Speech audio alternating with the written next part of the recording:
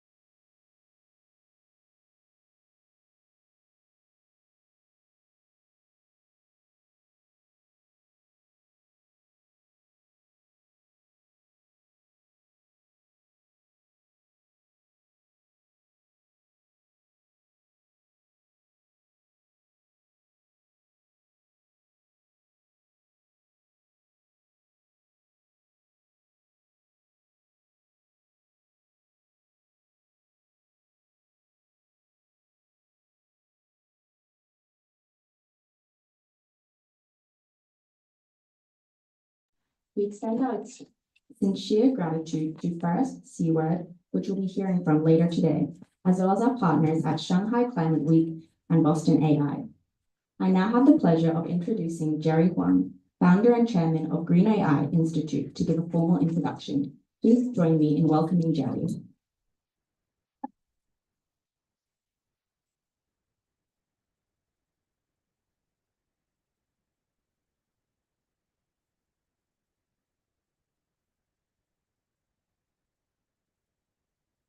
Good morning, ladies and gentlemen. Welcome to the first Green AI Summit here at Harvard University. So today I'll be speaking for two parts. On the first hand, who are we and what are we doing as a team? And second is, I'll be very honored to launch our first white paper of our year, the white paper on the global artificial intelligence environmental impact. But first, let me give my introduction by seeing what we hope to see in the future. Right now, we see the world is experiencing challenges. First of all, we're so excited about the growing technologies of the AI, which I don't have to further explain.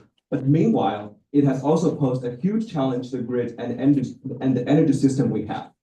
In 2022, the data centers in America cost around 1.8% of the United States grid. But then by 2040 and 2050, it is expected to be growing to 15 to 20%, more than all the electric vehicles combined here in the States. So we have seen this has been a growing challenge to the grids of this nation and all around the world. Meanwhile, we have also seen there has been a growing divide in the global climate change actions. obviously with data center, it is not just towards the energy.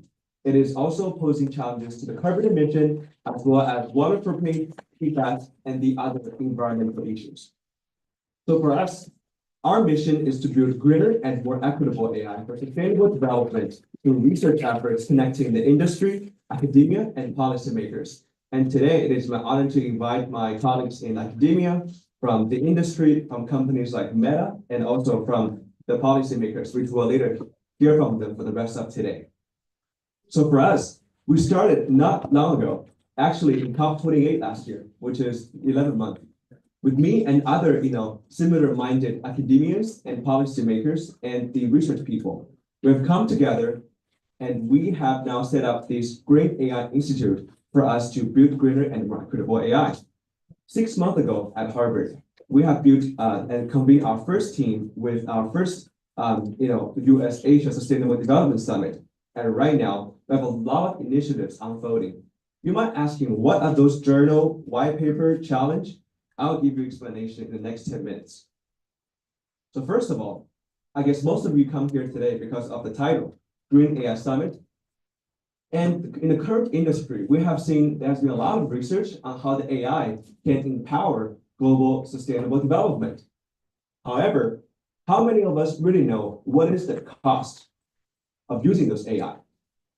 For us, we have this question long ago, and when we take a look in academia, there has been so many papers published in so many different niches, which is great. There has been research in obviously, security, ethics, in computer architecture, on data center. But for new beginners and for general public, what does that mean? So 6 months ago with my colleagues, we have started to write this white paper on global artificial intelligence environmental impact. For us, our goal is to inform policymakers, industry leaders, and researchers to foster collaboration on this topic. So first of all, the bigger background is, as we mentioned, right now, data centers in the world cost around 1 to 2% of the global electricity. It is expected to grow around 5% by 2030 and grow much more by the rest of, 2 and 3 decades down the line. And meanwhile, we've also seen that ChatGPT has been using much more significant, electricity than a Google search. It is 10 to 20 times more than a simple Google search. And as we can see, the single Google data centers every day can cost 450,000 gallons of water every day. And so first thing we want to figure out is what has been done among those nations. We chose 3 major economies, the United States, the European Union, and China, to look at what has been their regulations on this topic of green AI. And the answer is obviously multifolded. We have seen policies when it comes to the energy efficiency, renewable energy adoption, as well as the, for example, EIA, which is environmental impact assessment, and as well as the waste management, e-waste management, as well as carbon emission management. We've taken a look into the historic lenses of what have been set up in those different economies and legislations. And we have given out for the past 4 decades what has been the exact regulations in those places for people to take a look. Then our main work is developing the Green AI Index. We provide 2 layers of analysis. On one hand, it's entity level and business level, which is data center level analysis. And second is the AI models. We are carrying out this life cycle assessment to the overall environmental impact of the AI.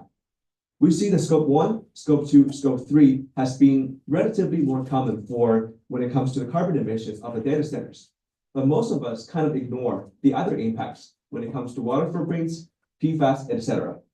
When it comes to AI models, in the whole life cycle assessment, most of us also care more about operational aspect, which we'll talk later, but not for the entire life cycle. So for us, with our amazing team of around 10 PhDs from all across the world, from Stanford, from Boston University, and from UC Berkeley, etc. at Harvard, we have adopted the GHG protocol, which is the greenhouse gas protocols, and basically see how could we expand not just to carbon, but also to the water aspect.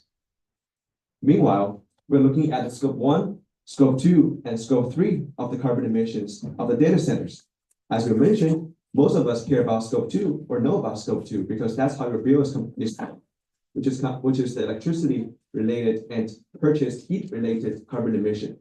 But scope 1 and scope 3, there has not been too much research or too much awareness. Same things happens to the water. Water is here to cool down the machines and for other purposes. And if you're looking at our white paper, you'll be able to see what has been, the ratio and what is the formula to figure out the whole comprehensive evaluation. And second is the LCA. As I mentioned earlier, most of us care about the green aspect, which is the operational phase. But when it comes to the embodied phase, which is the raw material extraction, equipment manufacturing, and transportation, there has been a lot of holdback from the industry to disclose this information, as well as the end of life phase, which is the embodied phase. How are we going to deal with those GPUs, SSDs, and CPUs, or your own phones going to die? So we also carry out this Green AI Index, focusing on the AI models level to figure out with every single query and with every single model, how much environmental impact it might pose to the communities. And for us, we also look into the real data. We have looked into almost all of the major companies' publicly available data, and most of them come from Google Cloud Platform, GCP, Microsoft Azure, and we've also looked into the AWS and companies like Equinix and Digital Realties to look into what has been their progresses on disclosing and benchmarking their own stuff. And obviously, this is not a US problem. This is not a European problem. This is not a Chinese problem. This is a global problem.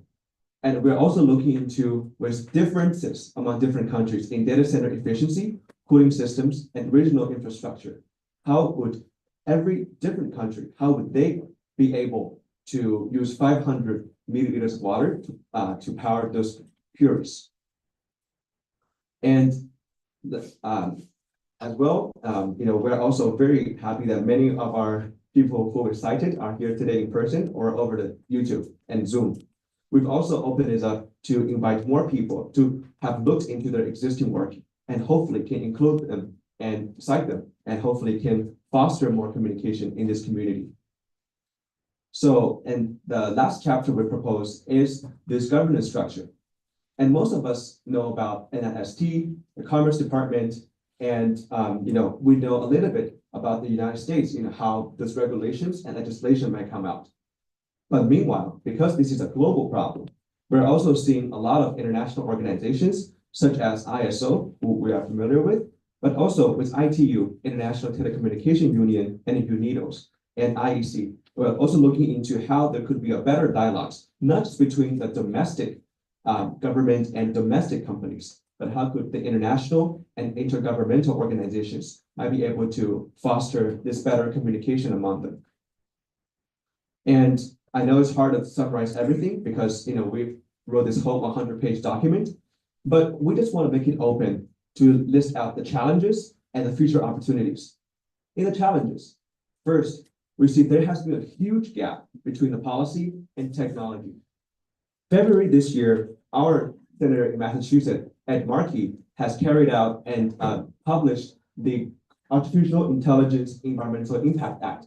So far, it hasn't been passed yet, and that one is more of a voluntary report. We hope to provide more scientific and more robust technological information for better discussion in the House, in the government.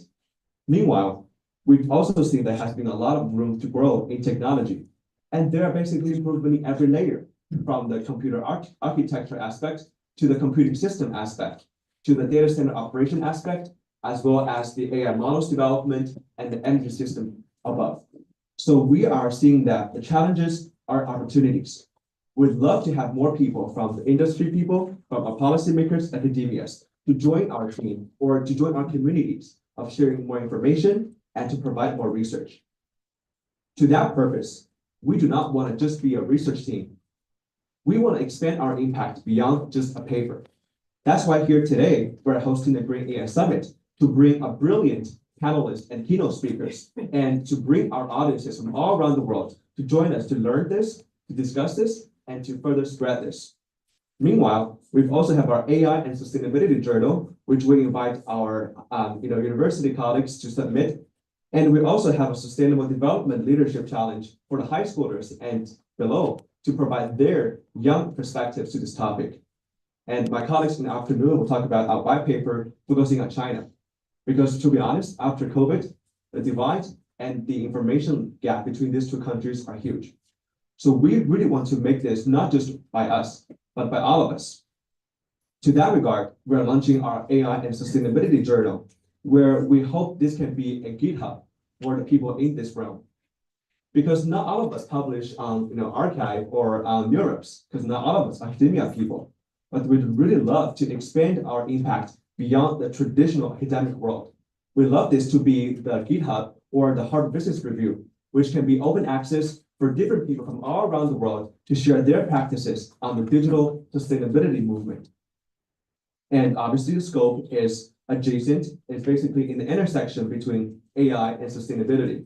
And we hope to encourage more people, not just from academia, but also from the policymaking world and our industry people to join us to publish and to have more case studies to be a common knowledge and to provide this public goods for the rest of the world. And obviously we cover papers, and if you scan the link, you'll be able to find our latest edition and you'll be able to find the criteria. We'd love also to invite our future academic people to join us in the editors and in the review board for us to make sure the standards are adhered. And for our future initiatives, it's my honor to be the first person to speak today. And first, this white paper is not the beginning, it's not just the end, it is the beginning. Because we think that the story of AI and sustainability are more than 100 pages. There are so many things that we can do more. In this case, the first white paper mostly provide the policies, as we mentioned, and the framework. But what about the data? What about the case studies? What about the challenges in the real day-to-day on-the-ground practices? Those are still in everybody's mind here today. We'd love to invite you to join our second white paper team to make this more with more wisdom. And we'll publish our second white paper in the United Nations AI for Good Summit next year in Geneva in May. And we also don't want to make this our last summit. We hope that this can be a convening space for all of us to talk in a regular basis. We have our weekly seminars, which we'll explain in the closing ceremony. We have a weekly lunch where we invite professors to have lunch or dinner to talk with relevant people here and with students. Meanwhile, we also have our summit planned for next April. It will be right after the Earth Day. It will be on the 24th and the 25th of April next year, where we will be able to publish, also do a pre-publication for our second white paper and invite more people to join our movement. So in the end, you might be kind of confused. We have white paper, we have summit, we have so many things. But in short, on the first row, we're trying to provide thought leadership and invite more people to provide their experiences and their know-how to join us. On the second line, we'd also love to have more people to join us, no matter they're members or our distinguished sponsors, or they are the chapters from Harvard, from Stanford, Babson, BU, or Georgia Tech, or they can be our future industry partners from the tech companies.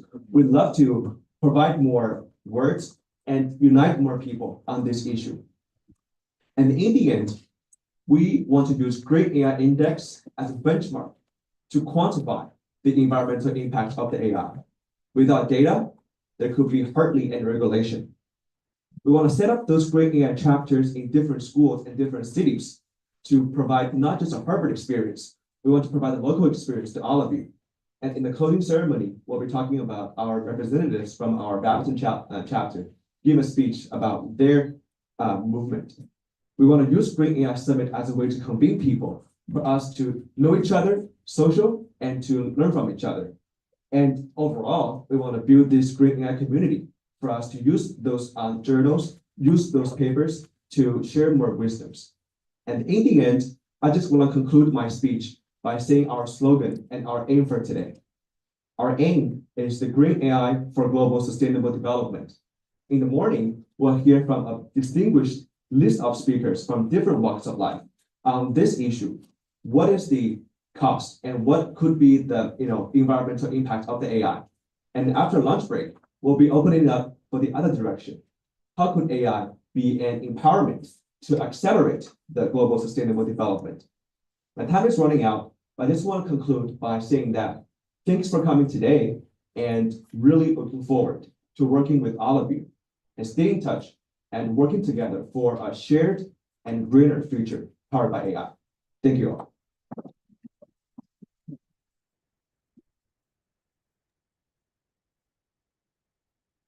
Thank you, Jerry. I now have the pleasure of introducing Professor Zhongwei Chao, professor at Beijing National Research Center for Information Science and Technology at Tsinghua University. He will be joining us online and speaking on cyber energy fusion, infrastructures, and AI applications. Thank you, and please put your hands together to welcome Professor Zhongwei Chao.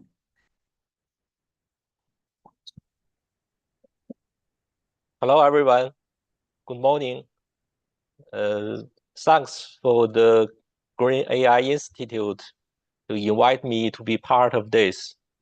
And just now, Jerry gives a very great overview introduction to this joint effort. My name is Junwei Cao from Tsinghua University, Beijing, China. For the last decades, we are working on the information science and technology together with the energy power applications. So today my talk is about cyber energy fusion. It's both in the infrastructure and AI applications. By saying cyber energy fusion, we mean bi-direction contributions.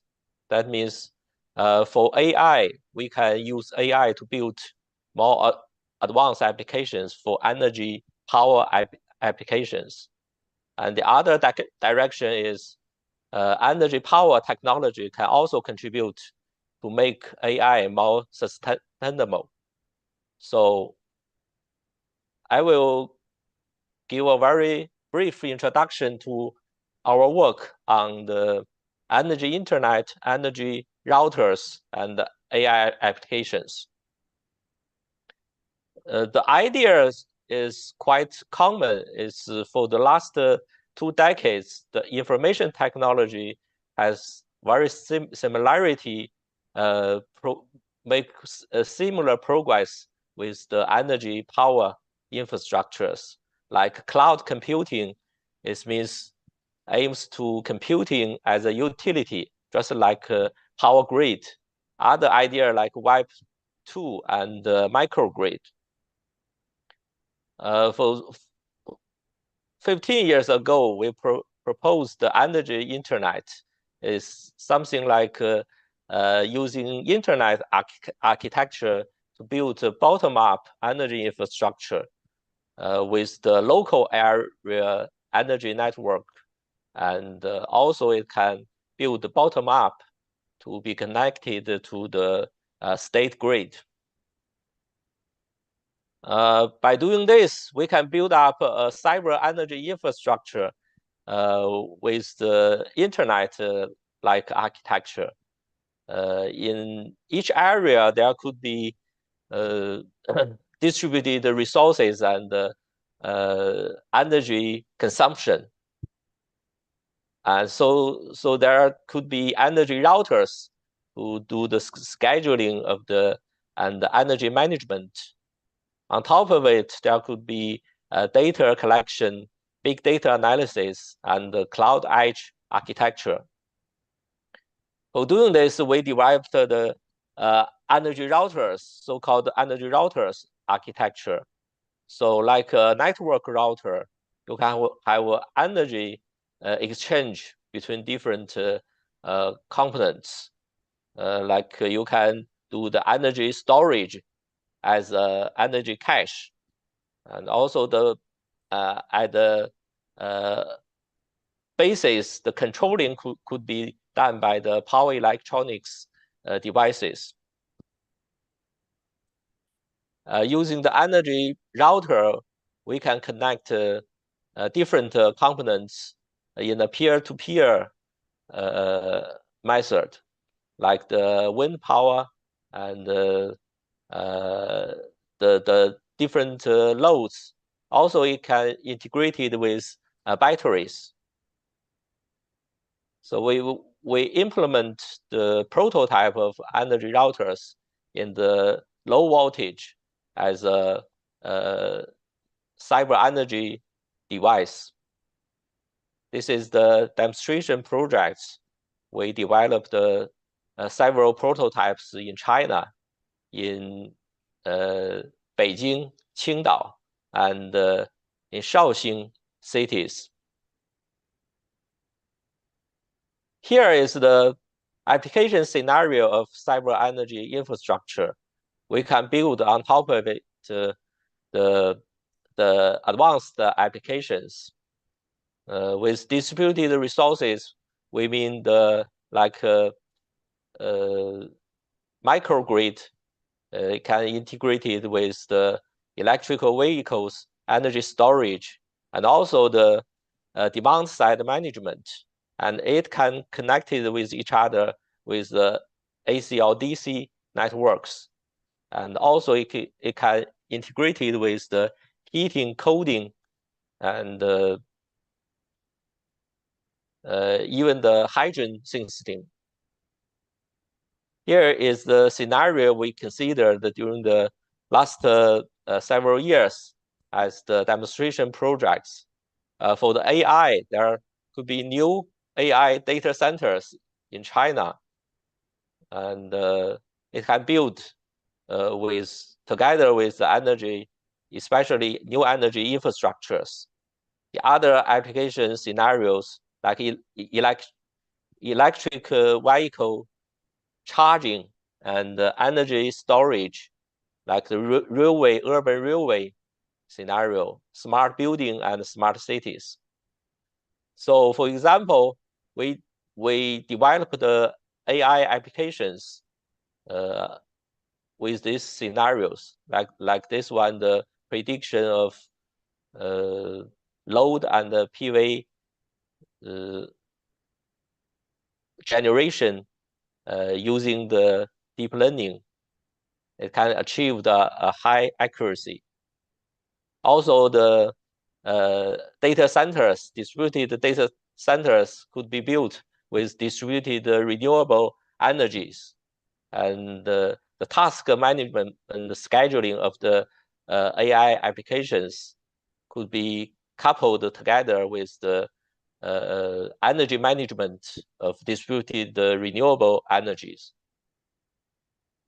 Also, with the electrical vehicle charging, we have to consider strategies coupled with the power grid, the network of the roads, and the network of the charging points.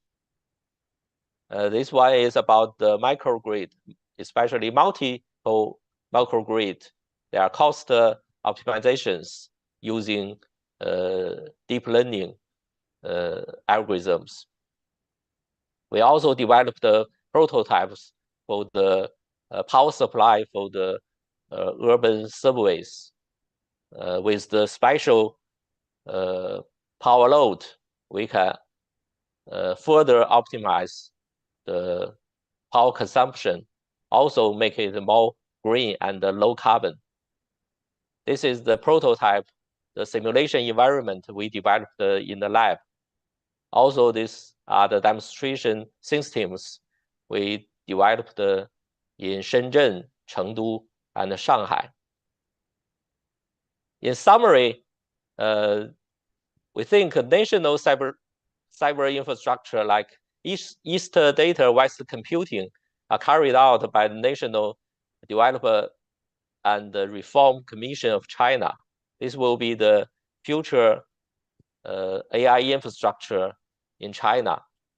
And the cyber energy fusion is becoming more important in China, especially with the fast development of AI data centers. Because in China, the resources are most in the west part of the China, and the load is almost in the southeast of China. So we try to benefit from the resource at the west to do more computing to support the data analysis request from the east.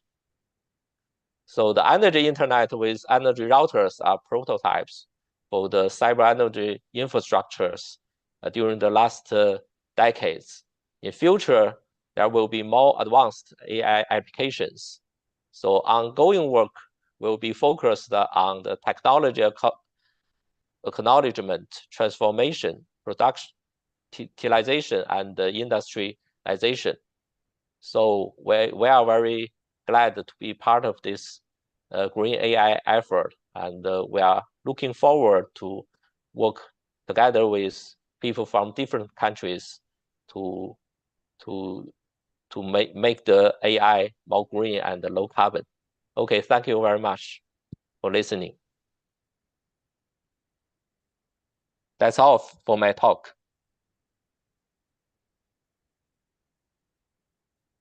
Thank you, Professor Chow. I now have the pleasure of introducing Professor Suchi Gopal, Professor of Earth and Environment at Boston University, who will be discussing strategic siting for green AI, balancing renewable power, water resources, and sustainable growth. Please join me in welcoming Professor Gopal.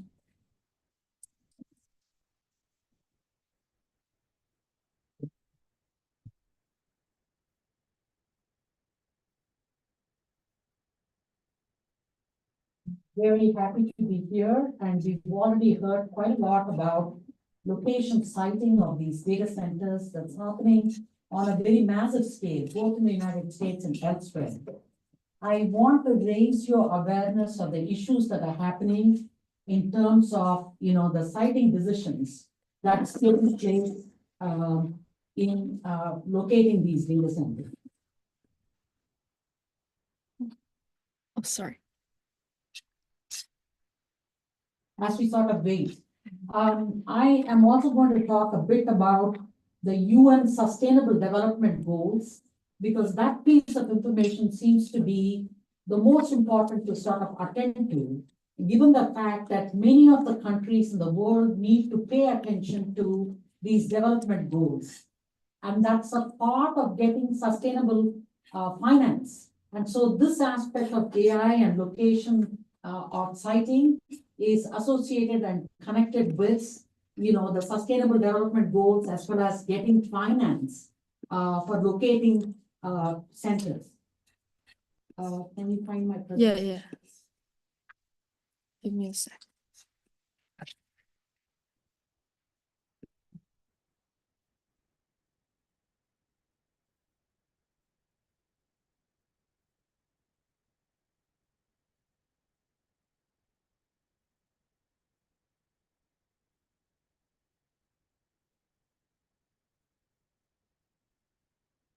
There we go. Thank you.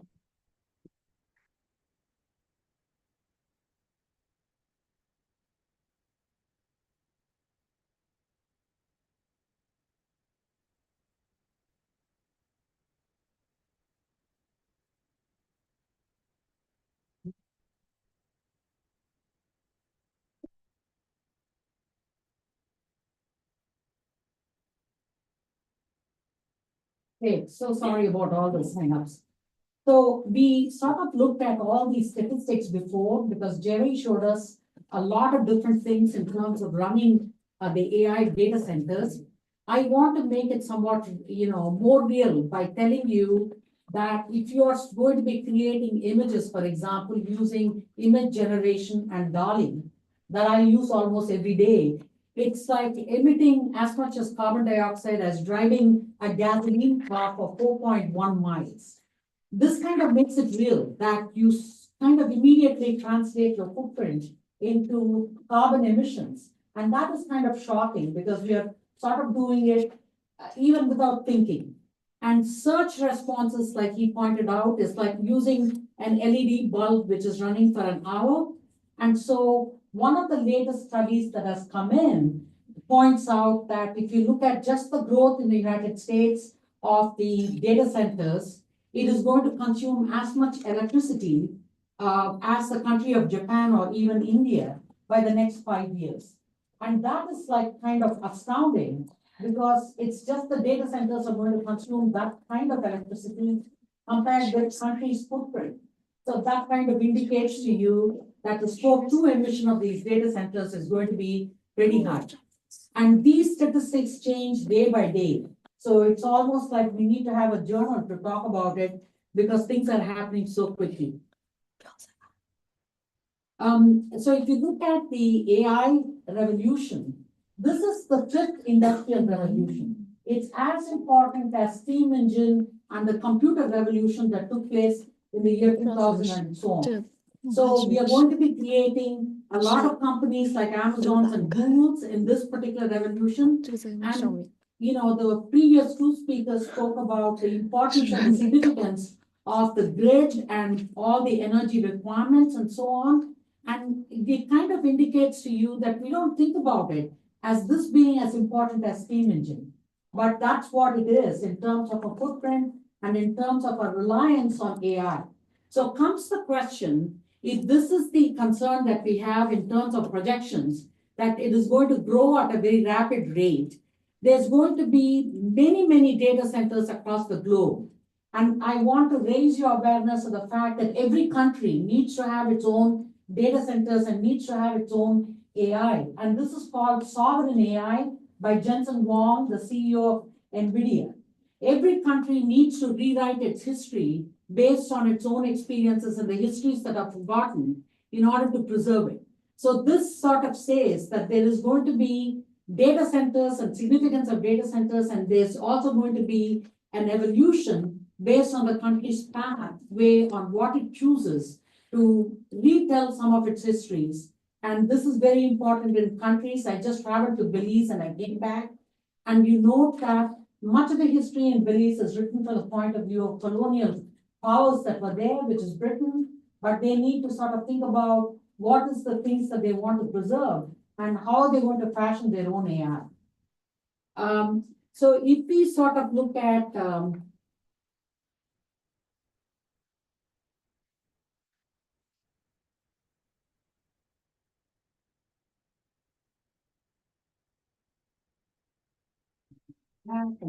sorry.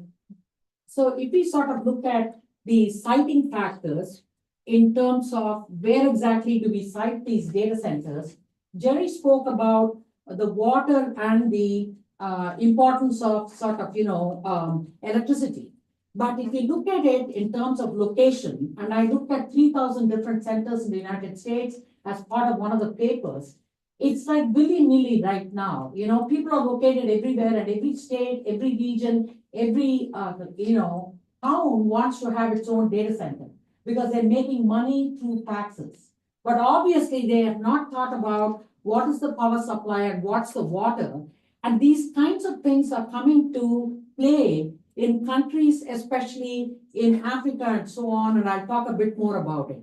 So in terms of UN SDGs, which is very, very important in terms of a global development plan, we find that clean water and sanitation is SDG goal 6, sustainable cities is 11, affordable energy is 7. So all of these things that I'm showing you, the 6 things that I'm showing you, are all implicated for building data centers and AI.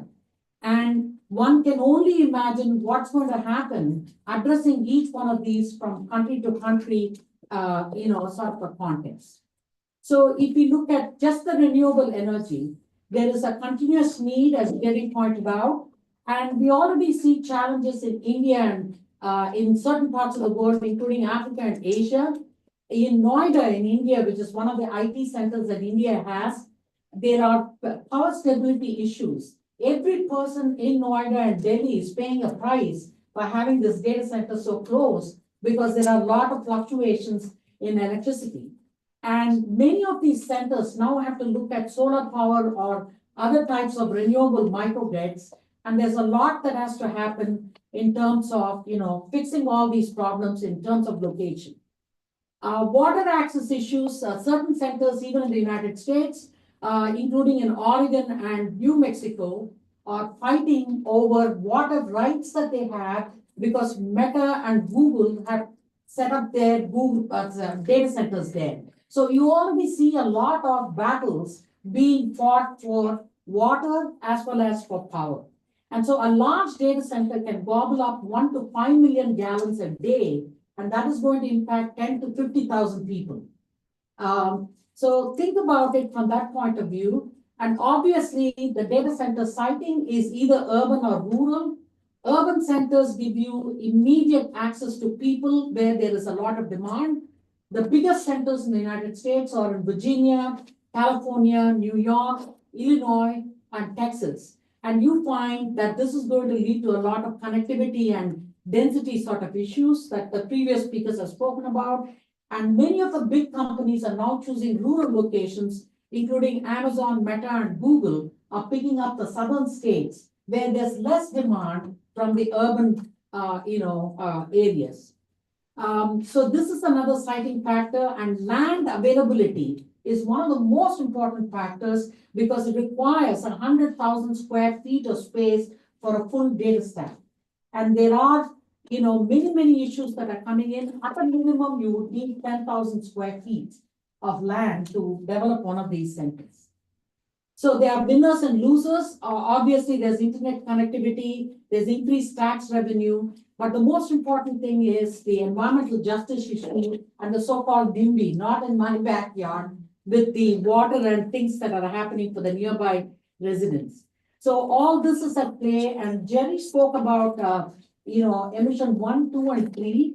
And if you look at indirect emission in terms of value chain, which is sort of undefined, as he pointed out, this is pretty important for life cycle management, again, as he pointed out. So what are we going to do with all these things that are coming off of the data centers? So I won't repeat what he said, but very, very important to understand embodied carbon emissions. And I wanted to put a plug in for my book. I have a book on FinTech Revolution where I do talk about data centers.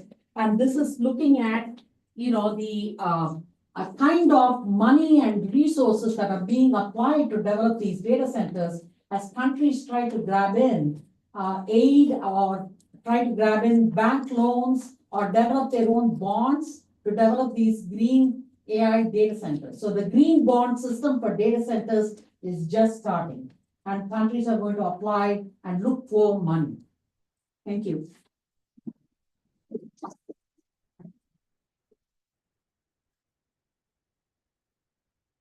Thank you, Professor Gopal. I would now like to introduce Professor Ding Zhaohao, professor at the School of Electrical and Electronic Engineering at North China Electric Power University. He'll be joining us online and talking about data center operation and energy management towards carbon neutrality. Please put your hands together to welcome Professor Ding Zhaohao.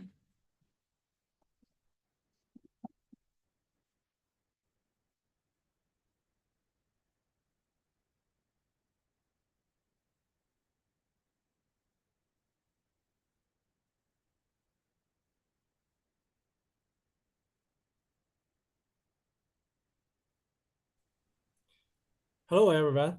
Can you hear me?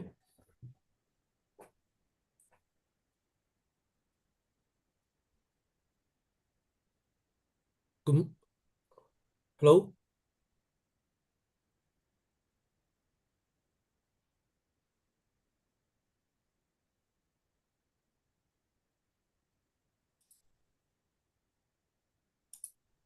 Good morning, everyone.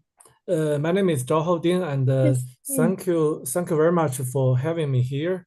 And today I'm gonna talk about our team's perspective on the energy-aware operation of data center towards a low carbon future. So first, let's talk about the background. We all know that data center is a critical infrastructure of the AI age. And everybody, we talk about ChatGPT, we could talk about the generative AI. The energy consumption is soaring. So it is an important question that how can we find a sustainable pathway for the data center industry? And we think the key is make data center utilize more renewable energy. But the question is how? We all know that there's a very significant temporal mismatch and spatial mismatch for the power demand pattern of data centers and the renewable generation, the temporal pattern of renewable energy generation output, and the geographic locations of the renewable resources. So the key question is how to match with each other.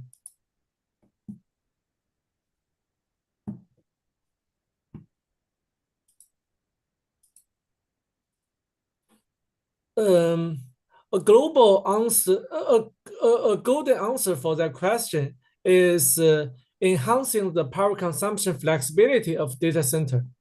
We can find there's three types of flexibilities from the data center. The first one is workload scheduling, and the second one is resource management, and the third one is ancillary equipment control. So we all know that there are different types of workloads. Some workloads like data backups and machine learnings, which are heavily rely on computing resource and data. Typically, they have long processing time and they are delay tolerant. So those kinds of workloads, they can be deferred, but they cannot be relocated. Those kind of workload, we call it offline workload. They can provide us temporal flexibility. Meanwhile, there are some other type of workloads, online workloads, like a web service, like social media. Those workloads are lightweight computing. They have real-time responses requirement, so they are latency sensitive. They cannot be deferred, but somehow they can be relocated. So those kinds of workload, online workloads can offer us spatial flexibility. I'm giving an example here. By deferring the offline workloads, data center can flexibly shift the power usage to the hours with more renewable energy generated. And similar to that, by transferring the online workloads to the locations with extra renewable energy generation, we can achieve the same target. And the other method for resource management, the other method for adjusting the power consumption pattern is the resource management. For the servers in data center, we can change their power consumption pattern via hardware control methods. For example, we can adjust the server operation parameter according to the workload variation, such as the dynamic voltage and frequency scaling techniques. The other approach we can do is we can set in the upper bounds for the resource usage, like power capping and resource capping. For this page, you can see that we can adjust the voltage, and then we can change the energy efficiency and the performance of the equipment. We can redefine the upper bound of the power resource capacity, which eventually changes the power consumption pattern. And moreover, we can always controlling the ancillary equipment that to change the power consumption flexibility. For example, for the cooling system, it is set, typically it is set to a fixed target temperature, but we can dynamically change it and keep the server room temperature in the acceptable range using the thermal inertias. And of course, we can use energy storage, the on-site energy storage, to change the load pattern if the reliability requirement can be maintained. And with all the techniques we talk about, there are some industry practice. Here, I would like to give a few examples. The first example I would like to share here is Google. Google introduced a carbon intelligent computing method in 2021. Now, Google can shift computing workloads between different data centers. You can see from this figure that for example, for the 530, if they find the data center in the other location, they have more clean energy available. So they can shift the data center, the workload from data center 1 to the other data center, to data center 2, to use this kind of renewable energy. And those kind of shifting can be automated based on the regional carbon-free energy availability. That's the practice from Google.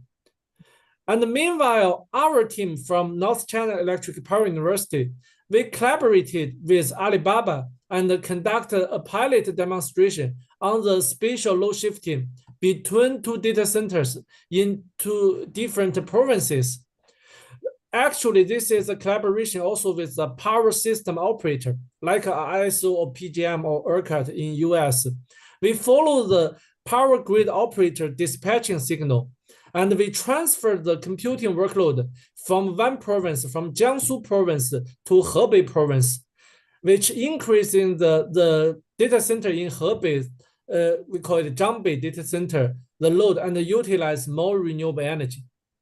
You can see from this figure that following the power grid operator's control signal, the data center in Nantong, the load drops when we transfer the workload from Nantong to Zhangbei. The load drop is not as linear as the workload management. That's one thing we need to study. It's not a linear mapping, but you can still see that from the power demand, as is showing in the right hand, the power demand increased simultaneously when the load in Nantong drops. So this is one of the first trials for the coordinated operation between the power system operator and the data center operator. And following that pilot demonstration, we conduct another pilot project also with Alibaba to achieve temporal load shifting within a data center. You can see from here that we achieved around 1.8 megawatt power load reduction, load shifting for more than 2 hours. That is about 4 megawatt temporal power load shifting. At the end of my report, I would like to talk about the implementation challenges. Although there are so many studies from the academic research, when I do the literature review, I can find the literature research on this topic for more than 10 years. But the real world implementation are very limited. Only Google, Alibaba, Microsoft, these giants, they tried to conduct some pilot project or some limited exploration.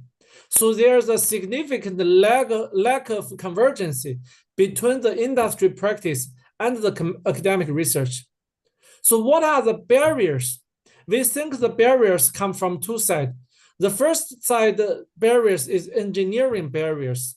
There's lack of high quality data for the academic to do this kind of study, to consider the real world operation scenario, real world constraints.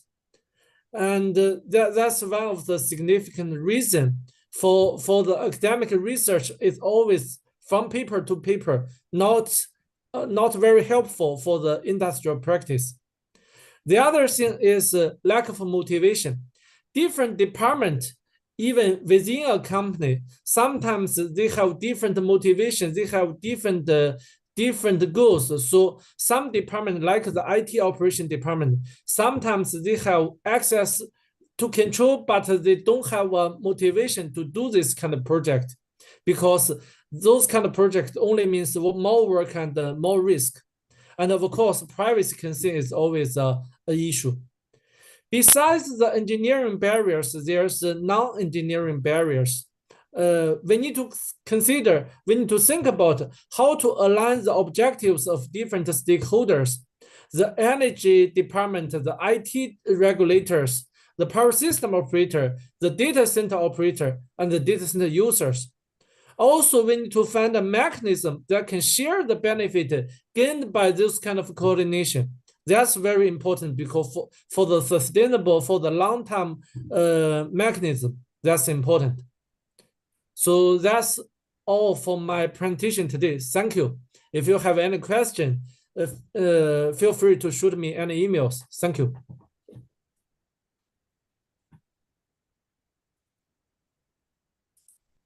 Thank you, Professor.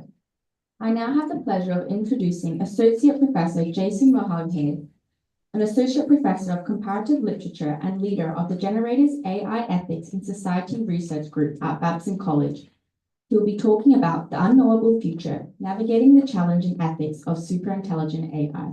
Please join me in welcoming Professor Mahake.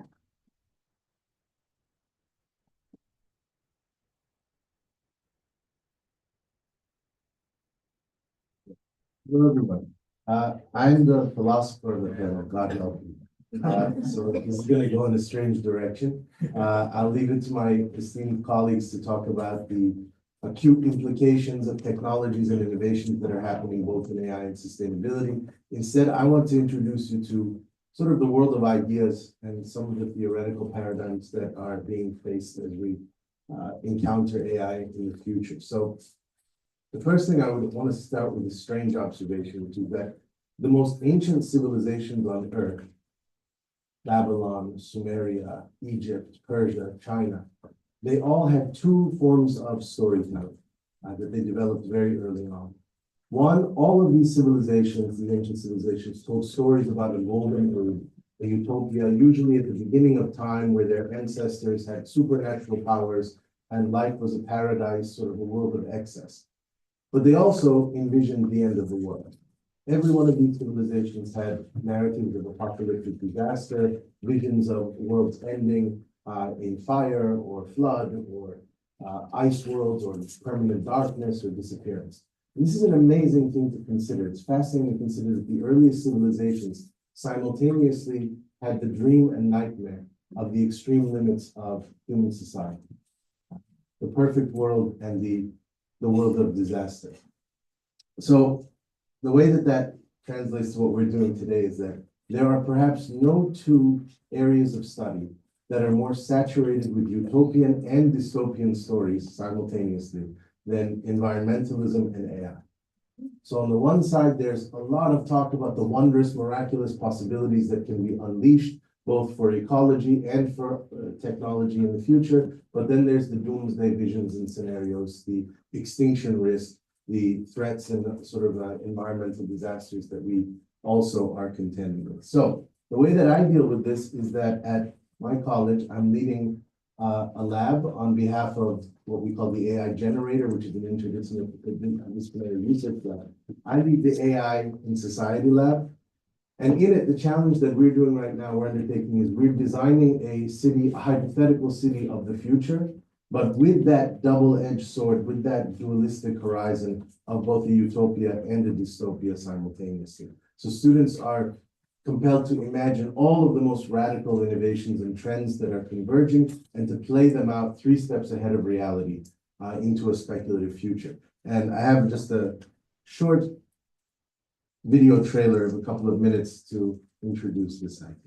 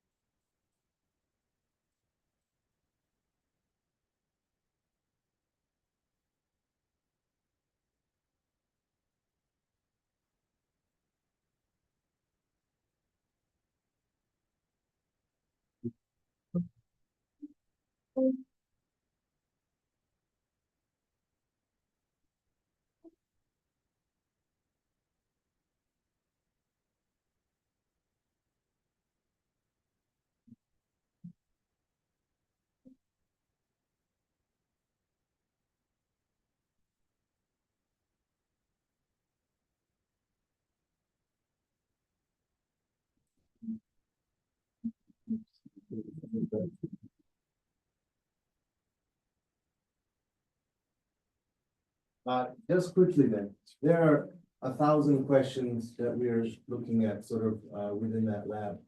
Questions of, can we even fathom the intelligence gap between ourselves and artificial intelligence? What will an IQ of 6,000 even look like?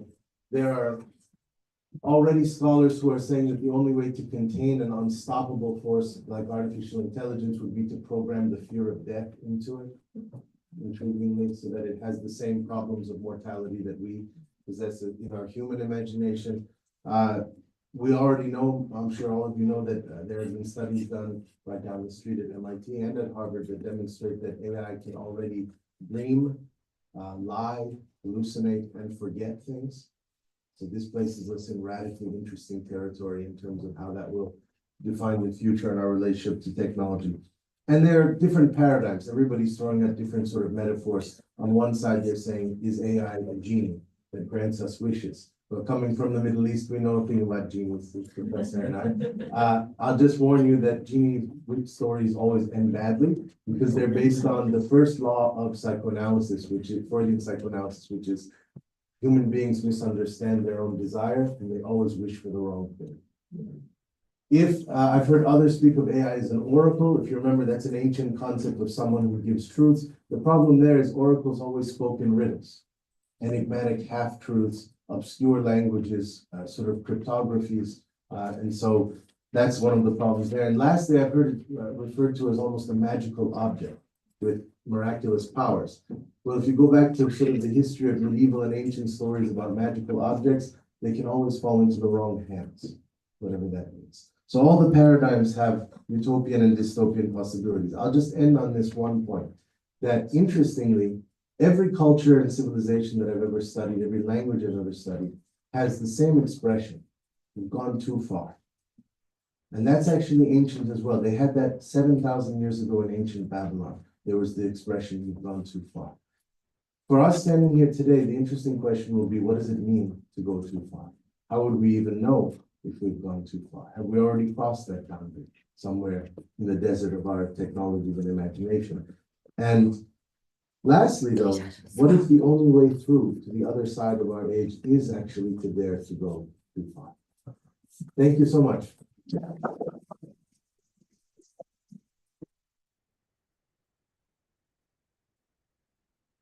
Thank you, Professor. I now have the pleasure of introducing Amal Ardej, Senior Advisor of Global Engagement at the National Center for Vegetation Cover and Development and Combating Desertification in Saudi Arabia. She'll be joining us online and speaking on leveraging AI across the global community to improve climate change resilience. Please join me in welcoming her.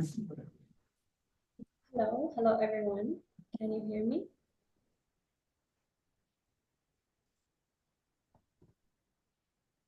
I hope you can hear me.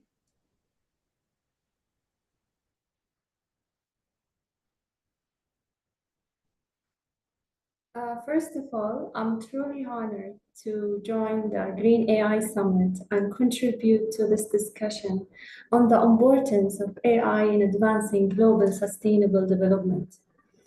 Today, I will talk about how we can use AI to improve our research on environmental resilience and help us create better solutions for communities around the world. One area where AI can make a big difference is in fighting desertification and improving land rehabilitation. Generative AI's powerful ability to process and understand billions of data points offers an unprecedented opportunity. It allows us not only to gain deeper insight, but also to anticipate environmental changes. and design proactive solutions that benefit both ecosystems and communities. At the national level, we at the National Center for Vegetation Cover Development and Combating Desertification in Saudi Arabia collect so much valuable data on land degradation and vegetation health. By leveraging AI, we can train sophisticated models to identify patterns and predict future changes in land health. This capability empowers us to detect early signs of degradation, adopt our strategies, and promote sustainable land management practices. With AI-driven insights, we are better equipped, of course, to preserve soil fertility, biodiversity, and ecosystem services essential for a resilient landscape. For example, AI can help us monitor vegetation cover in real time, allowing us to respond quickly to areas at risk of becoming deserts. AI can also support afforestation efforts by analyzing the best tree species to plant based on local climate conditions, ensuring that new forests thrive and contribute to carbon sequestration. At a global level, various communities, countries, and international organizations are harnessing AI to strengthen their environmental resilience. For example, in Africa, the African Wildlife Foundation uses AI to analyze drone footage and protect endangered species by identifying overhunting patterns and safeguarding habitats. In Australia also, AI is empowered in wildfire management, where machine learning models predict high-risk areas and optimize response strategies to minimize damage. Similarly, the United Nations Environmental Programme collaborates with tech companies to develop AI-based tools that track deforestation in real time, enabling rapid intervention.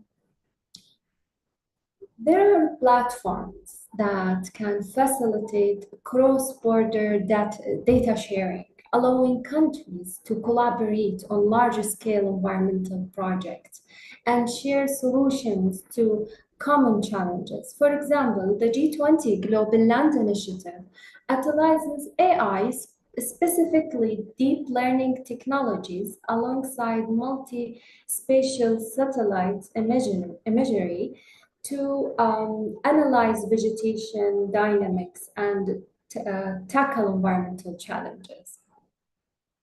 So collaboration is the key. By working together, governments, researchers, NGOs, and tech companies, we can start to work toward a brighter future. In summary, leveraging AI in environmental resilience research opens up many opportunities, but we need to actively start defining a clear strategy, roadmap, and operating model at the national and the global level to understand how to progress in this exciting area. Finally, in December this year, Saudi Arabia will host the UNCCD COP16. We hope to foster a very collaborative and inclusive conference. Particularly, we plan to provide a forum for the private sectors and businesses to participate. We want to integrate AI-driven solutions into the discussions to land restoration and the prevention of further land degradation. And we want to focus on the role that innovation can play. I invite you all to come join us in Riyadh, Saudi Arabia in December this year and further this great discussion. Thank you so much.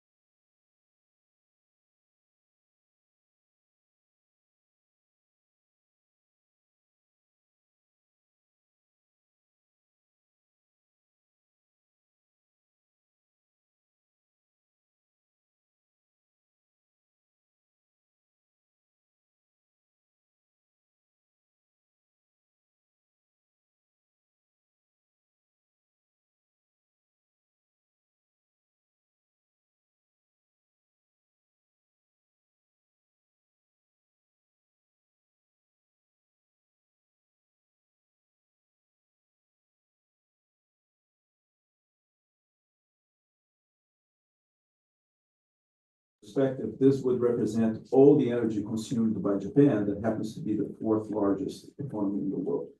So just in a couple of years more. The environmental impact of training large AI models is significant, and estimates relative to that vary also significantly given the lack of transparency by the industry today. So some studies show that for training GPT-3, which, as you know, it's a couple of generations behind us, 1,287 megawatts or megawatt hour of energy have been consumed, and 502 tons of CO2 emissions have been emitted.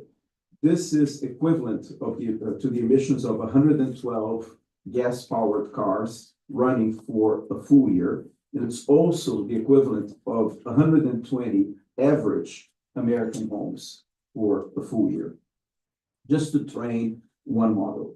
As previously discussed here, also at usage or inference time, there's a big gap. ChatGPT query uses as much as 10 times the amount of energy that a Google search uses. And besides energy, data centers require vast quantities of water and consume thousands of gallons of water per day, consuming resources, as some of the other speakers have said. So the implications of this demand are significant and are driving large enterprise consumers to rethink their energy sourcing strategies. And as an example, big tech recently has been shifting towards nuclear energy in their quest to have reliable and hopefully emissions-free energy sources. Microsoft has been exploring SMR, or small modular reactors, for its data centers, and has been partnering with an energy company to bring back online 3 Mile Island, that is in Pennsylvania, that, as you may know, has been the site of in 2019 of the world's worst nuclear energy accident in the United States. Also, Google is trying to incorporate nuclear into their energy mix. It's partnering with startups like Kairos Energy. And AWS is leveraging also SMRs as part of a pledge that they have to get to net zero carbon by 2040.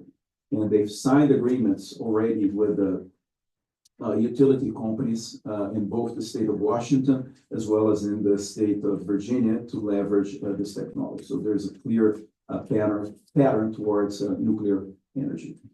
Now, I believe that the way through this and the path towards a greener AI goes through innovation, and innovation in 3 areas. The first one is innovation around AI models. We need to design more energy efficient AI models. This will require us to explore new architectures, new algorithms, and training techniques that minimize computational demands. We need also innovation in data centers. A lot of this has been discussed earlier today, both in data center design as well as in data center operations. And we'll look into areas like optimizing the cooling systems, adopting more efficient hardware, utilizing the wasted heat, and transitioning to renewable energy sources, as also has been discussed earlier today. And finally, the third area of innovation is siting. I'll use your term, right? I was using location innovation, right?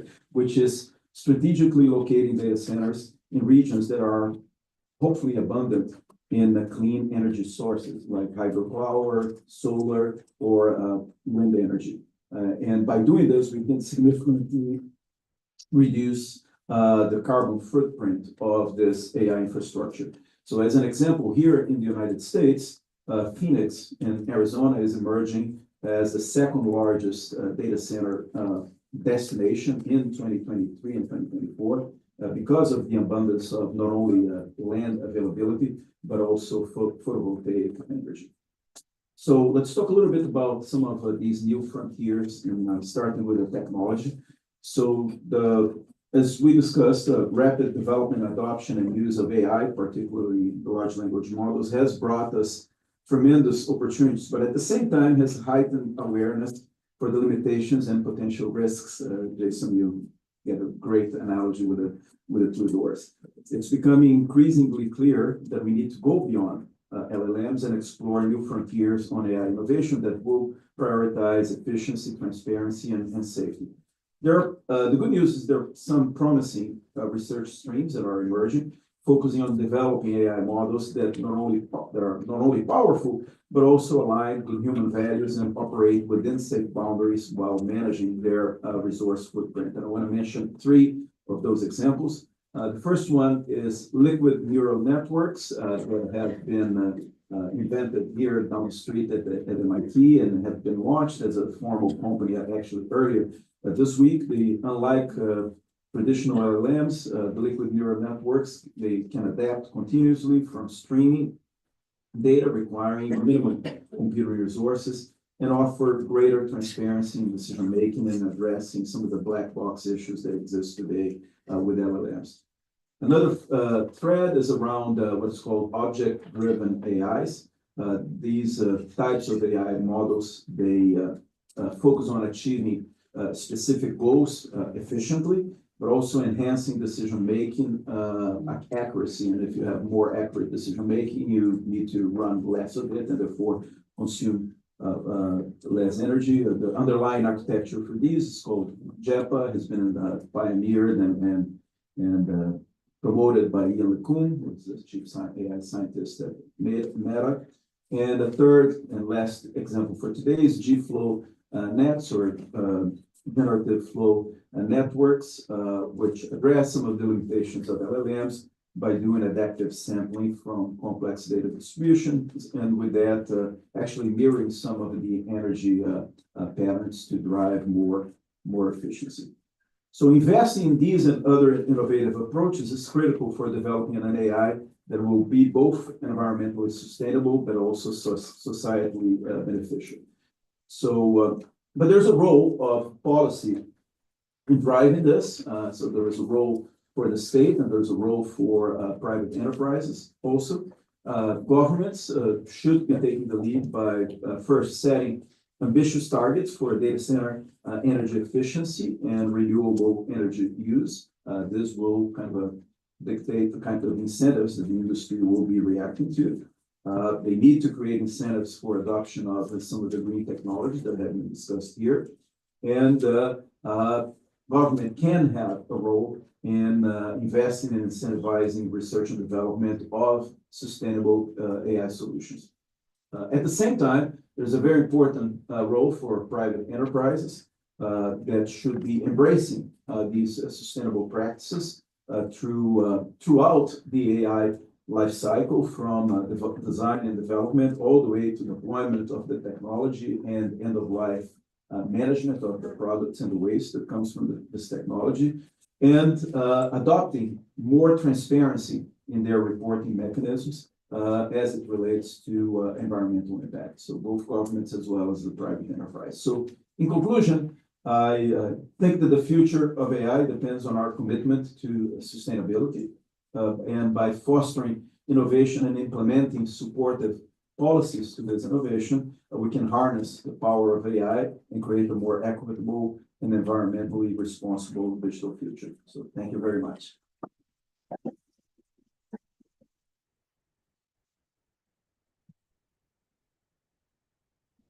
All our wonderful speakers. Before we move to our short break, I would like to invite all the speakers to make their way to the front again so that our photographer can capture a group photo.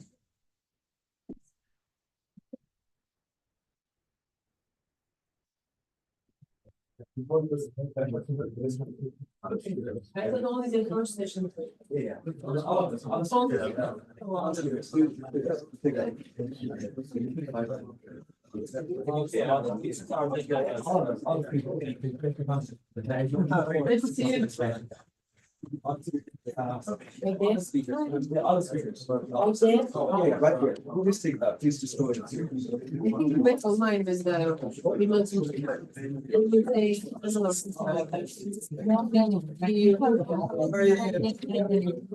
Yes, feel free to stay in your seat or take a break in the foyer for 5 minutes before we move on to our keynote speeches. Thank you.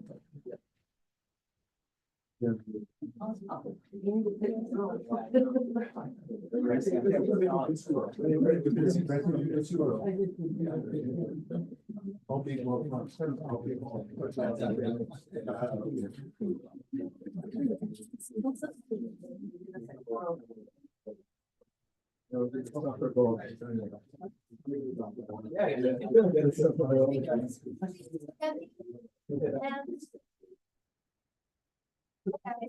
3, 2, 1. Cheers. One more. Okay, one more, please. Perfect. Thank you, guys. Yeah,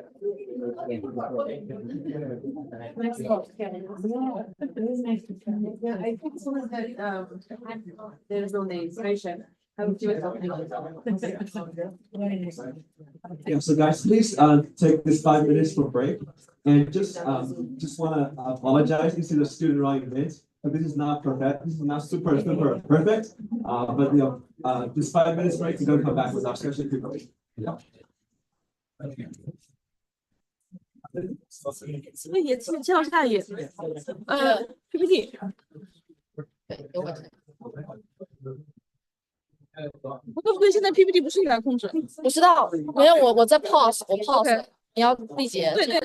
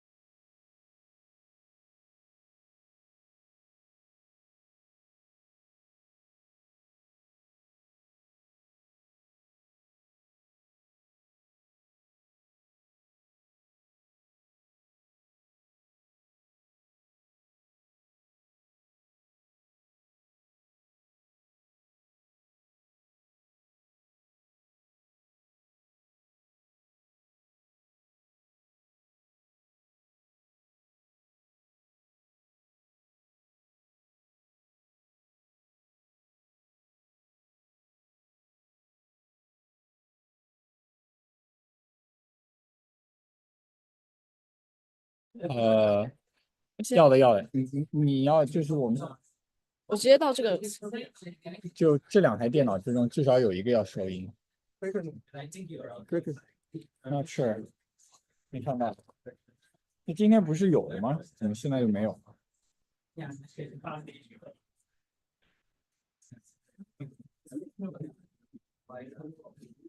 嗯。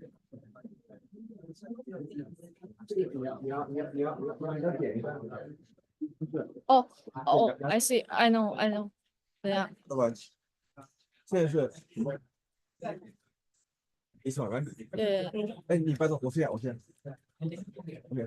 开始，开始。我这个调一下，等我一下，下载。Welcome back, everyone. If you could please settle down in your seats. We'll be getting straight back into our event by inviting Professor Aisha Yoshkon to the stage, a professor of electrical and computer engineering systems at Boston University, who will be presenting a keynote address on AI's energy challenge. Can data center power grid coordination offer a path to sustainability? Please join me in welcoming Professor Aisha. Thank you for the invitation. Pleasure to be here. So I will talk about how data centers can coordinate with the grid to perhaps offer a different path to how we approach sustainability compared to what we are doing today. We'll keep seeing examples of this, so I won't try to motivate this. So I believe everybody here understands the urgency of data center energy demand. The figure is showing the data center density across the globe. Right now, we are talking about roughly 500 terawatt hours annually consumed data centers. There are some differences in numbers, but that seems to be the ballpark. That's a huge number. That's actually more than some individual countries' consumption.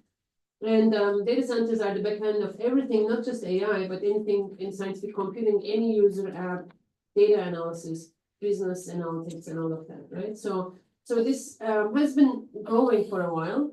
And many anecdotes, like if we look at one supercomputer that's consuming about 30 megawatts peak power, its cost for just operational electricity consumption is about $40 million. That was last year. So, and that's the modest data center in today's standards, right? So we are talking about hyperscalers that are hundreds of megawatts, and they are consuming a lot more.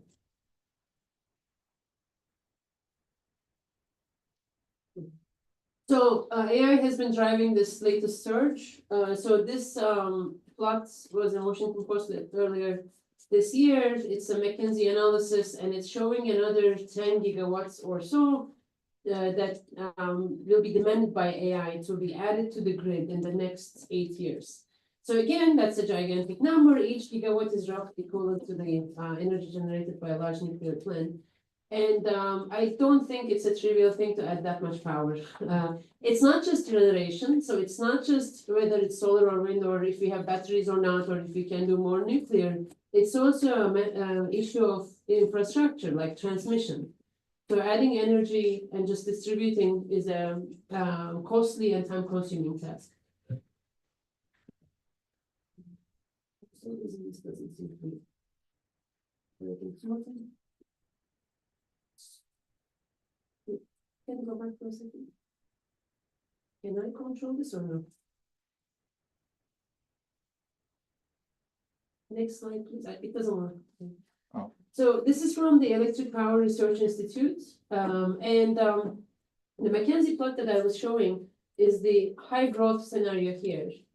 And the low growth scenario here is pre-ChatGPT. So that's no longer an option, right? So we are in the ChatGPT world. So even if you think about the moderate growth to high growth somewhere over there, we are talking about adding another 5% to 10% of electricity consumption every year. And the interesting thing is the right side of the graph is the projection, but that little blue highlighted part, that's the part that already happened, right? So we were talking about growth for a while, but now we see a different trend. So something different has to be done to move forward. Next slide, please. This is for some reason it's working. One more. So this is from the same report showing electricity consumption by state. And it's basically showing the percentage of electricity dedicated to data centers consumption. And there are very remarkable points in this graph. I pointed Virginia because that's right now at the top. Nearly 25% of Virginia's electricity is already going into data centers. And when you look into societal pushback against data centers, this is one of the areas that's pretty lively in terms of the nonprofits and societal organizations and the like. I mean, people are questioning, like, if my state is, why is my state powering all these data centers that are serving the world, essentially, right? It's a good question. And like I said, it's infrastructure, so it's not just like, let's just add a couple of more wind turbines or something like that. You have to build infrastructure and somebody has to pay for it. So grid is already strained, meaning that the grid has to balance supply and demand. So we already have a lot of electricity consumption. So when we are talking about this kind of growth, the strain is even further. Next slide, please. I can't control it quickly. So this was in New York Times. This is the fossil fuel versus renewables. The colors indicate renewable energy versus fossil fuel-based production. It's the same exact plot, top and down, but the bottom one is actually using the same axis to show the scale across different countries and regions. So if we were to plot this in terms of growth in renewable energy, it looks better for the US, for instance, because there is growth in renewables, there is growth in nuclear. So especially for the wind and solar power. However, when you look into the overall distribution of energy, we are still talking about more than half and more than 2 million gigawatt hours consumed by fossil fuel production, right? So we need to do something dramatically better here to, tackle climate change problems. And overall distribution is interesting across different areas. Actually, UK is more aggressively moving towards renewables, etc. In European Union, it's not homogeneous. Some countries have a lot more renewable integration and the like. So how do we change this? We'll also rely on what we do with data center and grid coordination. So electricity grid balances supply and demand, like I mentioned. When it can't balance supply and demand, bad things happen, like blackouts. I just read yesterday that the US grid added a lot of batteries into the grid. And right now, adding batteries might look like a solution, but batteries are also not necessarily green. They are building large-scale batteries is a challenge. So it's not super clear whether that's a sustainable solution. So to be able to do this in a better way, grid also offers some demand response options. And you might be aware of this. It might be available in your community that even residential units can sometimes participate in demand response, which means basically on the demand side, the consumer regulates its power following some program and get some credit from the provider, from the ISO or from the utility. Now, grid does this for peak power management, peak demand. So for instance, especially in summer months, when everybody's turning on their AC power, there's electricity shortage, it's beneficial, but it can also use this to integrate more renewables. Renewables come with a lot of volatility. The sun doesn't shine every day, the wind doesn't blow every day. So as a result, having more demand response can help the grid to do better in their capacity management. So data centers, we claim in my team, are well suited to do demand response. They have a lot of inherent flexibility. So if we look at the grid and the data center, we think this is a good match. However, a big question is how do we keep the data center users happy? When we talk about doing power management of any sort with data centers, or cloud providers, etc., the number one worry they have is performance, because if performance is there, there's no business. As a result, so it's an important thing to consider in how we are doing these things. So let's look into demand response a little bit more. Here's one example. This is Regulation Service Reserves Program that's available in a bunch of different states already. It's been available for a while in New York ISO, PJM, ERCOT, etc. And in this specific program, we can say that we are going to bid for average power for the next hour and then get a contract and determine what kind of regulation the consumer, in this case data center, will do. And then once it gets a contract, it's going to follow a regulation signal like that every few seconds. That's changing every few seconds. The tracking of the power signal doesn't have to be perfect, but it needs to be within some error margin. So if the data center is able to do this, then it's going to pay for its average power, but then get reimbursed for the regulation capacity it can provide.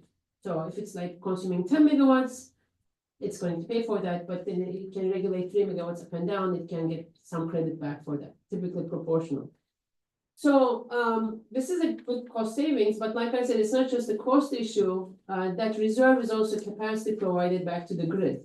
And the grid can manage other less flexible users of electricity in a better way, in a more reliable way. And other recent examples of demand response, some of it was mentioned also earlier in one of the talks. So Google did demand response pilots in Europe last year, shifting non-urgent computing to other times. Earlier talk mentioned basically moving across data centers.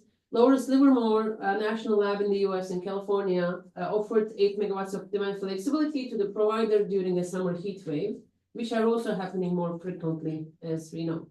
So this kind of flexibility is important. There's a variety of incentive programs, depending on the area, depending on the specific market, that's worth exploring. My team mostly looked into these ancillary services capacity markets, but there are others. So it's not one size fits all, there are a variety of programs. And then there's a lot of also ongoing work in figuring out how to price these things, how to make this more attractive, so that more consumers participate.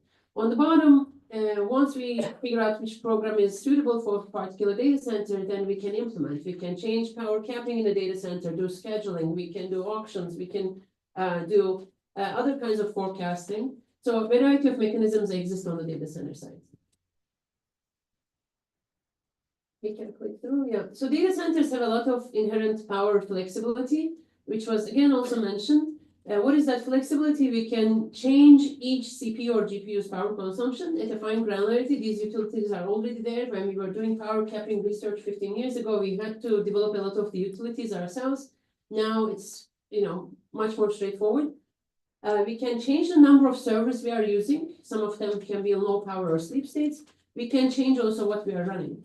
Run more jobs, fewer jobs, suspend jobs, or just get more jobs from the job queue. So all of this flexibility is already there, and so overall our goal has been to build a software suite that can do the forecasting and bidding in the power market programs, power grid programs, and a framework. Once there's a contract, like this is the average power, this is the regulation capacity. Once there's that contract, there's a framework to control the power consumption all the way from scheduling to the server control. And so I won't get into the technical details, but we basically initially, we assumed it's a queuing model in the data center. There are different types of jobs, potentially also different types of hardware. So it doesn't have to be unified for everybody. It doesn't have to be homogeneous. You can have jobs that are more critical in terms of performance, or they are more flexible in terms of their performance. So we basically run some optimization method to determine what kind of weights each job type should be assigned. So with what frequency I should schedule them. And then we determine for this data center, for these statistical workload assumptions, like what's the average power and regulation capacity it can provide while meeting performance guarantees. This is the important part. And then at runtime, as the P target is changing, we have a full control infrastructure to implement this at the data center. So an important ingredient over here while we are doing this is that for each job type, we can meet quality of service targets. So we implemented a prototype for this at the Massachusetts Green High Performance Computing Center, not for the entire data center. It's hard to convince somebody to give you an entire data center just for fun. But we were able to get a cluster. So this was about a 10 kilowatts average type of prototype. We implemented the software, we ran a bunch of different workloads, and in the next slide, you'll see how we also built the software architecture. So the primary node basically talks to the grid or the ISO or the utility, gets the power signal, and then figures out the optimization, figures out the schedule, and passes that to the clients. And it says like basically you run 200 watts, your 4 nodes run like 100 watts, etc. makes these decisions. And then the clients are basically just abiding by the power cap. They have the necessary software we implemented on them. Next slide, please. So when we are running this is before demand response participation. It's just, there's a bunch of jobs coming and then it's just running. Business as usual. In the next slide, when we activate our policy and provide the target power, then you can see the cluster is actually following that red signal. It's not perfect, but it's pretty good. It doesn't have to be perfect. So we can do this, and while we are doing this, like I was mentioning, for each type of job, user can specify, like, this is the kind of performance flexibility or the quality of service I need, and we can meet that as long as it's meetable. Next slide, please. So overall, we've seen very promising results. We ran a bunch of different workloads, like higher power jobs, lower power jobs, shorter jobs, longer jobs, etc. And over our simulations and prototype experiments, we've seen about 30 to 50% of potential reserves to be provided.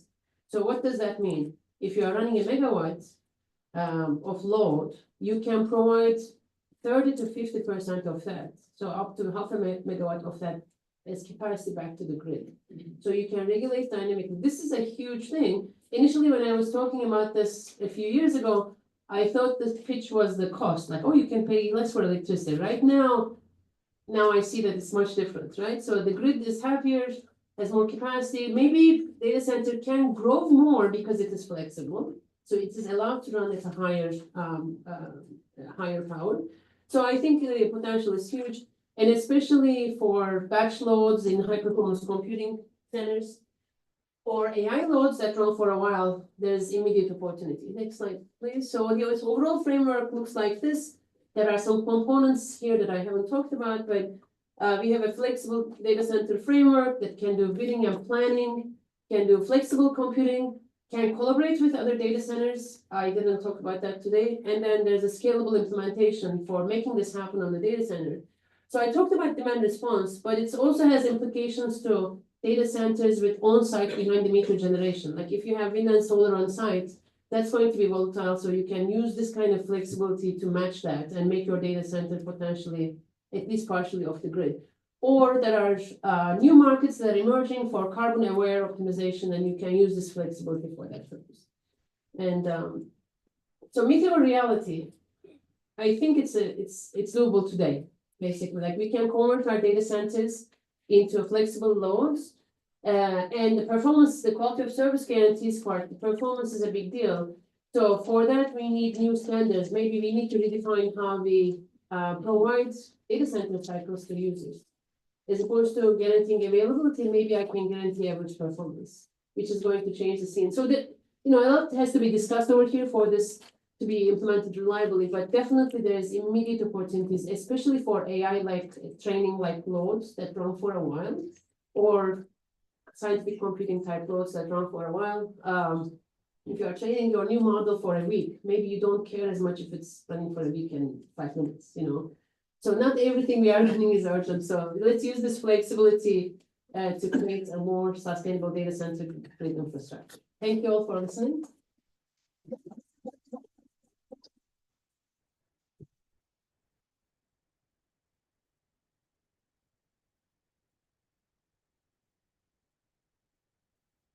Thank you, Professor Yoshkon.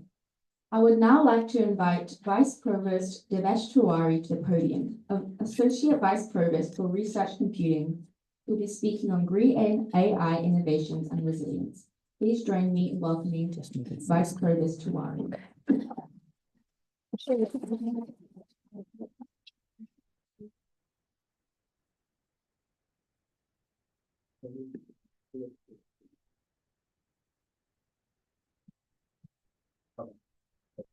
Thank you. Thank you everyone for the opportunity, and the organizers actually asked me to keep it shorter because initially it was 45 minutes, and I promised them that I will keep it exactly 44 minutes and 30 seconds.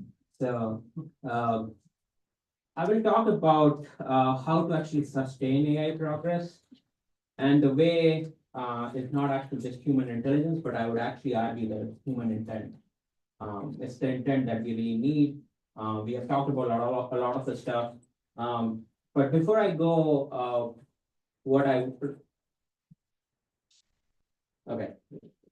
I really want to thank my students and collaborators and sponsors, and this is the basis of this whole talk. All the intelligence that is in this talk is entirely because of my students and collaborators, And thanks to sponsors, NSF, DOE, Air Force, all the agencies and industry who have actually supported this work for so many years, I'm really grateful. In particular, this work or this talk actually highlights 1/3 of my group, which is Balin, Lee, Rohan, and Anna and Yankai. Balin actually already has escaped me, so he's actually Netflix. He just graduated a few months earlier. Rohan is slated to join University of Utah if he can actually defend his PhD thesis. Anna and Yankai are doing PhD. So let me actually begin by saying,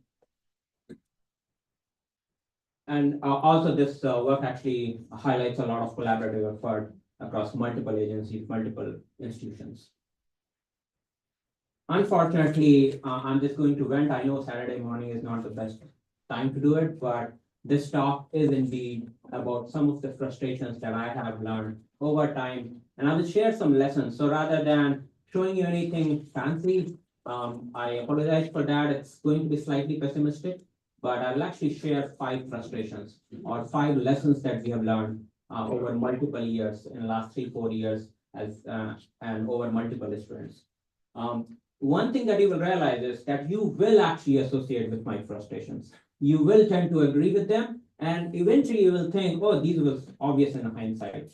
As you know, all the things are actually obvious in hindsight.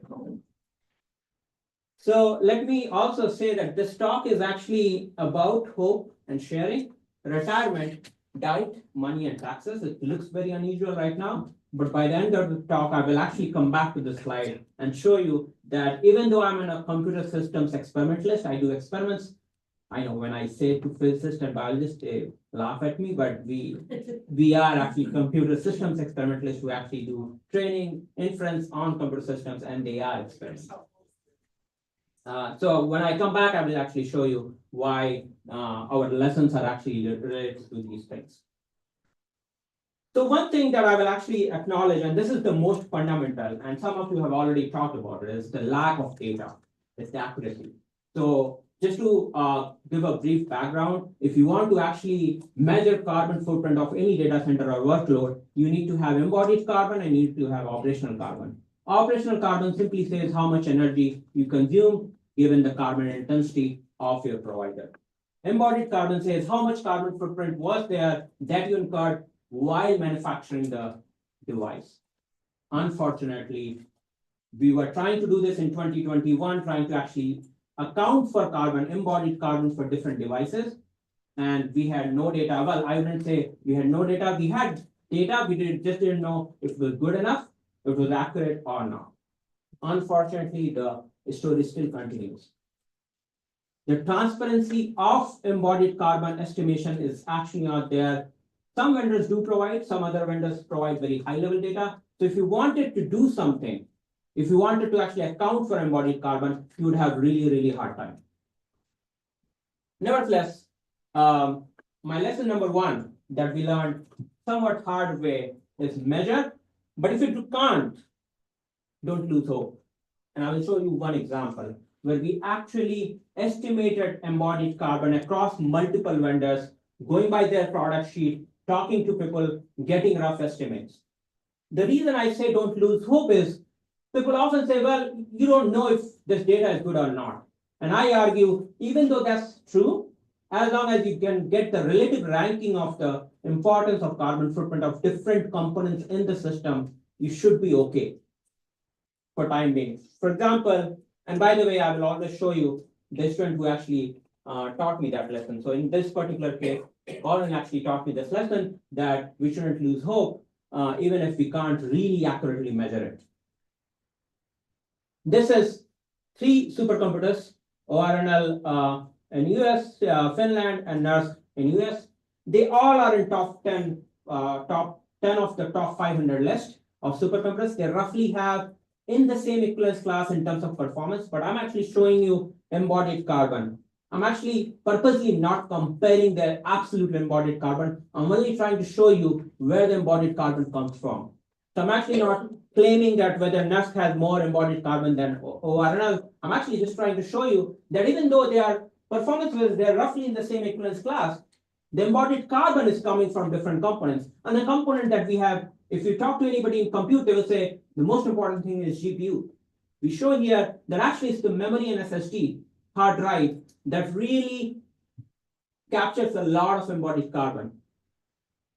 And guess what? Whenever we have a request for proposal for building the next supercomputer, people simply talk about flops. And they ignore the impact of memory and SSD that it has on the overall carbon footprint. So this is actually an example where we couldn't accurately measure everything, but we could get a idea of relative importance. And in all cases, SSD and DRAM actually is very significant. By the way, there are more insights like this in the ST23 paper, which Bowlin wrote, called Towards Sustainable HPC, a framework for accounting of the HPC footprint. This is just, again, summarizing, saying one of the things that I want to highlight is people are trying to optimize for embodied carbon at different times. What will really happen is, because of that, it will shift the sustainability bottlenecks. So sometimes it will become embodied, some other times it will become operational. We need to have a, I would call a standardization of how people report their data. If I report embodied carbon, it should be the same as some other vendor reporting the same thing. Okay, so this is the first lesson. Try to estimate, at least get the relative importance right. The second one is about food or about diet. Actually, we argue that AI should actually live on a very light diet. And I will explain to you what light diet really means. Why is actually lean AI much more sustainable? But to get to that point, I will try to first actually show you a couple of opportunities. This is the first one. The x-axis actually shows carbon emission reduction. The y-axis actually shows accuracy of models. So this is inference. This explicitly does not say it, but I wanted to highlight a lot of people are focusing on training. We on our group are actually focusing particularly on inference because 60% of the carbon actually comes from inference. Only 30 to 40% actually comes from training. So I'm particularly focused on inference. This is inference carbon footprint. And if you actually have a lower quality model, you can actually save up to 80% carbon, operational carbon, compared to a fully accurate or very accurate model. So you can have two types of model. One is very accurate and one is less accurate. More accurate will actually take longer to process your request, will actually have a higher carbon footprint, operational carbon. The lower one will actually have lesser. And I will tie everything together to show you how to make use of it. The second that I will show you, the other opportunity is actually GPUs these days. You don't have to run them just one job at a time. In fact, they allow you to configure the GPU in multiple 19 different ways so that you can co-locate multiple jobs. The trick is the partitioning is not that intuitive. You have to figure out how to partition it, how big your job is, etc. Again, one of the promises that I may have made in the beginning, I will not bore you with a lot of technical details. So I'm not actually going to go in the details. The only intuition that I want you to have is a GPU can be partitioned into multiple ways and multiple jobs can actually share the same GPU at the same time. It turns out if you actually figure out different configurations, C1, C2, C3, of course, it's difficult to get an intuition of what is C2 and what is C3, but just imagine different sizes of partitions. So just think of an apartment and having multiple rooms. Some model can actually occupy multiple rooms in the apartment, and some models may just occupy one room. So if you actually co-locate multiple mixed quality models on the GPU, you can get both latency, carbon reduction while meeting your latency requirements.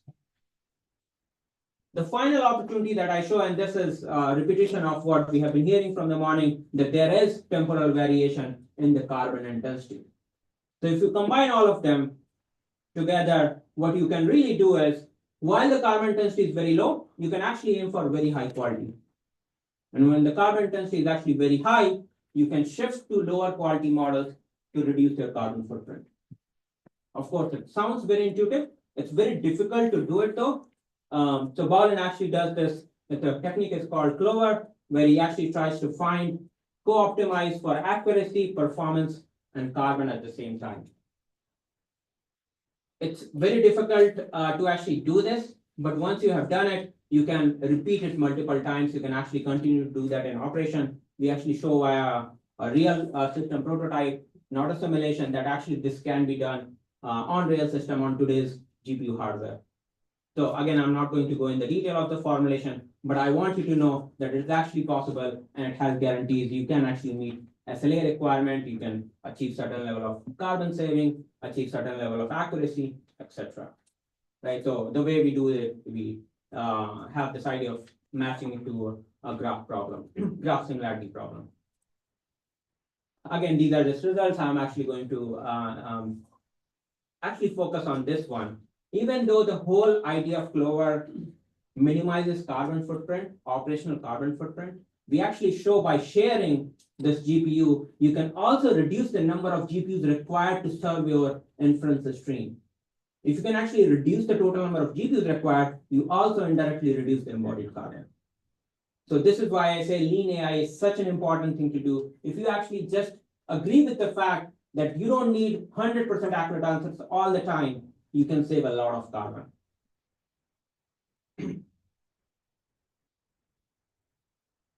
Now, lesson number 3, don't retire too early.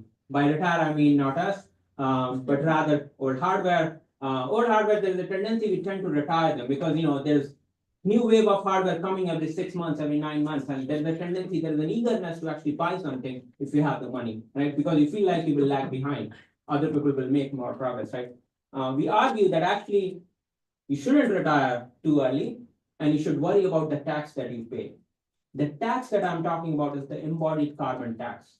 Every time you buy a new GPU, you have bought some carbon with it. That's the embodied carbon. If a company came to you and said, by the way, I have a 5 times faster GPU, you will be tempted to buy it. But what you forget is that you haven't paid the taxes of embodied carbon of the older hardware.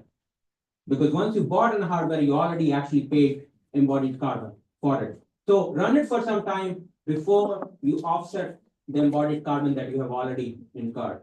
You cannot replace your GPU simply every day, so to say. If there was a GPU to come about every day, you cannot do it.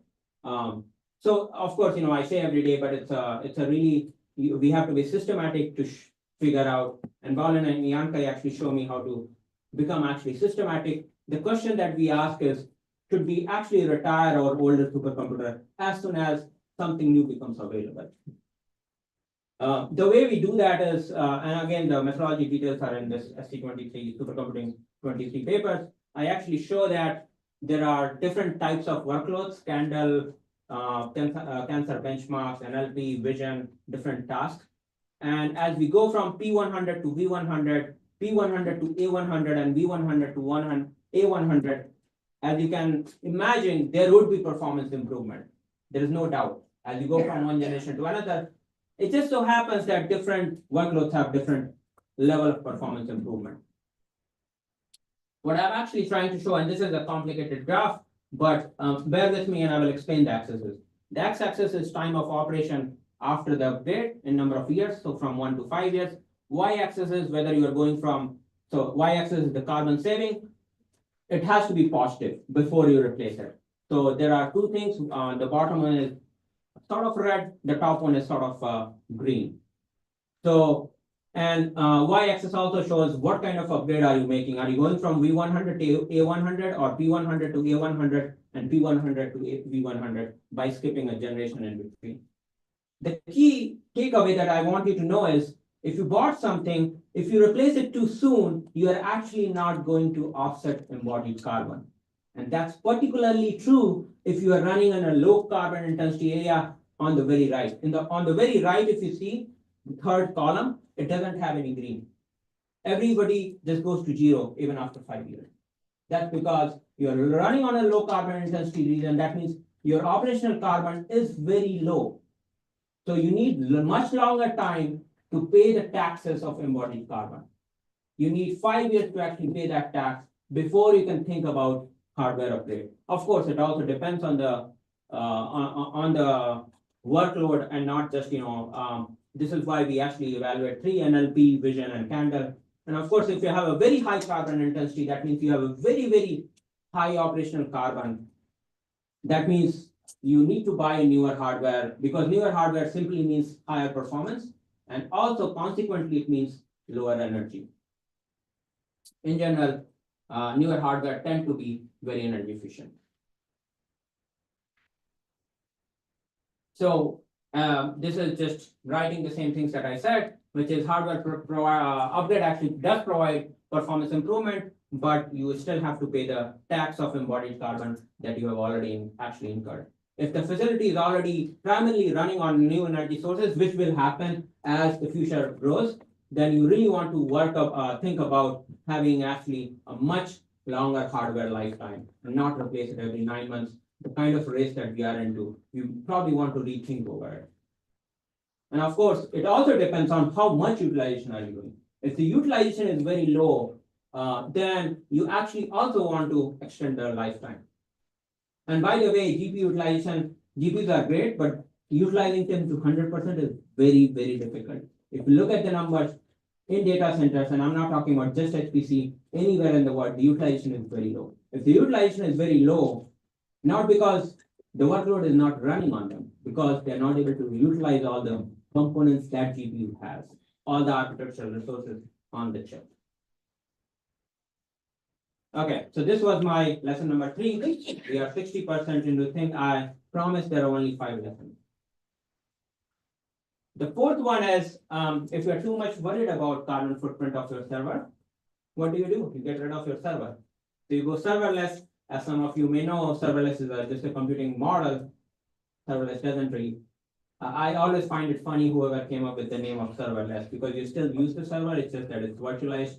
So you actually, just a computing model is actually serverless. So what we say is learn to share what you have. And that's what serverless computing model allows. You actually share the same hardware across multiple functions. And this lesson I learned from Rohan and Bianca.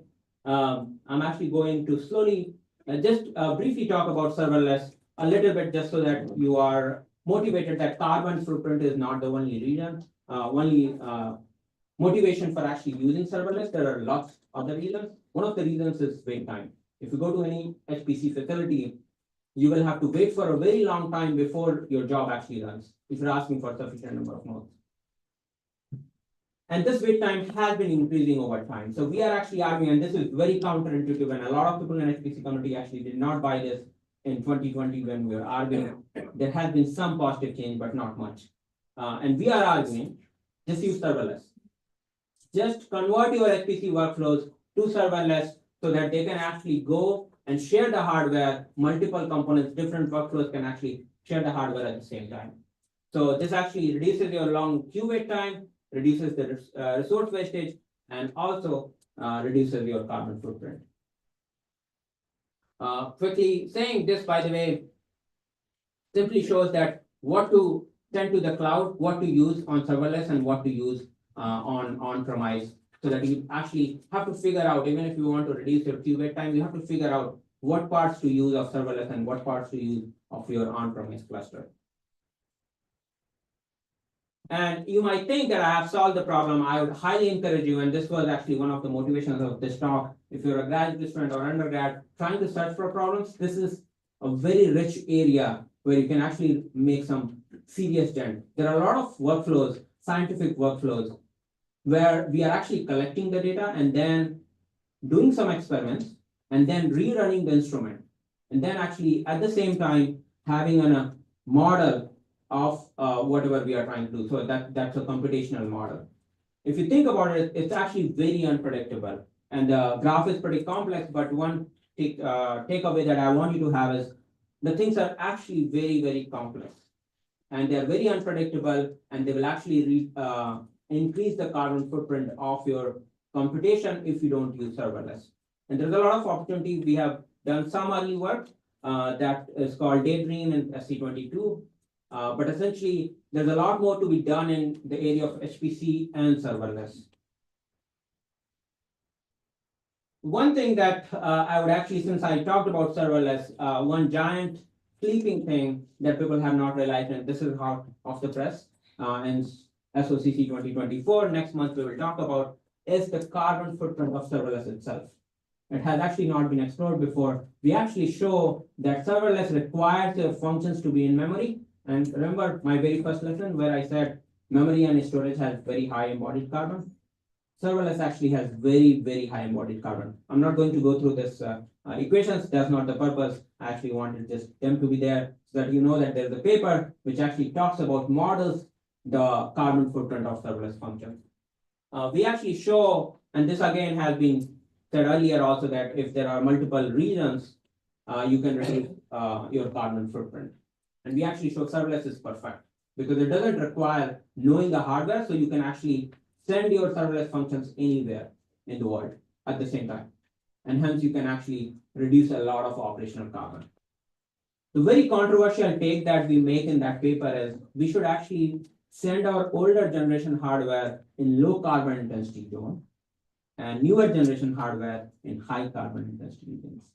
It's initially counterintuitive, but I'll explain to you if a data center operator has this mix of older and hardware, newer hardware, which they should actually send the older hardware to low carbon intensity zone because older hardware has very low embodied carbon, but very high operational carbon.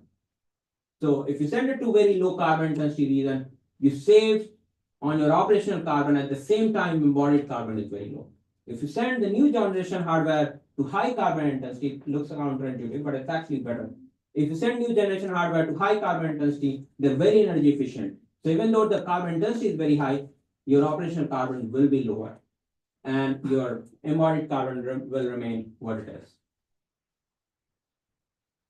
And this is just again off the press. Actually, Jan Kai actually shows that you should never have just new hardware or old hardware. You should actually have old hardware and new hardware at the same time. If you actually have old hardware and new hardware at the same time, again, this is complicated, but the x-axis is CO2 footprint, y-axis is service time. He actually shows that rather than having just all new hardware or all old hardware, you actually have a mix of them and you can reduce both the carbon footprint and the service time if you mix intelligently and figure out which one to use when, which one to use for which serverless function. Okay, so this was my lesson number 4, which is go serverless, but learn to share the hardware that you have. The last lesson that I have, and again, probably you will appreciate the satire by now if you're getting used to my sense of humor. All humans actually want to be altruistic, but they're actually not. I don't know of any human who is actually 100% altruistic. What we really need is an incentive structure. We can keep talking about reducing carbon footprint for humanity, for next generation, etc., but we can't do it unless we have an incentive structure. Aisha before earlier talked about bidding. That's part of one of the incentive structures. How do you actually have an incentive structure? And this lesson, by the way, was taught to me by Anna and Bowlen, that you really need to have an incentive structure, otherwise we're not going anywhere. There's no way we can make significant progress, and this is why I say intent. The intent is to create an incentive structure so that people actually have something to reduce their carbon footprint. So all the things that I talked earlier is not actually going to result unless we actually promise some monetary gain or some other kind of gain for people to do. Otherwise, people are going to do faster hardware upgrade if they have the money. If they have the money, they will only care about performance ranking because that's what is cool. They will only provide users quota based on your performance, based on your core hours. So one of the things which is the hardest thing to do, by the way, as an experimentalist or heard earlier about from philosophers, from business school, from policymakers, the biggest thing is actually to create a sustainable incentive structure. So we worked on this, and I will actually show you something. Again, this is hot off the press. We actually ran an incentive program on one of the fastest supercomputers in the world in Japan, on Riken, on Fugaku supercomputer. It's a very interesting incentive structure. It says, if your program is energy efficient, I will reduce your qubit time. I will somehow monitor, again, we don't claim, neither me nor my collaborators actually claim that this program is perfect, but we ran it twice actually. Let me describe the program first. So we ran it twice. In the first period, we say you earn some points if you are more energy efficient compared to other people, if your power is actually lower than others. And then in the redeeming period, we will provide you much lower qubit time. We will change your priority. Then you can redeem all the coupons. So in the first one, you actually gain the coupons, you earn the coupons, and in the second one, you actually redeem them. And we did it twice. So 2 earning periods and 2 redeeming periods. Not going too much into detail, but I just wanted to show you that 4 months of earning period, then redeeming period, then earning period, and then redeeming period. Incentive does wonders. If you look at the group that actually gained a lot of points, of course, some people will not gain points because they are less energy efficient or they really care about performance. But you will see that earlier, only 190 groups were actually gaining points in the first earning period. That increased to 236 groups in the second earning period.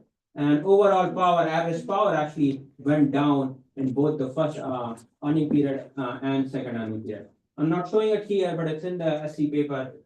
Even during redeeming period, it's very fascinating. People's behavior don't change. It's not like during redeeming period, they become obnoxious and start using a lot of power.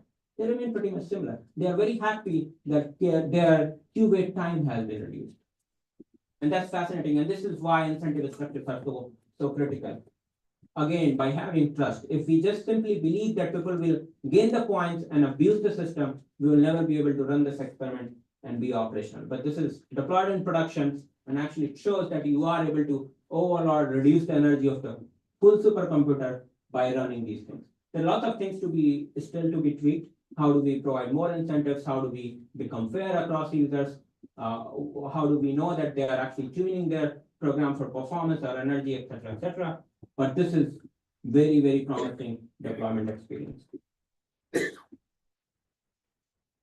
The other thing that I want to talk about is not all AI-centric jobs are actually the same value. They don't create the same value. And we all know that. We do hyperparameter tuning. Not all models are equally valuable. We actually kill model training after a certain time if the loss curve has not decreased significantly. If they don't create the same value, why do we need to pay the same carbon footprint for them? In fact, very early in 2022, we did this in 2020, so this data is slightly old, 4 years old. But essentially, we show that a lot of jobs are actually now primarily exploratory. They don't create necessarily the same value as some other jobs because it's model training, hyperparameter training. Again, the plot is very complex. What I want you to, what I would really encourage you to do is look at this open source data set. This is multiple terabytes of data set, and the largest open source data set that any academic supercomputer has actually open sourced. It has very fine-grained energy and power monitoring. What we show is a lot of them are actually exploratory and they get killed, or the users actually kill them, etc., etc. So what do we need to do? Well, if that's the case, we can simply run them on hardware which has lower carbon footprint if it's not sensitive. I know some of us talked about, temporal shifting of jobs earlier. We talked about, spatial shifting, etc. And we can all do that if we know what kind of jobs are exploratory. And this again is somewhat very much aligned with what has been said earlier, which is exploiting carbon intensity across different geographical regions. So I'm not going to go too much into detail, but one thing that I would highlight is it's not as easy to exploit though. If you look at the geographical regions, the temporal variance in the least carbon intense region is among the highest. Meaning, even though you know that some region is very carbon friendly, the carbon intensity is very low, the variance is very high. So it's not easy to exploit. If the carbon variance was very low in the least carbon intense area, that would be the ideal situation. You would know that every time I go there, it's going to be very low carbon intensity. But what is really happening is you have 5 regions, and the regions which are really have low carbon intensity have a lot of variance. So exploiting them at an hourly granularity is going to be very, very difficult.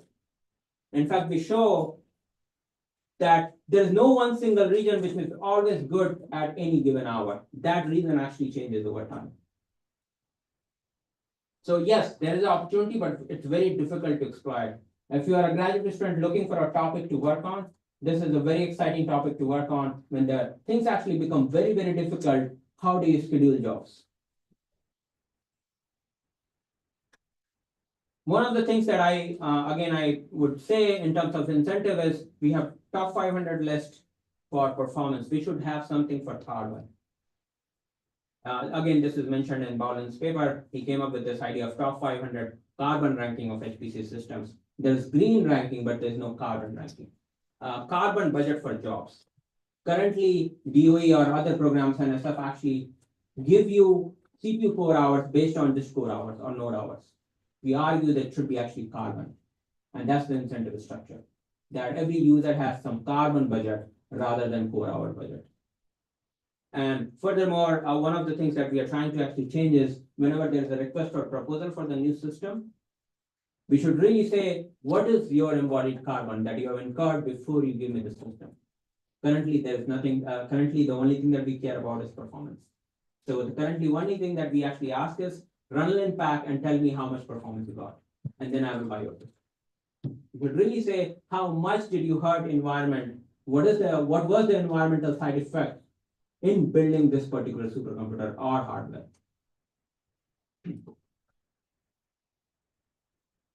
This again has been talked, and I swear I did not know many of the speakers, so I have not coordinated with them. I was just able to read their mind, which is policy is required to actually change things. There's a lot of people working in their own discipline, in systems, in economics, and policy making. But what we really need to do is come together and actually have a system which is how do we create incentive structure, and that has to be done in collaboration with philosophers, economics, and social scientists, and not just computer scientists. It has to be, we talked about data center cooling and power. Many speakers talked about it. There's a lot of significant things to be done by mechanical engineers and civil engineers there. It's a problem that actually runs across disciplines and cannot be solved by just one single discipline. In fact, I argue if everybody solved it just by their discipline, we would still be suboptimal. Of course, this is slightly maybe critical, but more controversial, which is we need to have a regulatory structure which says what is, and there is some of it, but there should be more. Rather than only thinking of if academia and industry actually partner, we can actually reduce the carbon footprint. Maybe not unless we have regulations around it and there are incentive structures around it. Okay, any talk? I think I am actually finishing in, as you know, half of my group actually works on quantum. So I cannot finish any talk without actually having one slide on quantum, even if it doesn't have any relevance to whatever I'm talking about. I always do that. But in this particular case, what I want to highlight it is in few years, quantum computers will be here. These results that you see, the images that I have generated are on real quantum computer using a quantum generative adversarial network. It's here. People say it's going to be here. It's actually here. And if we can do that, as you know, quantum computers are much more energy efficient. Yes, some of them require very high amount of cooling, but they solve the problems very fast. If we can do that, maybe that's our wild card. If actually quantum computing succeeds, maybe the planet will be saved anyway. And one other worry in that is how much investment do we make if we are not really sure whether it will succeed or not. Unfortunately, the answer is you need to keep making investments because scientific discovery is a non-linear process. You don't know how much you have done until you actually really make that change. As I have promised you, I will talk about hope and sharing, retirement, diet, money, and taxes. So just remember the terms: hope and sharing, retirement, diet, money, taxes, all the important things in life. And this is what I want you to remember. Remain hopeful even when you can't measure. So that's the hope. promote a lean AI diet. Simply because high accuracy means better results doesn't mean that's the diet that you should eat. Don't retire too early, okay? Retire your own hardware after you have paid, offset your embodied carbon. And just remember that you have already paid the tax, so you should actually get the benefit of it. And sharing, I said hope and sharing, learn to share your hardware. If you share your hardware, yes, it's painful initially, but in the longer term, this is how we'll sustain. And the money and taxes I talked about create an incentive structure for the sustainable AI. That's the only way actually we'll succeed. Even though it's listed last, and I'm a computer scientist and I really care about maybe the top 4, incentive structure is the most critical thing that we need to do, and we need to do it today. Thank you.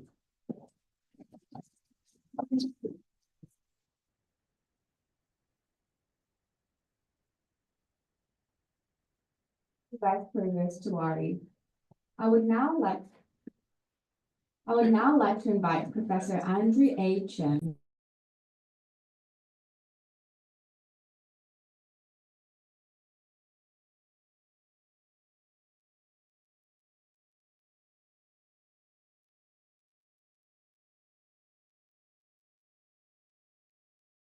Hi, can you guys hear me?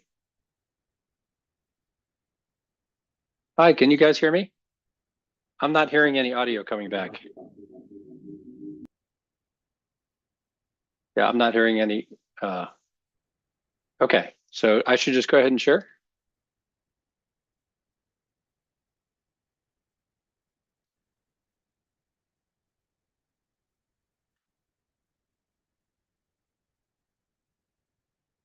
So I was listening to Devesh's very interesting talk, and I apologize that I can't actually be with you today in Cambridge. I love Cambridge, having spent my formative years there in undergraduate and graduate school. I'm actually normally at the University of Chicago, but I'm currently on sabbatical at Stanford, so I was not able to make it back to the East Coast. I just want to check to make sure you guys are hearing me okay.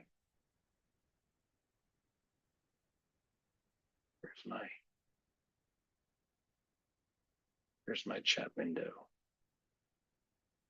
Yes, you are. Okay, great. I'll put these things over to the side. These things are not showing on your screen, right? You guys can see the screen well? Okay, great. I'm going to talk today about how to get the huge power needed for generative AI and reduce the negative environmental impacts of that computing. And this, of course, is work that was done by my very talented group of graduate students and postdocs. But I get to come to you and talk about it. One of the things that Devesh reminded me of is that we had actually written a paper a few years ago that you guys might find fun. It was in Hot Carbon 23, and it looked at this idea of relocating, transaction computations like ChatGPT globally, right, in order to decarbonize their effects, similar to the ideas that Devesh was talking about for serverless. So I know you all love and use these chatbots, these Gen AI chatbots. So I thought you might find it fun. It's in the references I'll leave with you at the end of my talk, but it was in Hot Carbon 23, and it was how to green generative AI for the world. Okay, so let me jump in and do the talk. So what I'm going to talk to you a little bit about is cloud and AI growing power demands. I'll try to go through that quickly because I'm sure that's been well covered. And then I'm going to talk a little bit about data center flexibility. And I'm going to apologize in advance because I know Isa talked about this earlier today and I wasn't able to join. So I apologize for any redundancy that may be presented in my talk. And then I'll talk about how, in my opinion, data center flexibility and operational carbon or grid decarbonization is the foundation actually of all other kinds of decarbonization for computing and AI, therefore, right? Because we can use the data center grid synergy to reduce water use and to reduce life cycle carbon, the kind of embodied carbon that Devesh was talking about. So the main point here is that it's all connected, and it's very, very hard to work on any part of it independently because whatever you do affects the other dimensions. So cloud and AI power demands. And this is really a flexibility and reliability story. So let me go through the headline fast, because I'm sure you're well aware of it. So actually, we've been going through a massive growth in computing power for decades, right? Literally almost 2 decades now. This is an excerpt from a paper, a very fine paper published in Science 2020, but it was based on data only through 2018.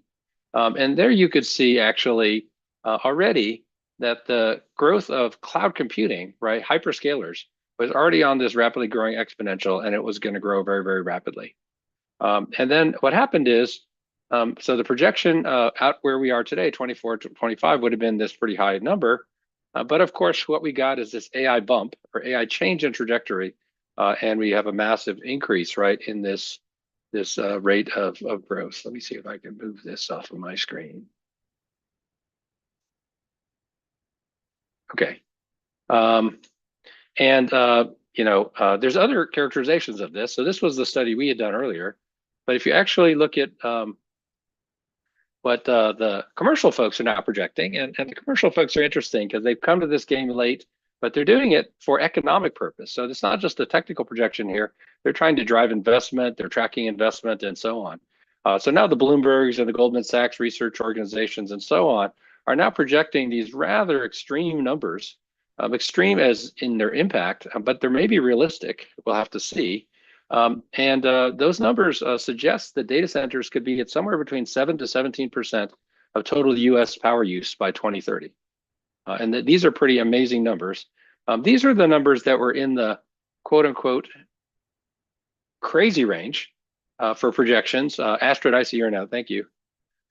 So we're in the crazy range of projections or extreme range of projections 2 or 3 years ago. People saying, oh, that could never happen. And now actually the crazy projections are now the center line projections now. So the center line for 7 to 17% is 10 or 12% of US power, which is a shockingly large number, right, by any measure. So this is perhaps as much as 10 times growth in data center power by 2030. And then, of course, I don't need to explain to you guys that data center is a key part of the problem. That's been covered well in the media over the last year. Now over the last 6 months, it's become popular to say that AI is causing a power grid crisis, right? So again, this is now, I think, widely understood. We used to have to explain to people about this. The plot on the right here shows the growth in power requirements in Dominion, so-called Data Center Alley, before and after the AI bump, right? So you're looking at, just to calibrate this, right, in 2022, numbers like 2.5 gigawatts, and they're projecting out by 2030 numbers that are nearly 4 times that number. So the consequence of this, right, is a different thing. Now, the data center companies, instead of saying, oh, we want to be green, that's the primary challenge. What they're actually worried about right now is, can I get the power actually that I need to grow in the way that I want to grow? So now they're creating a power grid crisis because they're going to the power grids and demanding, hey, I've got to put down a gigawatt of data center. You need to supply the power. And the power grid companies are like, you didn't tell us that 2 years ago. It takes us 5 or 10 years to do anything. And so this is a problem. So the first story for this is, why is there a tension and how does this get solved? So the power grids are not in the business of just supplying people's demanded power. The power grid companies are actually in the business of providing reliability, right? The most important thing for a power grid is it provides reliable power. So how do power grids decide if they can add a gigawatt of load or something like that? The answer is they do something called a resource adequacy computation, right? So if you look at these resource adequacy computations and you inject into it, we did a projection of AI data center load growth almost a year ago. It's probably not ambitious enough today, but it's already pretty ambitious. And then you look at how people do this resource adequacy. So what they do is they look at generation, and generation fluctuates over time, as you've heard it. And then they look at load. And if load crosses generation, then that load is not acceptable, and you cannot allow that load into the grid. Of course, load isn't unitary, right? It's not monolithic. It's incrementally added. So what happens is that the last person to arrive is the person who gets told you can't add your load to the grid. So the way they decide if load can be added is something called loss of load expectation. And this would be a time in which you lose the load. And sorry, let me go back for a second. And that percentage of time is the LOLE, and they'll have a threshold for that, like 3 hours a year or something like that, which is similar to the kinds of quality of service criteria or SLOs you have inside the cloud, if you're familiar with that, of 5 nines or 3 nines or something like that. Okay, so if you run this projection and you do this loss of load expectation for some of the more heavily data center loaded power grids, the Irish power grid is one of the most extreme cases. You get a picture that looks something like this. The green is the infrastructure reliable grid data center limit, and the brown line was the previous cloud data center load, and then the red line was the cloud and AI data center limit. So a couple of things of context. In the data centers in Ireland in 2023 corresponded to about 16% of the grid capacity. So already pretty high penetration. And the growth rate originally was 10.6%. The AI enhanced growth rate was 16%. If you look at the graph, it's pretty easy to see, that by 2024, 2025, you have a real problem. So the question is, what can you do about this? So the idea here is that it's possible to play games with reliability and data center flexibility. So if you want to solve this problem, data centers are being denied connection to the grid, then relaxing, one possible approach is relaxing power reliability requirements.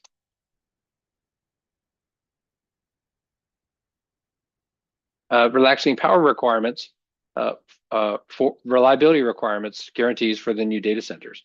And then the idea here is then if the data center is willing to accept that unreliability or flexibility, then you can safely attach more data center load to the grid without harming the grid's LOLE. So what does that actually look like? Well, we considered 3 different possibilities. One is the traditional reliable model, which gives you a hard limit for reliability, and that's what's causing data centers to be denied. The second would be a reliability limit that requires 20% data center flexibility. That is, the data center is always guaranteed 80% of its spec capability, but sometimes it will get more. It can get up to 100%, and other times it'll get only 80%. And then the third is actually an interesting, different kind of demand. It's a flexibility best effort kind of demand, where you have no guarantee of any particular amount of power, but the outages are limited in time to no more than 1% of the actual time over the year. So these is an idea for how data centers, because we know they have computing, and computing is somewhat flexible, right? If I serve fewer ChatGPT requests, or if you serve fewer, whatever your favorite model is, Claude or Gemini or what have you, I don't have to just turn off the service completely. I can just have requests be slightly slower, or I can serve slightly fewer users or something like that. It's not a catastrophic failure like maybe a steel factory or something like that. So if you look at these newer flexibility criteria, right, as shown on this graph here, 80% reliability allows you to move from the dark green section to the light green section. 0% reliability, but only 1% unavailability allows you to move up to the yellow, right? Which means that the AR grid could meet actually the projected demand without any radical change to infrastructure, building new kinds of systems and so on. This is what the actually outage would look like for that 0% reliable rate. So this is the LOLE, and you can see that there's just a few months of the year where there's some percentage of time, right, where there would be outages. So this shows actually you can get 99.6% power availability, 2 nines, almost 3 nines, and a 0.4% outage rate. And then you could allow all of the data center demand onto the EAR grid. And these things are actually, we proposed them, they're being negotiated, and they're starting to happen. And this is part of the evolution of the modern grid. Now, this is slightly lower than the standard LOLE goal of 99.9%, but it's pretty close. So that's great, right? So you could actually solve this problem in Ireland. Now, if you look at Data Center Alley, the most popular place for us to talk about when we talk about data centers concentration in the US, the situation is a little bit worse. So in Dominion, today, we already have data centers corresponding to 24% of the grid capacity. And then you should understand why data centers are a problem, because if you're 1% and you're growing at 20% a year, that's not such a big problem. But if you're 24% and you're growing at 20% a year, that means next year you're going to be 29%, the next year you're going to be 36%, and so on and so forth. It's a much more severe problem. That's the kind of problem that Dominion is facing with data centers. But if you apply these ideas, you can, of course, increase with the 80% reliability, the power level you can support significantly. With the 0% reliable and 99% available, you can also increase it further, but you're still not at a high enough level to meet the projected demand in Dominion. So what will happen is that if you actually added data centers at this 0% reliable, 99% available rate, you won't be able to achieve the 99% available guarantee. So that contract even is not good enough to allow these data centers onto the grid. The data centers would have to give more flexibility or more or accept a lower degree of reliability in order to actually be connected to the grid. So those are the two most challenging cases. If you actually look at other data center areas like CAISO, right? This is the California power grid. This is the Texas power grid. This is SPP. That's sort of the southwestern part of the Midwest in the United States. You actually see that there's plenty of capacity in other grids to support AI data centers. So it really isn't a national crisis. A few grids are challenged, but you can actually do a lot by accepting these power reliability guarantees. Now, of course, people are adding lots of capacity to power grids all over the world, all over the United States, because they want to meet this growing data center demand. This flexibility and reliability trade continues to be an important lever, right, for helping us to get more data centers onto the grid. That's the computing-oriented view of it. But also from a grid point of view, as we drive the grid to higher and higher levels of decarbonization, it actually allows better utilization of the grid resources and the grid power in order to scale going forward. I'm sorry, I'm not getting any audio back, but can someone tell me what the timing is and when I'm supposed to finish? Astrid, you're sending me some messages here, but I don't have a target time. Can you give me a target time?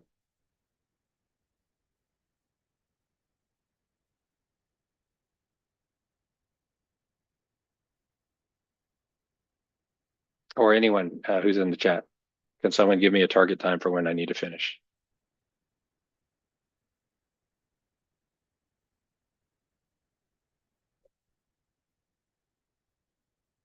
Okay. So let's talk about, so that's one topic, right? So let's talk about another topic. So if you accept, and it's interesting because lots of people are worried about efficiency, right? They're trying to make computing more efficient and they're trying to make AI efficient and so on. And those are all good things to do. But all of our work is focused on this question of, let's assume, because you look at the macro kinds of properties here, let's assume that the power use of AI is doomed to grow. It's a success disaster and it's doomed to grow at this tremendously high rate. So then the question is, what can we do about it, right, in order to reduce environmental damage, right? Because it's going to grow no matter how much efficiency stuff you do. In some sense, all the efficiency stuff is baked in, right? So we've been working on how data center flexibility can help the grid decarbonize and therefore decarbonize actually the computing. So the first observation is, and you've already heard the entree to it, is the data center grid cooperation is a critical part of this. So data center grid cooperation is difficult. It's because the parties that are cooperating here want different things. This is the fundamental challenge of economics, right? And game theory and so on and so forth. So we have these data centers that actually fundamentally want power. They want stable capacity. They want the power to be constant and reliable. And they want low carbon power these days, right? So you got a couple of these things. And then you've got the power grid, which is being optimized for global dispatch cost and grid reliability. And these goals are divergent, right? The part of the problem with why these things are in severe conflict is that this power grid optimization is being done based on something called optimal power flow and merit order dispatch. So the idea is that you get very, very stiff and unpredictable behavior. Like it turns out that if I change the load over here, it can change the whole dispatch for the grid over there in this very unexpected nonlinear way. So the problem is, if you want to consider how these things interact and you want to actually do something that's good, not just for you, but for the whole grid, then you need to have engagement with the grid. Now, it used to be the data centers didn't matter very much because they were a small part of the grid. But now, hopefully, I've convinced you that actually data centers are a large part of the grid consumption, at least in a number of grids today, and likely in an increasing number of grids in the future. So it's a whole different perspective if you're 1% of the grid versus, as you saw, 16%, 20%, 25% of the grid power. So, what you want to do is the kinds of things you've heard about. You want to, buy low, sell high, right? The old market thing. So here you want to use power when the carbon intensity is low and conserve power when the carbon intensity is high. And you can, build these dynamic kinds of structures and do optimization using various kinds of strategies, right? To do carbon optimization. But the problem is, if you do them without paying attention to what's going on inside the data center, you can damage the computing capabilities in the data center. And this is why there's a challenging scheduling problem for how you actually make best use of these variable capacity resources.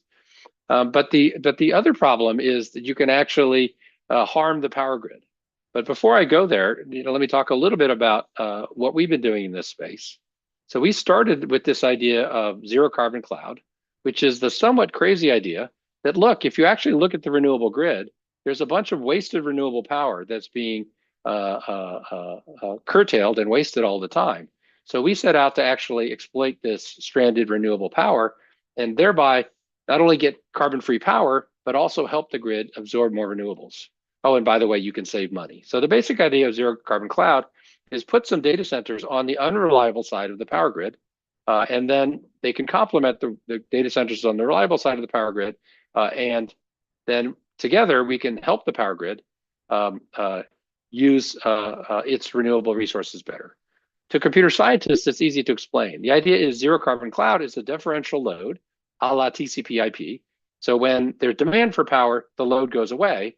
So this, by design, doesn't disrupt the power grid. And this was an idea we proposed in 2015. It actually, became a reality. There's a bunch of startup companies actually they're doing this kind of thing. Lancium is a startup company that was doing this, and they have a Fort Stockton campus that they're building out to significant scale. I just got a note the other day saying they took $500 million of incremental funding actually to build even more of these data centers. And it got to the point where, people like Ted Cruz, who is a senator in the US Senate, was talking about these kinds of techniques actually for Bitcoin, not for mainstream computing, for Bitcoin, as a way of stabilizing the power grid. Right? So the idea is that these techniques are not just for computing, they actually have potentially positive impacts for the power grid. So I'm not going to say Ted Cruz is the authority on computing or on power grid policy, but it gives you some sense of the level of visibility and attention that these kinds of things take. So zero carbon cloud was a start. It produces computing properties that maybe aren't ideal for data centers. So if you're a cloud computing person, you saw my picture, you realized, oh, Andrew says he's going to put data centers on the unreliable side of the grid and data centers on the reliable side of the grid. Well, the cloud's all virtualized anyway. So there's no reason that those two data centers are actually distinct data centers. I could easily take a data center and partition it to have a segment, 80% that operates in a reliable mode and a 20% that operates in a zero carbon cloud mode, right? That's a very simple idea, right? So that opens up this question of, well, okay, so if you're actually going to cooperate in a more intimate way, what would you do that's better? So you could have data centers that adapt based on some grid metrics. So lots of people have proposed ideas where you look at grid power price, grid carbon, various measures of carbon, and you do independent adaptation. You could do coordinated adaptation, right? Maybe all of the data centers that Google owns or all of the data centers that Amazon owns could coordinate if they're living in a single grid. Or maybe in some hypothetical idealistic world, you could actually have all the data centers across all of the hyperscale companies and all of the third-party data center providers cooperate. That's a really hard thing, right? Because there's real separate interests and competition at stake here, right? So our research has basically shown that this is not productive and can be harmful. This is hard to achieve for business and competitive kinds of reasons. So we proposed a different scheme called plan share, where data centers work with the power grid to share some plan information for what their load is likely to be. And the grid adapts to it, and the grid in some cases may actually adjust all the data centers in some fair way, much like the power grids are run today. right? So I don't have time to explain this fully, but let me just give you some of the high notes here. So we're trying to understand in a sophisticated open system economic framework kind of way how you could actually get the right behavior out of these large loads in the context of a grid. And if you're thinking a little bit about grids, you know that it's not just data centers that are big loads, that there's other kinds of large loads in the grid. There's things called VPPs, virtual power plants, and other kinds of things that are playing in this way. So all of these ideas actually apply to all of those things, not just computing. But to give you some sense of how much of a difference it makes, this plan share scheme that we came up with is a form of cooperation with the grid.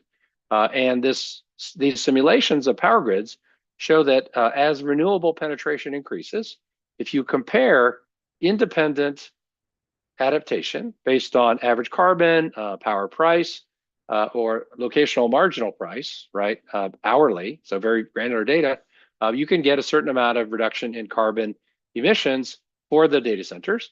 But if you use this plan share technique, you can get even more.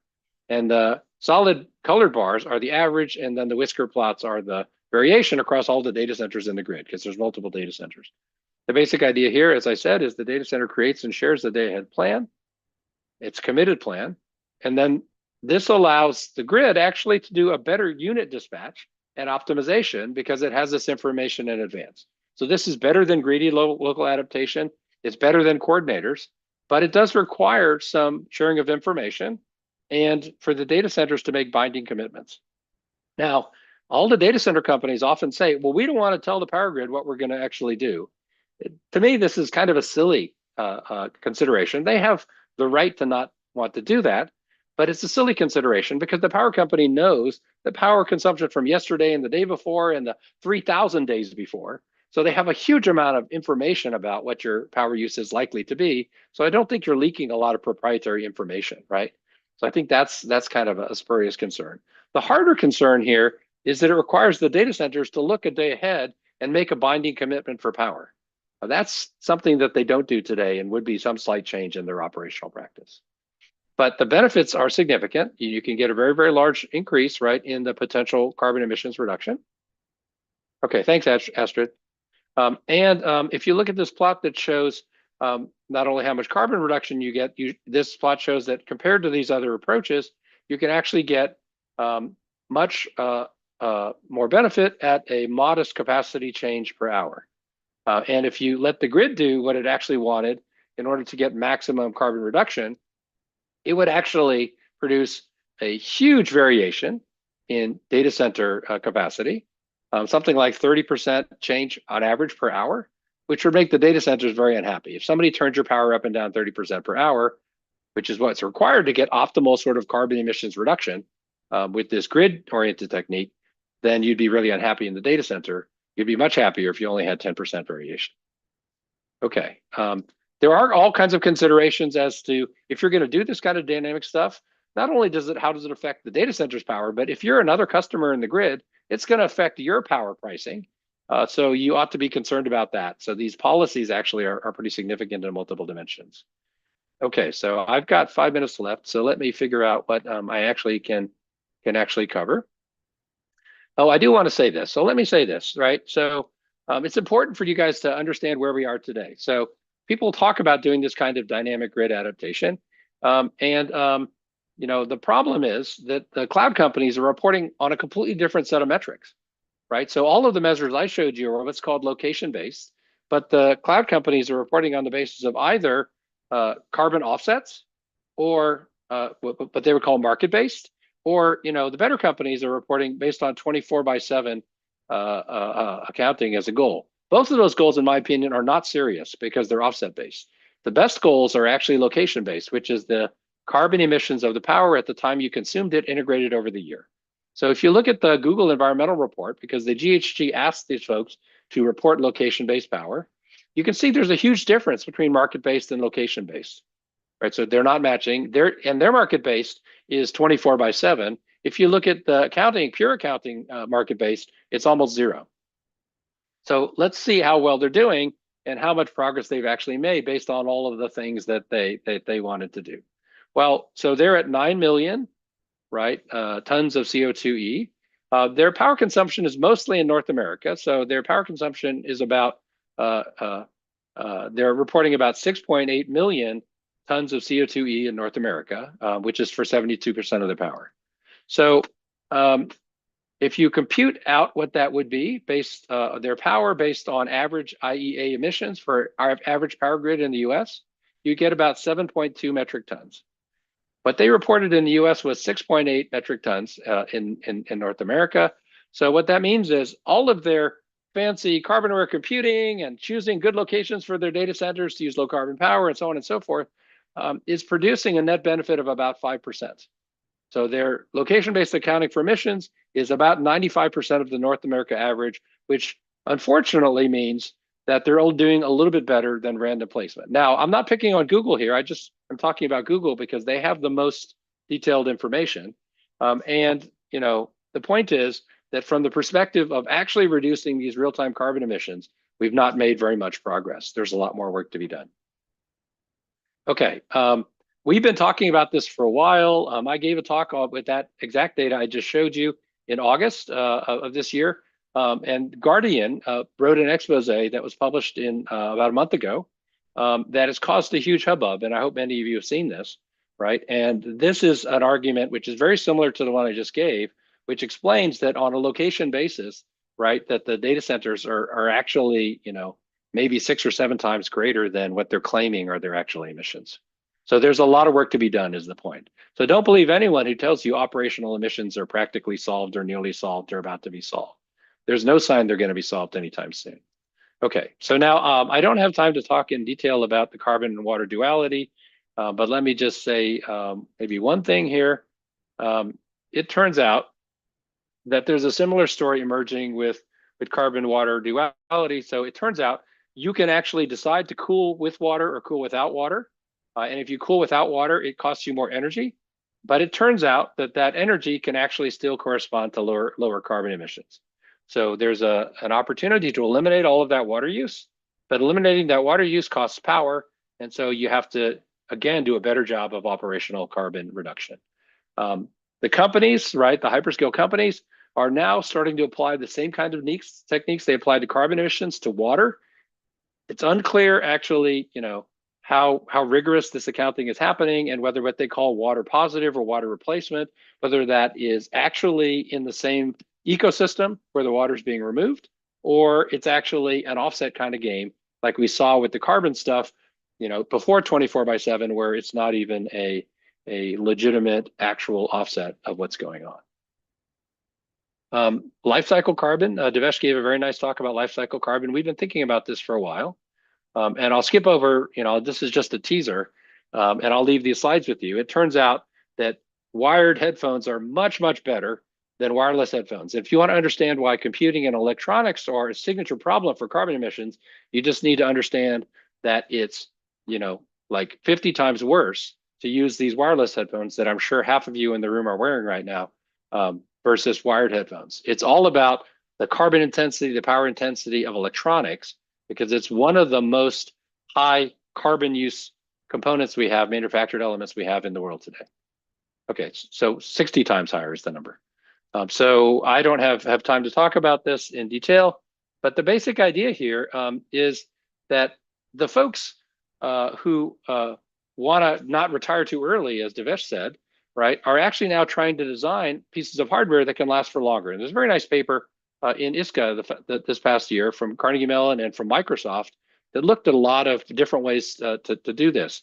Turns out, at the end of the day, they're trading longer lifetime for DRAM and SSDs, right? The categories that were just called out as more important, but they're doing it at higher power consumption. That is lower energy efficiency.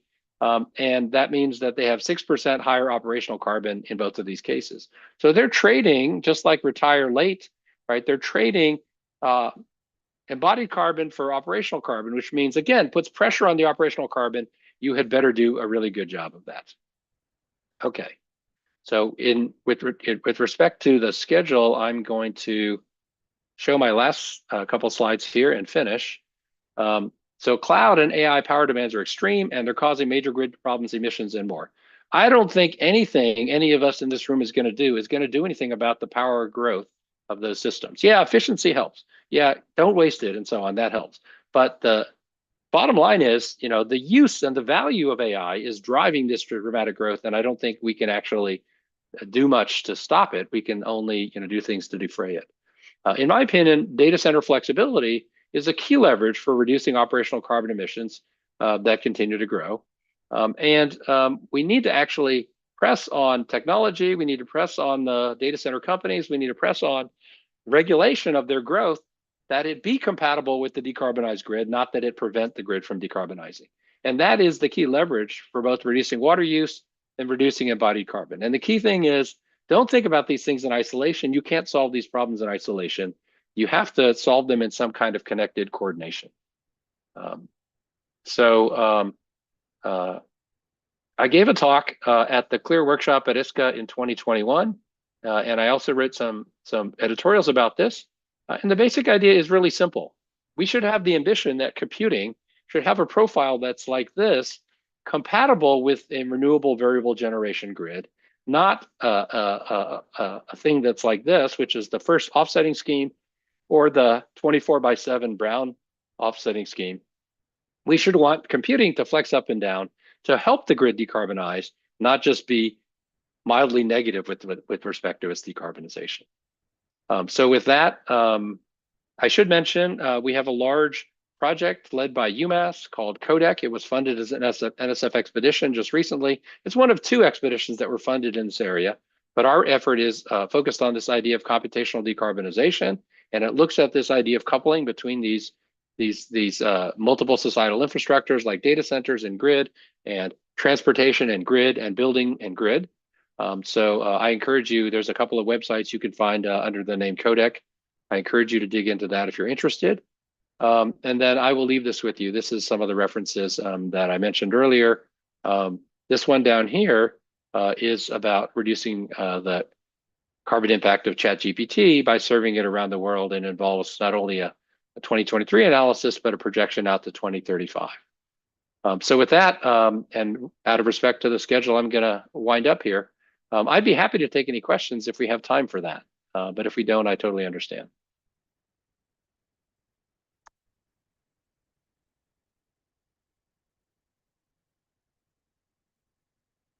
Thank you. I can't hear anything, but I can see people clapping, so I appreciate it.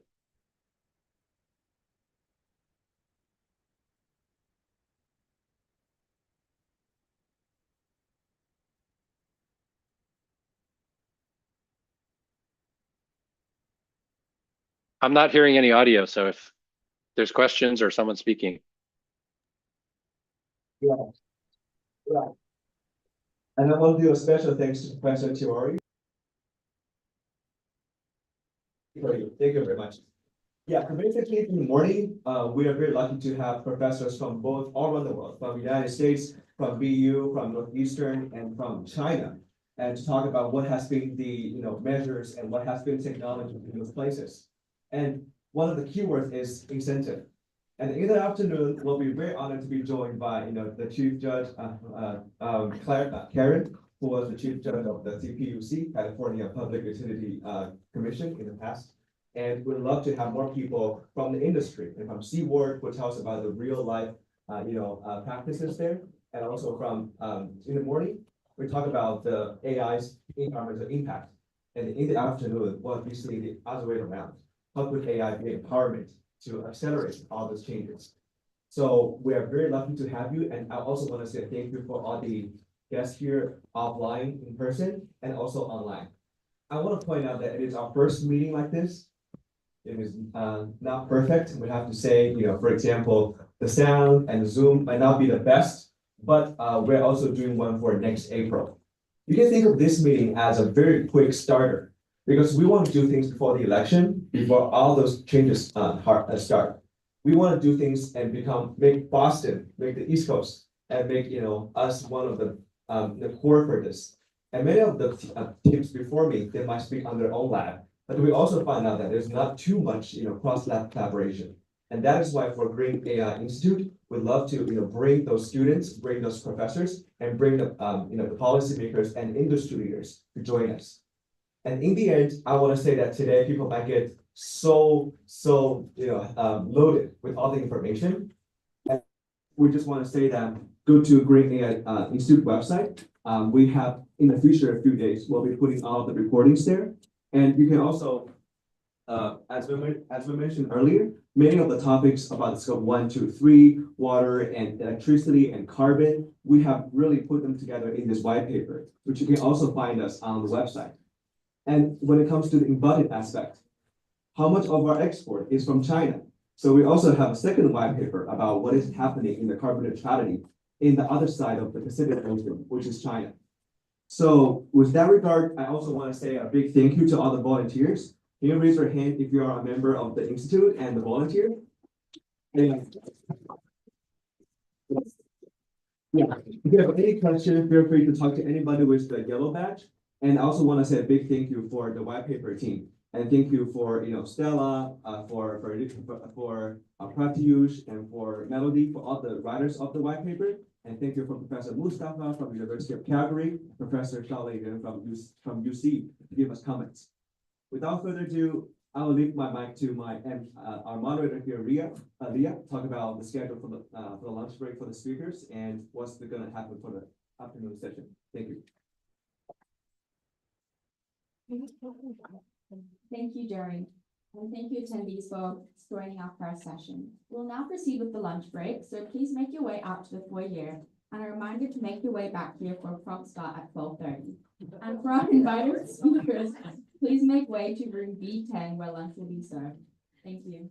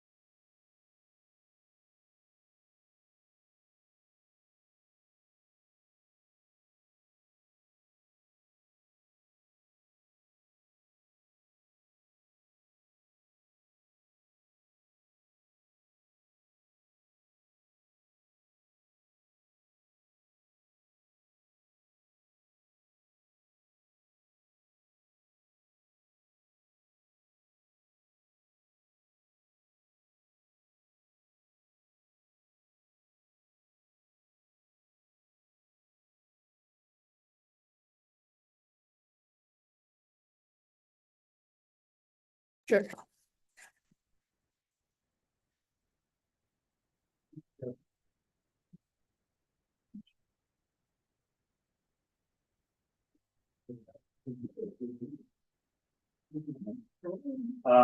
Hey everyone, this is the first session of the afternoon session. So hopefully we are all energetic after the lunch. No, we gotta get some energy in.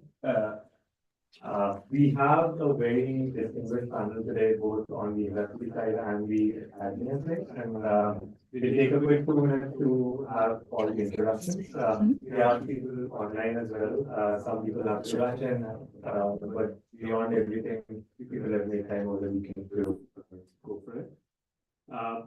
The topic continues. It's around AI and data center and environmental impact.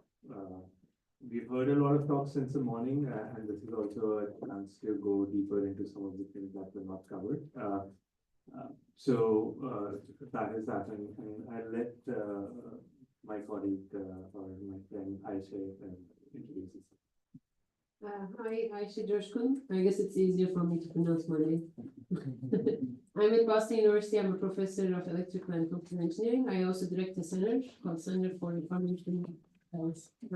Information Systems and Engineering Science. And that's a center themed on broadly AI. And I've been working on energy efficient and sustainable computing. Gregory Patience, it's a pleasure to be here. I'm a professor at Polytechnique Montréal. The work I do is sustainability, recycled plastics, waste, and methane. I'm trying to use methane in different areas, and waste methane is one way to, let's say, feed or power data centers. Hi, my name is Alessandro. Yeah. Alex, I work at Meta in San Francisco, where we work on many topics in the area of social impact, including green AI, net zero, and other AI social impact adjacent topics. Happy to be here, and thanks for the invite. We also have Dr. Ram. I don't know who else is available online right now. And he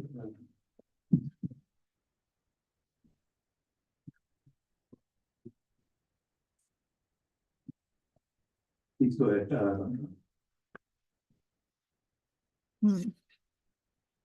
Wait, me.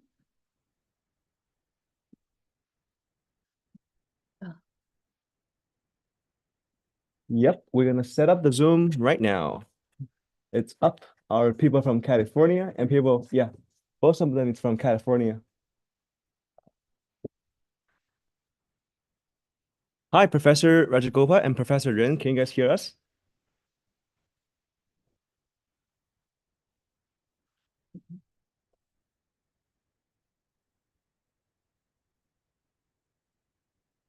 Just to let you know, this is all part of the plan.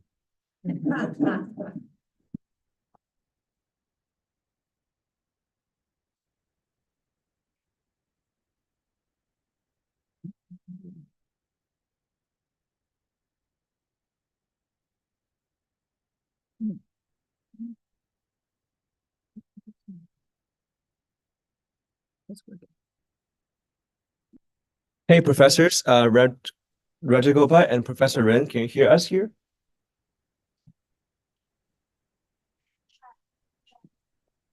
Yes.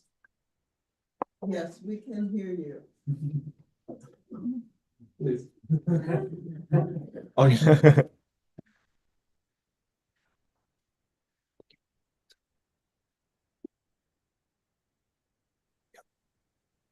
Cool, let's start.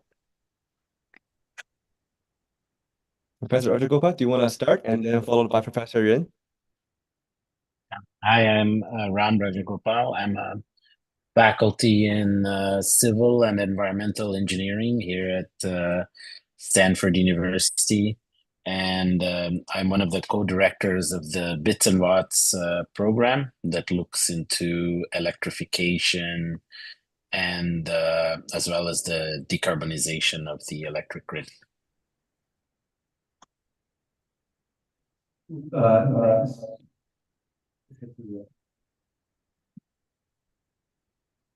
Yeah, let's move to Professor Ren. Hi everyone. So I'm Shaolei Ren. I'm an associate professor of electrical and computer engineering at the University of California, Riverside, and I mainly work on AI data centers, environmental sustainability, and also health. Cool. Let's head back to our moderator to give some questions. Oh.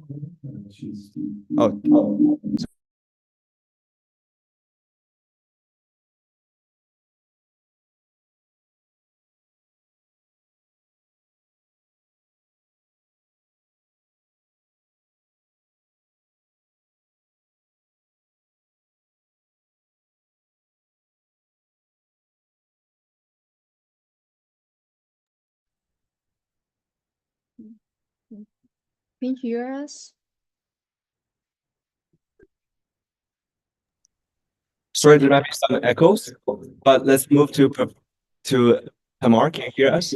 And give you a quick introduction.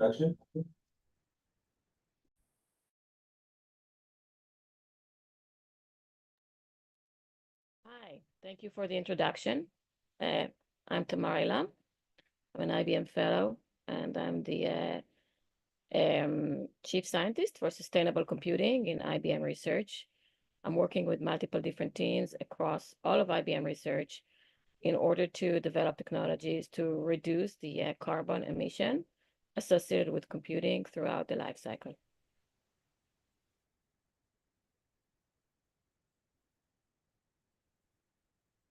With this, I think I want to start with Professor Ram because he's on a rush.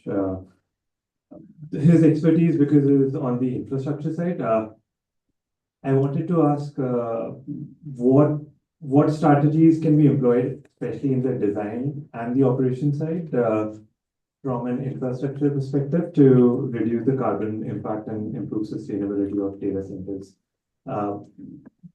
What are the key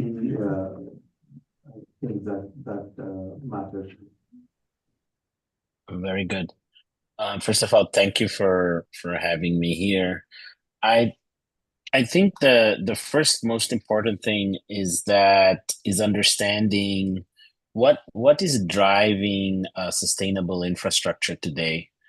Of course, we are all familiar with the idea that we need to decarbonize infrastructure, both the operations and the construction of it. But at the same time, there is additional concerns that we have been adding to pursuing solutions. The first one is that the infrastructure also needs to be climate resilient, because in the journey to decarbonization, we are already facing the threats of climate, and it's impacting different infrastructures in different ways. So, for example, for data centers, they might be exposed to extreme weather events in different ways, and that can impact their operations and the consumption of resources as well. The other important consideration is that we need to take into account equity as well. Mostly, this was initially driven by the IRA, the federal government incentive programs that has asked us to explicitly account for impact on communities and equity benefits if you want to access the tax credits. For example, if I'm building a data center and I need to upgrade a transmission line, well, if you show that that particular transmission line gives benefits to disadvantaged communities, you can access those credits. So how do we account for that? And at the center of all of these three, while we consider these three things at the same time, which is something we have never really done when designing infrastructure systems, we also need the system to be reliable. So when we look specifically at the case of data centers, and a big focus of my own research is on the energy side, I think we are talking about three major issues that we will need to address to enable, building data centers at scale.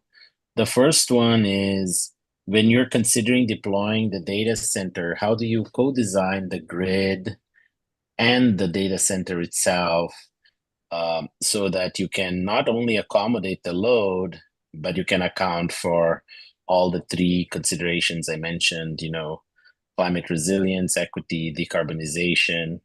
So for example, am I going to add just the load that the data center brings, or can I add additional things that will benefit the community and increase the flexibility of the grid and so on? That's the first thing. The second thing that I think is super important is that we need to really rethink electricity markets and the value we give for operational flexibility.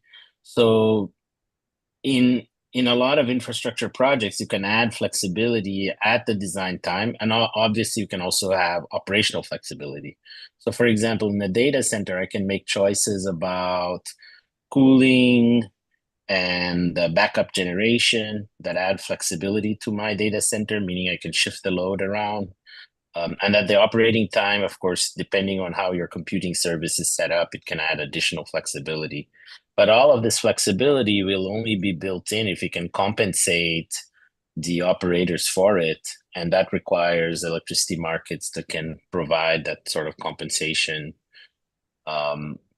And finally, I really think that we need to rethink the incentives that are being given to build these data centers. So right now, what we see is a lot of local communities interested in attracting data centers, but not really thinking through what type of incentive do I want to give. It's great to give some tax breaks and bring the data center there, but you could give incentives for example, establishing microgrids, increasing the climate resiliency of your local grid as a service that benefits both the data center as well as the community. But that means we need to have a framework to address this and a playbook that can help operators, cities, and policymakers to address these questions. And one last thing, I think once these data centers are operational, we really need to be able to measure things like carbon and water impact. And particularly for all of the infrastructure that is benefiting from public funds in some way, I think it's very important to have open data through measurements and not just estimates that allow us all to understand the impacts. And this is not just an issue of monitoring and making sure things are sustainable, but it's also a way for us to study the designs and how they have impacted outcomes. So it's very, very common civil engineering, we look at the post-mortem of projects, and then we learn from looking at several projects, what are good practices? And this gets absorbed by the industry.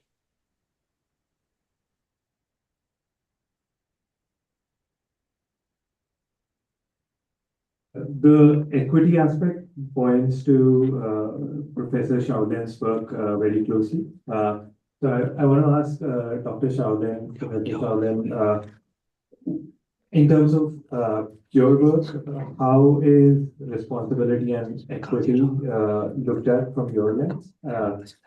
And how does that break into the structure of how a data center operates? I fully agree with Ram's point that equity is extremely important, because oftentimes we focus on the total environmental cost, like the total carbon emission or total water consumption. But actually minimizing the total doesn't really mean we are actually decreasing the environmental cost in every location. So sometimes actually these two are very conflicting with each other.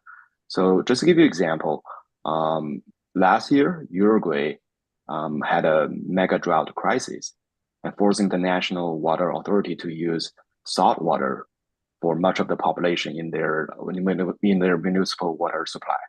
And at the same time, a big tech company announced a massive data center project in the country, which could further exhaust the already limited freshwater supplies. So I think this is a really good example to tell us that, to remind us that this environmental equity must be taken into account when we address the sustainability. So we developed some of the first equity-aware load shifting algorithms, but I think there definitely needs to be more research and more continued efforts from the entire industry to address this issue when we go for sustainability.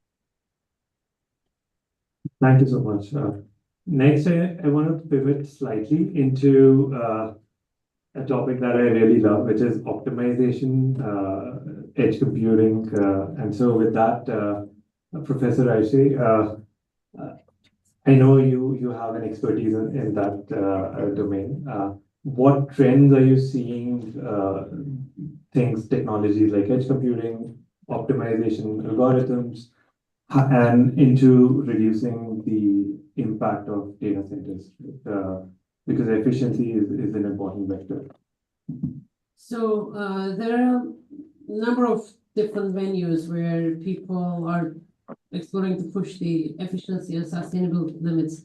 There's tremendous development for new AI hardware, which we didn't talk about much today, but like people are looking into new technologies. So I think we'll see some success stories, but it's going to take some time for these to become actual products. So there is a world beyond the GPUs basically to run complex workloads. And I'm talking about not just like 10%, 20%, like orders of magnitude higher efficiency. But it will be sometime before these are in the market. So that's one trend. You mentioned optimization. Optimization can mean many things, of course, but there's a variety of things happening in the data center space. A lot more, both in academia and industry, and the data center providers are looking into, can we automate more? Can we understand waste more? Because there's a lot of wasted compute cycles. It was mentioned earlier today. Can we at least cut that? Can we do more prediction to do better resource management? So this has been in the works, but now there's a lot more attention to it. As I talked about earlier, I'd like to think that there's also a lot more interest in this data center green energy optimization aspect. So that's another data center optimization, management infrastructure, or infrastructure management optimization is the second one. The third one is on the AI side.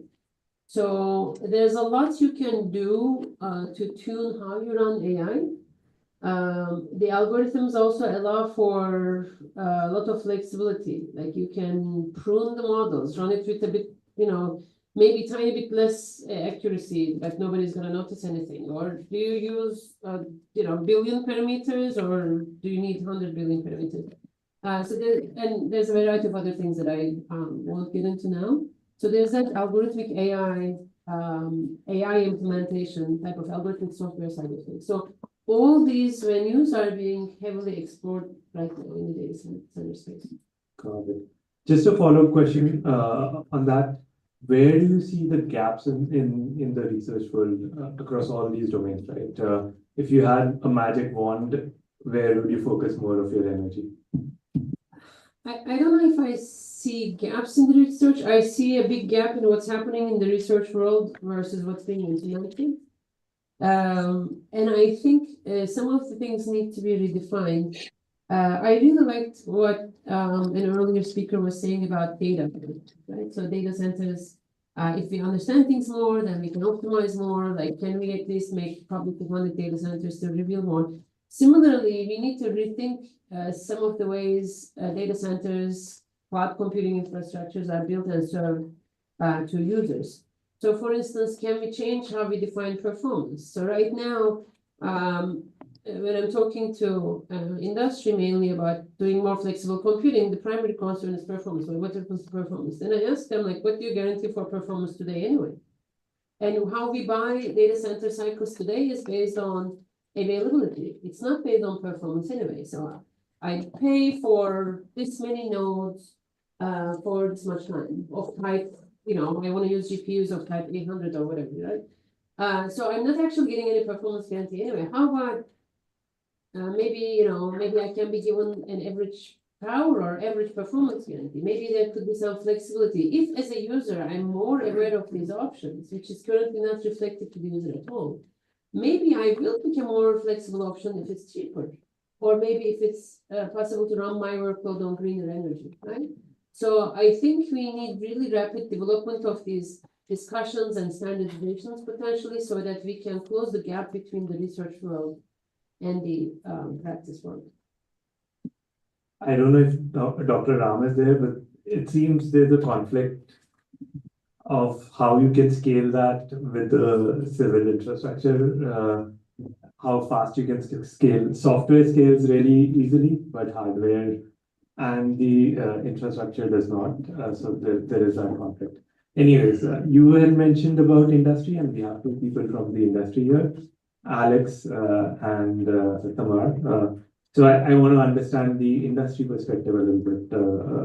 Right. So Tamar, my first question to you, and then Alex, a similar question there. IBM, like and Meta, for their own AI reasons, have been pushing a lot of sustainability computing solutions. Meta a little more on the software side, and then IBM a little more on the hardware side. What is the thinking about sustainability? Is it purely cost? Is there more nuanced implementations there? Tamar, if you can go first, and then we'll go with Alex after that. Yeah.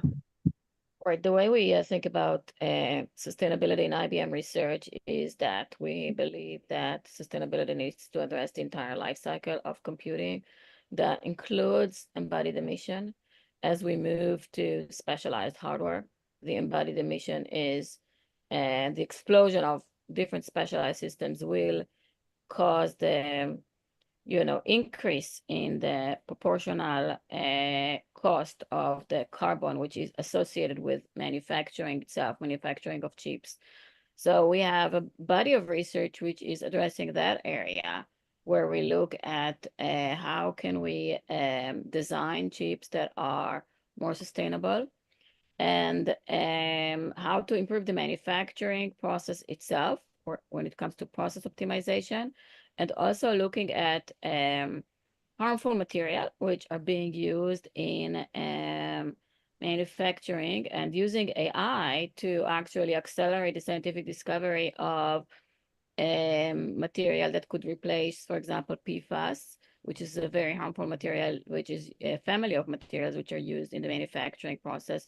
We actually have an NSF program that we're leading, NSF-funded program, which is called PFACT, that is really about how do we identify these harmful materials in products, and then how do we use AI to accelerate the scientific discovery of materials that can be substituting for it, and really looking at working with academia, working with nonprofit industry, and so on to accelerate that. So that's just one part, which is the embodied emission of systems. Now let's move to the operations side. So a big focus there on full stack optimization. We believe that specifically for AI, so a lot of focus on AI for obvious reasons, because AI is so hungry when it comes to energy. We need to look at systems. We need to look at model architecture. We need to look at how we train, how we do inference, and how do we manage the plurality of models on a plurality of different hardware systems in the most efficient way. So when it comes to that, looking at systems, we just released our AIU Spire, IBM AIU Spire, which is a chip that is designed right from the beginning with the purpose of optimizing AI workloads. So it's the design point is different. It's like a 75 watt TDP, and it really, the way we designed it, it really requires for some workloads when we do inference much less energy. So we have experiments that demonstrate a huge reduction in energy consumption for inference jobs with AIU. For example, we used AIU in our geospatial model, the foundation model for geospatial analysis that we did together with NASA. It was a collaboration with NASA. We ran the inference on AIUs, and we achieved a significant reduction in the, a significant increase in the number of frames which are processed per watt, which translates to a reduction in the energy which is required for each frame processing. That's in the system side, and then going up the platform, we believe heterogeneity is extremely important for sustainability. And that's because if you run everything on GPUs, most likely you're going to spend more energy than required. So you can gain a lot of efficiency if you match the job to the system and if you match the model to the system. So smaller models are different than larger models. We can use techniques such as GPU slicing, but we can also use different systems for different phases of the life cycle of the model. And this smart placement, first of all, the support for heterogeneous infrastructure, the support for it, which we're building into the Watson X platform, and the smart placement of models on systems, leveraging techniques such as GPU slicing or all sorts of different sharing that you can have on systems can also lead to significant reduction. And finally, when it comes to runtime, how we train, we are a very big proponents of open source. So we contributed multiple different innovative technologies to the PyTorch community that has to do with how we train, with optimizing parallelism, optimizing checkpointing, optimizing data loading, and then for inference, doing speculative decoding and techniques like that. All of these techniques really comes to having a more efficient AI, and more efficient AI is a more sustainable AI. And then moving up to the model architecture, like it's all about modularity. The problem with AI is that it's not amenable to modularity very easily. So, but there is a lot of research on that. So for example, things such as mixture of experts is a technique that we can use in the model architecture level to significantly reduce also the energy which is required for inference. So as I said, I mean, the entire life cycle is very important. Embodied emission, operational emission, but when it comes to operational emission, looking at full stack optimization, supporting heterogeneity by design, supporting principles such as don't always go for the biggest model. You can do with smaller model if it's trained on the data quality, on data that is high quality, and so on, looking at the entire stack. Wow, that's a lot of moving pieces. Curious, I mean, before going to Alex, how do you prioritize for impact across all these different layers? Assuming you don't have infinite resources, maybe you have. If you have that, then tell us that as well. And how do you measure progress along the way? A quick 2 minutes would be wonderful. That's a really good question. How to prioritize? So we prioritize according to. It's a very hard question.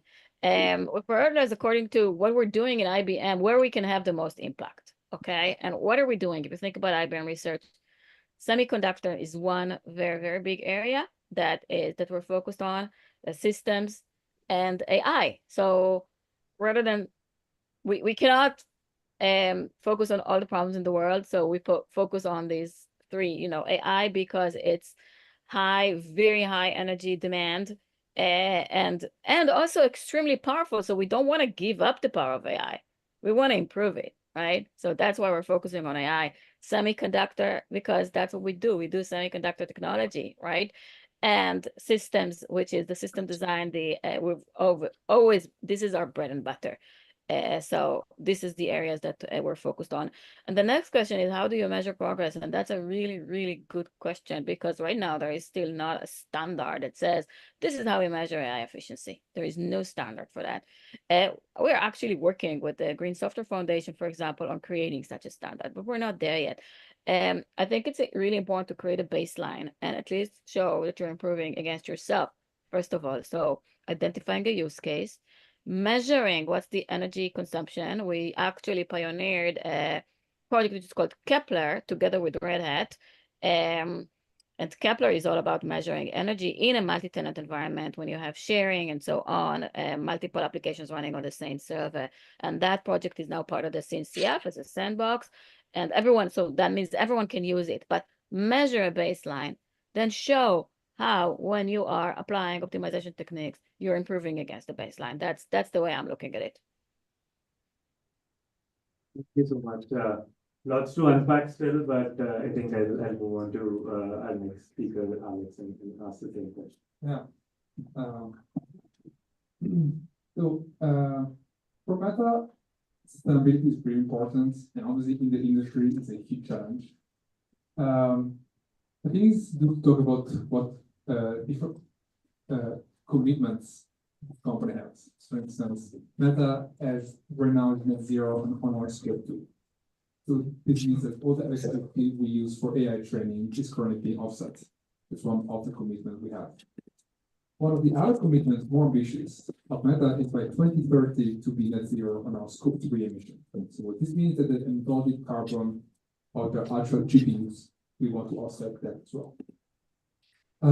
That being said, this is a really hard challenge, it's a really big challenge across the industry, and it's often a measurement and coordination challenge. Talking about something I feel unique about Meta and the space is that Meta really believes in open source. As you know, with Llama models that are really performant, and they're one of the few models that are open source. You can go today, read the code of the models, and not only the code, you can read the model card. And in the model card, it says how much CO2 it took to train that model. And that's something that we care a lot about. So that's something we aspire to do, but to keep ourselves honest is really hard. And even measuring how much CO2 exactly costed to train one of these models is really complex. One of the reasons is mostly the speed and the scale of the industry. How it feels like from the industry point of view, this is an AI race. Meta, Google, and other players are really trying to get there first.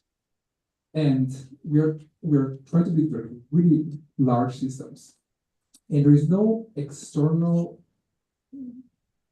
unified measurement system that is easy to plug in. Something that was mentioned by some other speakers before is around Google having location-based emission and market-based emission. Same thing that we have at Meta. These are two ways to measure the emissions.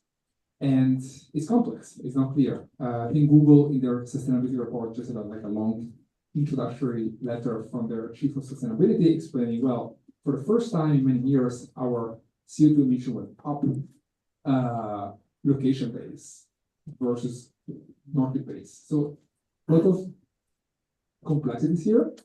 Putting some context in the room here. There's many experts, in academia, other part and policy. I think it's really helpful to have this conversation and have some more coordinated approach on measurement, on policy, that then the industry can take in and balance with the speed that we need to reach. Yeah. Thank you. Dr. Patience, you've been very patient. So thank you for standing up to your name. Here, let me help you here. Okay. What I've been seeing and hearing is green sustainability AI, and I've been touring Europe and the world a bit. I have a presentation called Net Zero Dreaming. Okay. Fossil fuels or darkness and hunger. And, it was kind of well received, sort of, but the idea is that computing is one, let's say, industry that's looking for green credits. Okay, now you're going to be competing with sustainable aviation. Same, so hey, okay, so guess what? Who's going to pay? Who's going to pay more? Now, the IEA, they said that we've got to get to net zero by 2050, and they got these targets that you've got to go, let's say we're 24, 26 gigatons of CO2 in 2025. Then we're supposed to go down to 24, by 2030, and it goes down to 9, 13, 9, 2, etc., all the way down. Well, what happened was, instead of going down to 23, it went up to 29. I don't know why, maybe it was you guys, right? Not pointing fingers, okay? So, I'm sorry, you guys, you're the problem. And it wasn't an equation, and then you're not even the problem now, you're gonna be way high. It's just like, now, where's that energy gonna come from? Well, look, I've done this, does anybody know how much oil per person is being used today? Like, how many liters of oil are you using? 2 liters, everybody, 2 liters a day, but it's 2 liters equivalent of carbon from coal and 2 liters of methane. Now, if you combine hydro, biomass, solar, wind, nuclear, how many liters per day does that represent right now? It's 1.5, okay? And the oil industry says they've got to invest $600 billion a year for the next 6 years to meet the demand. So the oil industry is saying, hey, we still need oil, you guys are still needing oil. And so, you know, what you're doing is fabulous, okay? It's absolutely essential, but you gotta use the AI to figure out how to reduce the demand. Sorry, it was a bit of a... No, I mean, that's the elephant in the room as well, right? We're all computing professionals, so in some sense, we don't want to talk about that as such. We say we want to be improving the efficiency, but not talk about or hope that the solutions for AI provide more impact than the current cost of it, right? But yeah, I mean, from your lens, and thank you for actually giving that perspective. Would you, in your ideal world, shut down the entire AI revolution? What would you like to have?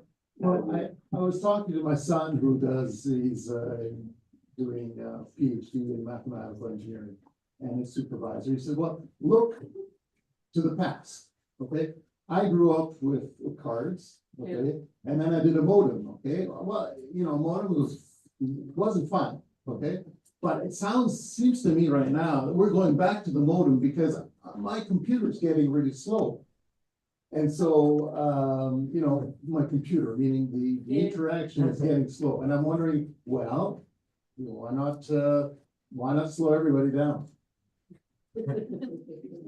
That's true. Yeah, I think I want to pivot a little bit and open up slightly more interesting conversation, especially around collaboration. We have some industry peers, we have academia. It's not often that we get to talk about that. So opening up to the academia people in the group in saying, what are the key challenges you see in collaborating with the industry? Wish lists or frictions would be great. So go ahead. I don't know online who is still available. Sorry, I see Tamar, but Ram and Shaule, are you still there? Can I make a wish? Yeah, for sure. Couple of things. First of all, I didn't do anything. No. So, but I mean, I think a couple of things. I think that there's this quote I like by Giovanni De Michele. He said once, computing is like potato chips. There's never enough. So I think it's hard to imagine that we compute less, but things should get a lot more efficient. I agree with that. Like our cell phones today would be the dream of a supercomputer a couple of decades ago, right? So it's like, but I mean, people were computing them, people are computing. So we'll always compute more. Safe to assume that even if we find more efficient ways to do AI. In terms of a wish list, to close gaps, to do disruptive improvements very quickly, I would love to have more playground, like getting the data center to commit resources to you, to the experimental stuff is not easy. I can buy cycles, sure. Everybody's happy, I get my cycles, the provider gets money. But that's not what I want. I want like dedicated, exclusive use of hardware where I can measure power, I can do my own system. So I don't want to just get a bunch of cycles in a HPC cluster or in the cloud. I want, and I don't have to have the entire data center. That would be cool, sure. And I think this is doable. Yeah, doing data center research is a hard thing in terms of the access to resources. So if you ask today machine learning guys, they will tell you also, give me more machine. Everybody's after resources. We went through this period of like hardware, storage, etc. being free. Now it's so not free. I don't know how many people are doing computational research here. But it's not just that, like I was saying, at least computational research is a matter of money. If you have the funds, you can buy some GPUs or pay somebody to rent the GPUs or CPUs, whatever. What I'm talking about is having access to on-site cluster with some control. So the more we can do that, the faster we'll be in closing penalties. On the wish list, something that's really needed, I feel, and I think something that Creating AI Institute is really good at, and thinking about sharing work, it's like they're writing this white paper to try to make a standard that can be used across company on how to measure what Creating AI mean. So how to measure what the quality, what the equity aspects, what the carbon aspects of AI training are. And having a standard that is accepted across companies is something that is really helpful for individual player in the industry. And that's one of the reasons we're here, because we think that that's very important. Any more perspectives, Tamar, Shaolin? Well, maybe I should mention something about equity. I took a taxi here from downtown, and there was a guy that was from Haiti, and he was saying that Haiti is not even a country now. Everybody's got a telephone, and that equity is how do you serve these populations without bankrupting them. We talk about equity here, but I mean there's equity around the world, and that's something that are you guys addressing that? Don't get me. Yeah, I mean, we both are from Meta, so maybe yes, maybe not. Tamar, do you have any thoughts on that? I think in terms of collaboration, one thing that I already mentioned, and I'm a big proponent of, is open source. I think open source really facilitates the collaboration. It's a model of collaboration because there is a process where the code is made available and it's a trustworthy process. There is transparency and so on. So in all of my experiences thus far, and that includes actually industry, collaborating with academia or with other industry. By the way, we worked on a lot of projects with Meta that went to the PyTorch community. This is a big enabler. Also, in terms of defining use cases and what is important to the industry, standards and so on. I already mentioned the Green Software Foundation as a vehicle to have these conversations. And so these are very important. Lastly, I just want to mention that in IBM research, we have collaboration with multiple different universities, specifically on AI and on green AI or sustainable AI. So there is a model of, even irrespectively of open source and so on, there is a model of where IBM research is working very, very closely with multiple different universities. Thanks. The other lens of collaboration is also cross-disciplinary. We talked about academia and industry. There's also within a data center, you need infrastructure, civil engineers, you need compute infrastructure, network, hardware, so many things, right? And there would be pain points across the board.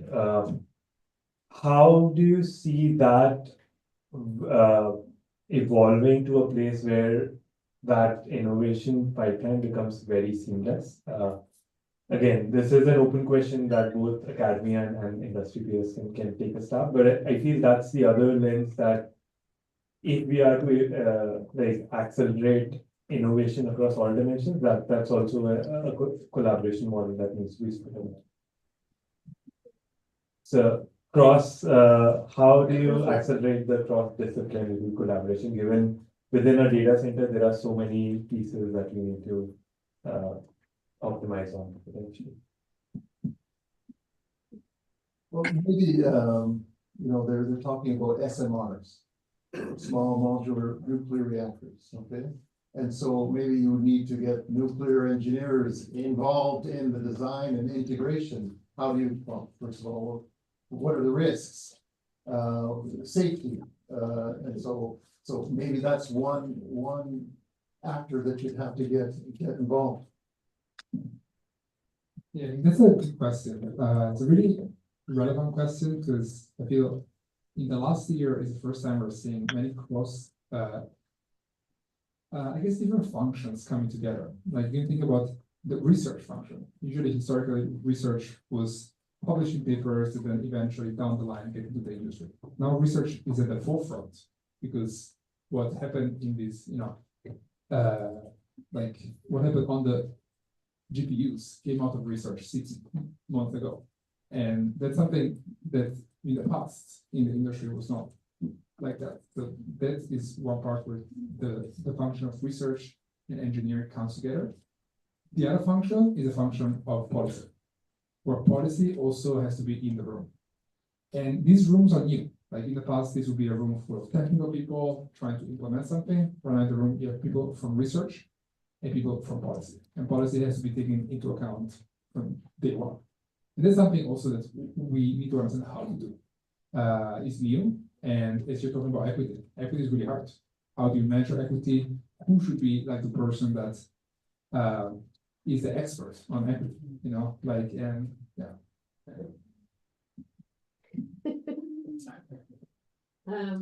So I'm helping organize a workshop. It's a national academics workshop in Washington, D.C. in 2 weeks, actually. It's free to attend online. I think probably the in-person registration, but you can check it out. It's AI, electricity, and data centers. The topic is that. The title is a bit different, but anyway. So the purpose was, for instance, to put people in the same room from computing industry, academia, policy, ethics, grid people. And this is really a very diverse problem, and you need to get different people in the room. So typically computing people traditionally don't talk to power grid people, or you don't talk to law and ethics people. So right, but we need more of these discussions in venues like this. This is one of the reasons I like it so much. And to maybe consortiums for data sharing, for standardization, like we need a lot more of these cross-disciplinary options. I think otherwise things develop in silos, and then the equity, going back to the equity issue, if we let only the big players shape how things are going to look, then it might be maybe not beneficial for everybody, right? So I think so I was thinking about this, for instance, in the just simple context of hyperscaler versus a small data center, or small modular reactor versus a wind power data center. So these have very different costs, right? So can I build a hyperscaler? No, right?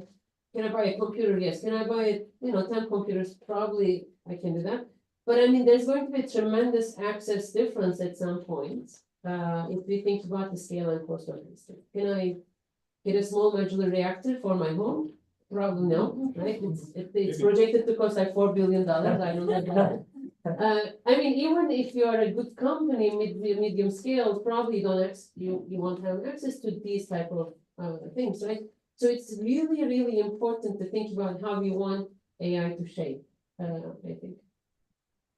I think the MIT has the energy initiative, and Bill Green is leading that. And so I was at a meeting with Total, and he was, pitching why would Total be in the energy initiative. We also talked with Hydro-Quebec. Why would Hydro-Quebec want to be in the MIT energy initiative? Well, there are reasons. And so the consortium is you pay $200,000, you get the government, you get the players involved. And then you do research. So, I mean, it seems to me that it's a pressing need that you guys have such an initiative. Yeah, and thank you, Green AI, for actually facilitating some of it. So it's amazing. I also wanted to give Dr. Shaolin, if he's on the call still, a moment to speak, because just you're not on the screen, so we haven't forgotten you by any means. So yeah, if you have any thoughts on it. I would like to add that this misalignment of the incentives across different group of people or teams. So we all agree that sustainability is very important, but to achieve that, in practice, we do have some misalignment of the incentives. If you talk to even different teams within the company, maybe the production team, they prioritize the system stability, performance over energy consumption and sustainability. If you talk to the data center operation team, they might want to, their priority might be just keep the data center uptime, while reducing the energy seems to be a secondary concern for them. So, and also even for data centers, we have a different type of data center, including hyperscalers and also many co-location data centers. Actually, in the US and also across the globe, most data centers are co-location data centers that are rented out to different organizations, different companies. So these two types of data center have very different ways to manage. If you have a hyperscaler, it's relatively easier because it's just a single company like big tech or whatever organization that is running both the non-IT infrastructure and also the servers. But when we talk about most co-location data center, they are managed by their facility, non-IT infrastructure like the cooling, power is managed by one entity, which is the data center operator. But the servers are just run by individual companies or corporations. So so when we apply the incentive to hyperscalers, we cannot really do the same way to co-locations, even though we have a lot of co-locations in the world. So because these servers and non-IT infrastructures are just managed separately, and who are we offering the incentive to? Should we offer the incentive to the facility operator or to the server operator? Because they all have a collaborative role in achieving sustainability, but it's really hard to clearly see who is contributing and by how much. So I think this creates some misalignment of the incentives in the data center, especially in co-location data center. And within the same company, as I said, we also have the similar issues. So I think having this alignment of the incentives across all different sectors is very important and crucial to achieve sustainability.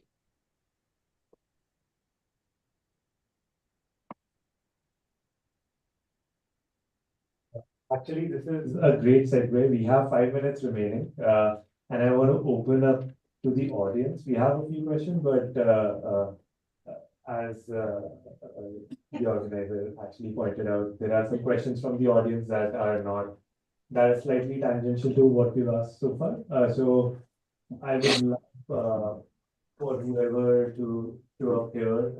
We don't have a running mic right now.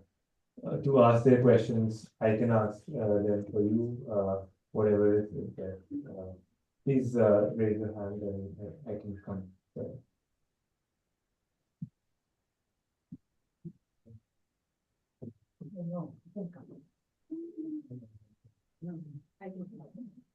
So I have a question for the academics as well as the industry folks.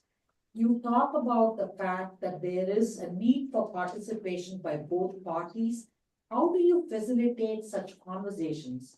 Because these kinds of things are just now happening in the US in terms of these so-called convergence grants.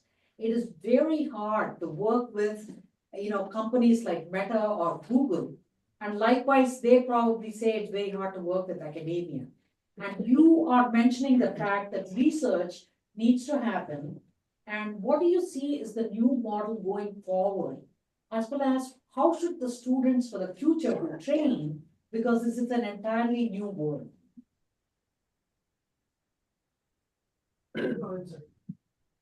There's something called the Particle Technology Forum.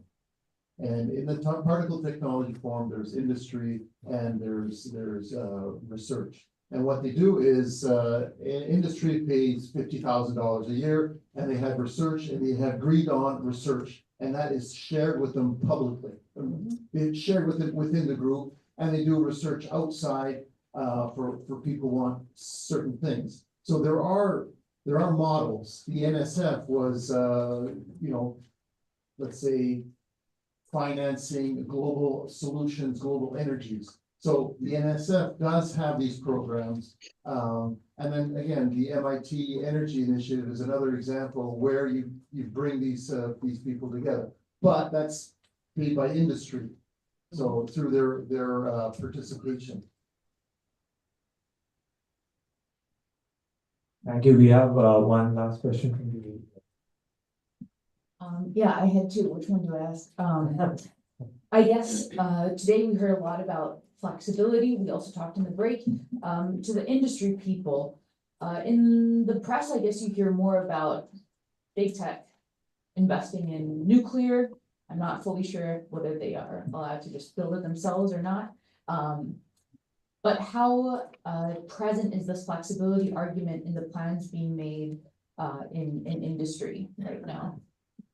I hope that's roughly clear. Actually, what do you mean by how present the flexibility is? Yeah, so for you, how much are you considering powering AI by renewables and leveraging like this flexibility that we've heard about today versus just powering AI through 24/7 nuclear? Yeah, just time check. You've got half a minute to answer because we have one last question after this. Yeah, it's a hard question. I think there is not much. And there is not much mostly because of competition. Not much. What? There is not much flexibility in the computing because of competition. What there is though, there is a lot of willing to experiment and lots of willing to try alternatives that if they are on par with what's happening at the moment, that there's lots of money, there's a lot of time to try those things out. But for instance, on the 24/7, like we often talk about time shifting. That's really hard to implement. Say, okay, I'm gonna stop the training, at night because there's not much solar. That's sort of time. Sorry. Yes.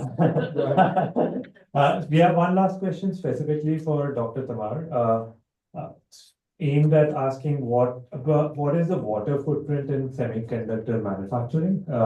Can quickly answer that. That would be wonderful. Came in from the audience.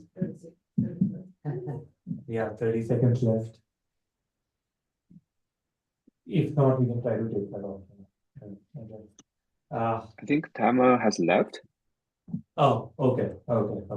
But I can just quickly add for the water footprint in semiconductor industry. So yeah, we need water for etching, for cleaning and rinsing the wafers to prevent contamination.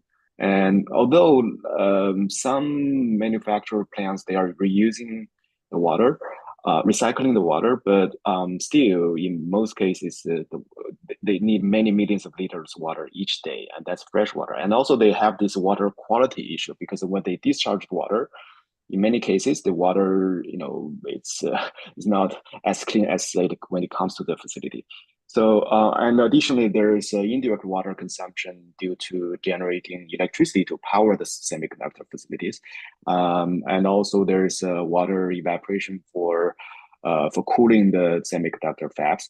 So overall, we have both blue water consumption and also gray water consumption, and also this water quality issue. So it's a lot complicated. Thank you so much. Thank you so much, all the panel members, for such a wonderful discussion. Really interacting with the morning session and having in-person and virtual experts who talk about the questions in depth has been really enlightening. So thank you so much for your participation. Thank you so much. Cheers. I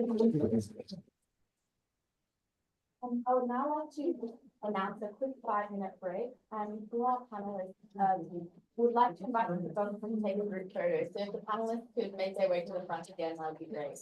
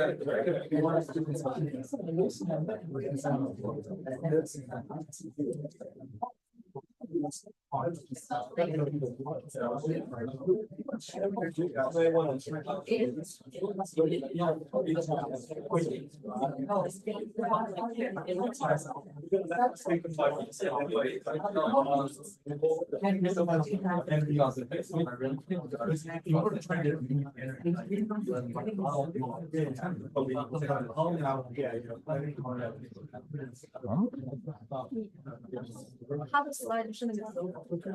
Oh, where's the clicker? Huh? Oh, it's.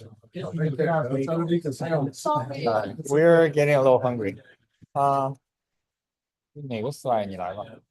This one.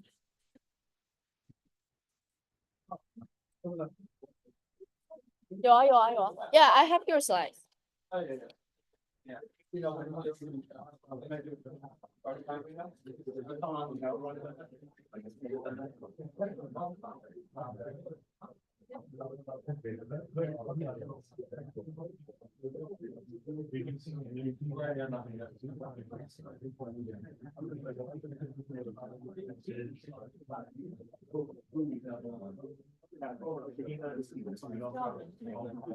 不用，应该是不用，至少下一个 section 不用。对，还没到 panel 2，下一个是 case study。panel 2是 right after 这个东西。Wait， let me see。可以问一下 Cassie。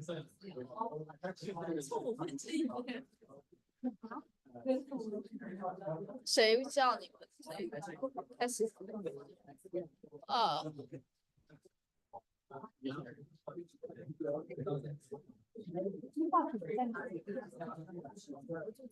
I do not know. 试一下 clicker。I'm sorry， 我现在没有办法跟你说话。OK。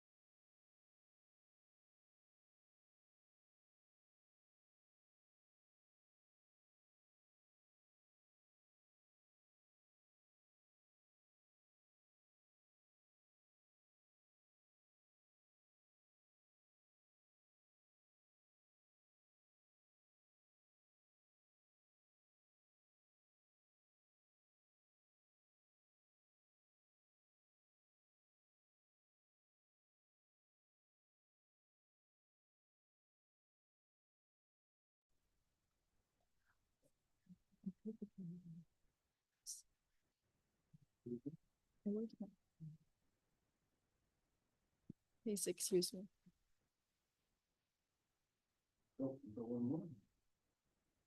Okay, so we're just gonna jump right into the water here, and without life jackets for sure. So this was just 3 weeks ago. Okay? Helene, Milton, Kirk, Leslie. Thank goodness the jet stream coming over North America dipped really low and pushed those two storms away. Bermuda has not been having fun this last couple of hurricane seasons. They've been getting blasted. Helene, that's the storm that created a lot of damage on St. Pete Beach. This was flooding. Milton was within 10 days later, that was wind. And a lot of that reason, the reason. So this right here.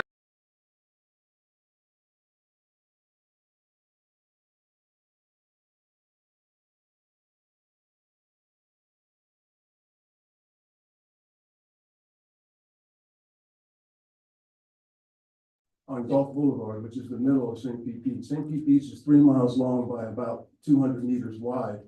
And I had 2 feet of water in my living room and kitchen. My neighbors had over 4 feet of water in their households. It's a total mess. It doesn't look quite like the pictures we see of the Gaza Strip, but it's pretty close. So yeah, it's something that we've been dealing with this past couple of seasons. You're going to hear about this term rapid intensification, and that's what's been happening with these storms, and there's a reason for that. So this is a graphic of the 2 storms, Hilton, Helene, and Milton. This data is put out by a group funded by the U.S. Army Corps of Engineers called the Coastal Data Information Program, and they sit out at Scripps Institute of Oceanography. And so the maximum wave height of Helene was 62 feet, and that was just west of Tampa Bay. The maximum wave height of Milton when it came across the bay was almost 60 feet. So these type of wave heights do exist. Not often, but they do exist. And these are 2 examples of 2 storms that were predicted to go in a certain track, but they didn't follow the forecast. And if you look at Hurricane Ian in 2022, Hurricane Ian was supposed to come right down the mouth of Tampa Bay at a Cat 5. But just south of the bay, right around Fort Myers, it did a wobble and it did a 90-degree turn east. And the problem with that is none of the people in Fort Myers, which was the direct hit, that they did not evacuate. And a lot of those people died because a Cat 4 hit them right on the beach. This is Hurricane Otis out in Mexico off of Acapulco.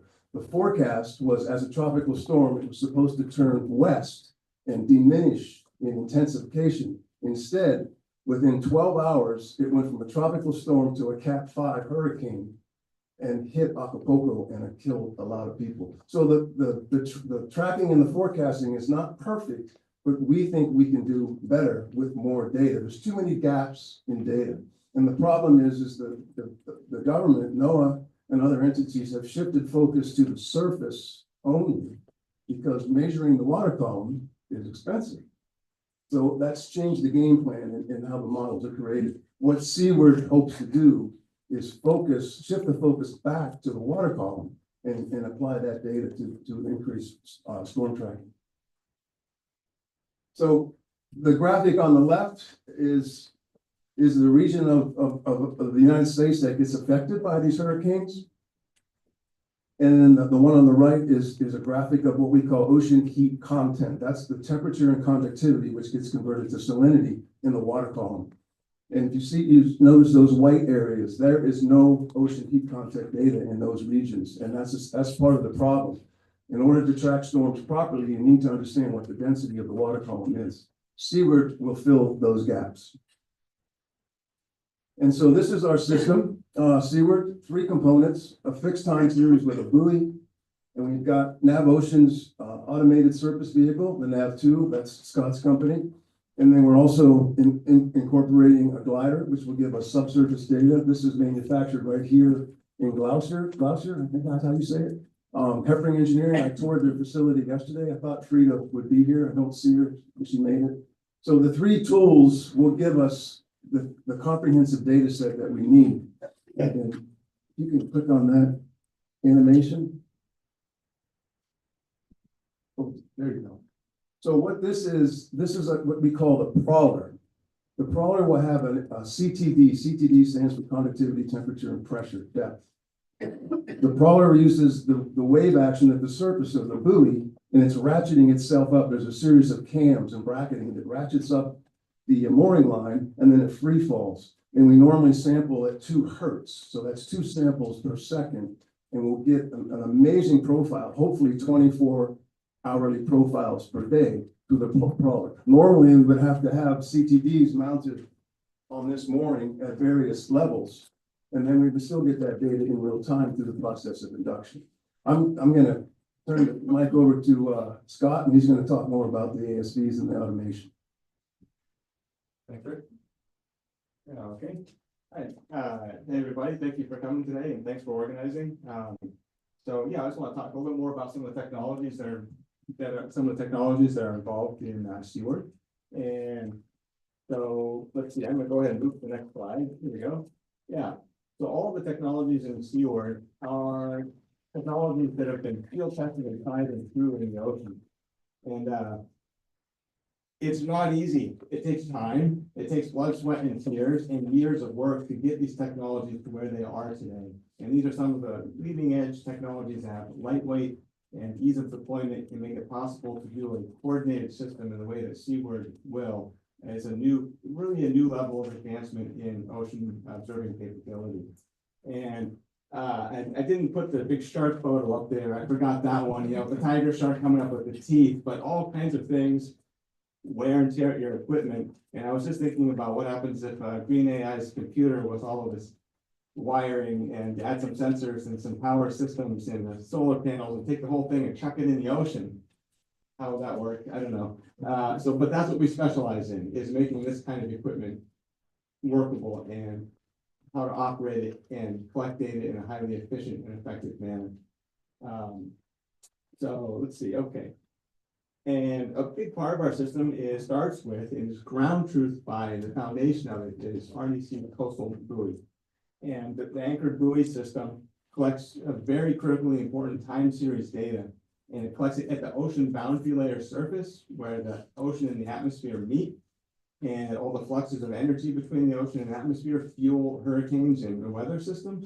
And it also collects data below the surface using the crawler, which was in the animation, and that gets the conductivity depth, temperature depth profile. So now we can relate the surface measurements to what's going on underneath and put the whole picture together. And so the stationary time series are also very important to track trends in one location, and that feeds modeling capabilities, and modeling can do a lot with that data. Okay, this advances very easily. The next one here, these are the mobile components of our Seaward system. So not only do we have the stationary time series that about the ground truths and everything, but we also have the mobile capacity provided by a very small autonomous surface vehicle, which is sail and solar powered. And 1 or 2 people can launch it easily and land it easily. And it can go out on the ocean for up to weeks to months at a time. And also the Heffring glider, which you can see there, 1 person launching it very easily off the back of a boat. This is a new level and refinement of this kind of technology that is absolutely extraordinary. I wish I had the time to explain all the details. But back in the day, So 24 years ago. Yeah, I have a little bit of gray here, you know. At the University of Washington, Charlie Erickson was developing one of the very first glider technologies, and we had envisioned a surface counterpart to that would work in collaboration with the underwater glider, and then the surface counterpart being the autonomous sailboat, and the two together would collect this amazing data set. And it takes a long time, like I said, to develop technology. So fast forward, life happens years later. Now we have this ready to go, and very, very amazingly, also met Rick Cole and have his buoy systems all combined into one system. So let's see. Yeah, so the mobility provides some really awesome characteristics. We can not only get the time series, but we can also do adaptive data collection and focus our data collection as data is coming in at mission control. We see different kinds of anomalies in the data and interesting data come in. And now we can actually tell the autonomous sailboat or the gliders, underwater gliders, also mobile, to change their waypoint plan on the fly and change their grid pattern, change their survey pattern, and increase density or otherwise examine features that are anomaly. So this is an example on Lake Okeechobee in Florida, a very large lake. We did a study recently there over the course of a year. And you can see up on the right, we were doing this large triangular pattern. And we found some very interesting data start to come in on our oxygen sensor. And so we were able to send the boat back and find out whether or not that was just an anomaly or something else. And it turns out there was a very active algae bloom growing in that area. And so that large feature in the lake, something that we were able to track and examine over time. And now we want to apply those techniques to the weather forecasting type of data that we want to collect off the west coast of Florida.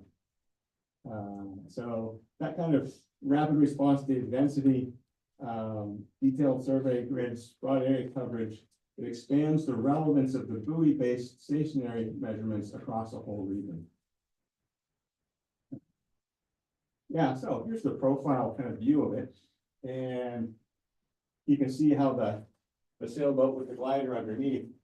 And the glider, if you don't know gliders, unbelievable. They're amazing. They use buoyancy-driven propulsion. So when they're at the surface, they have an internal buoyancy engine that changes their buoyancy.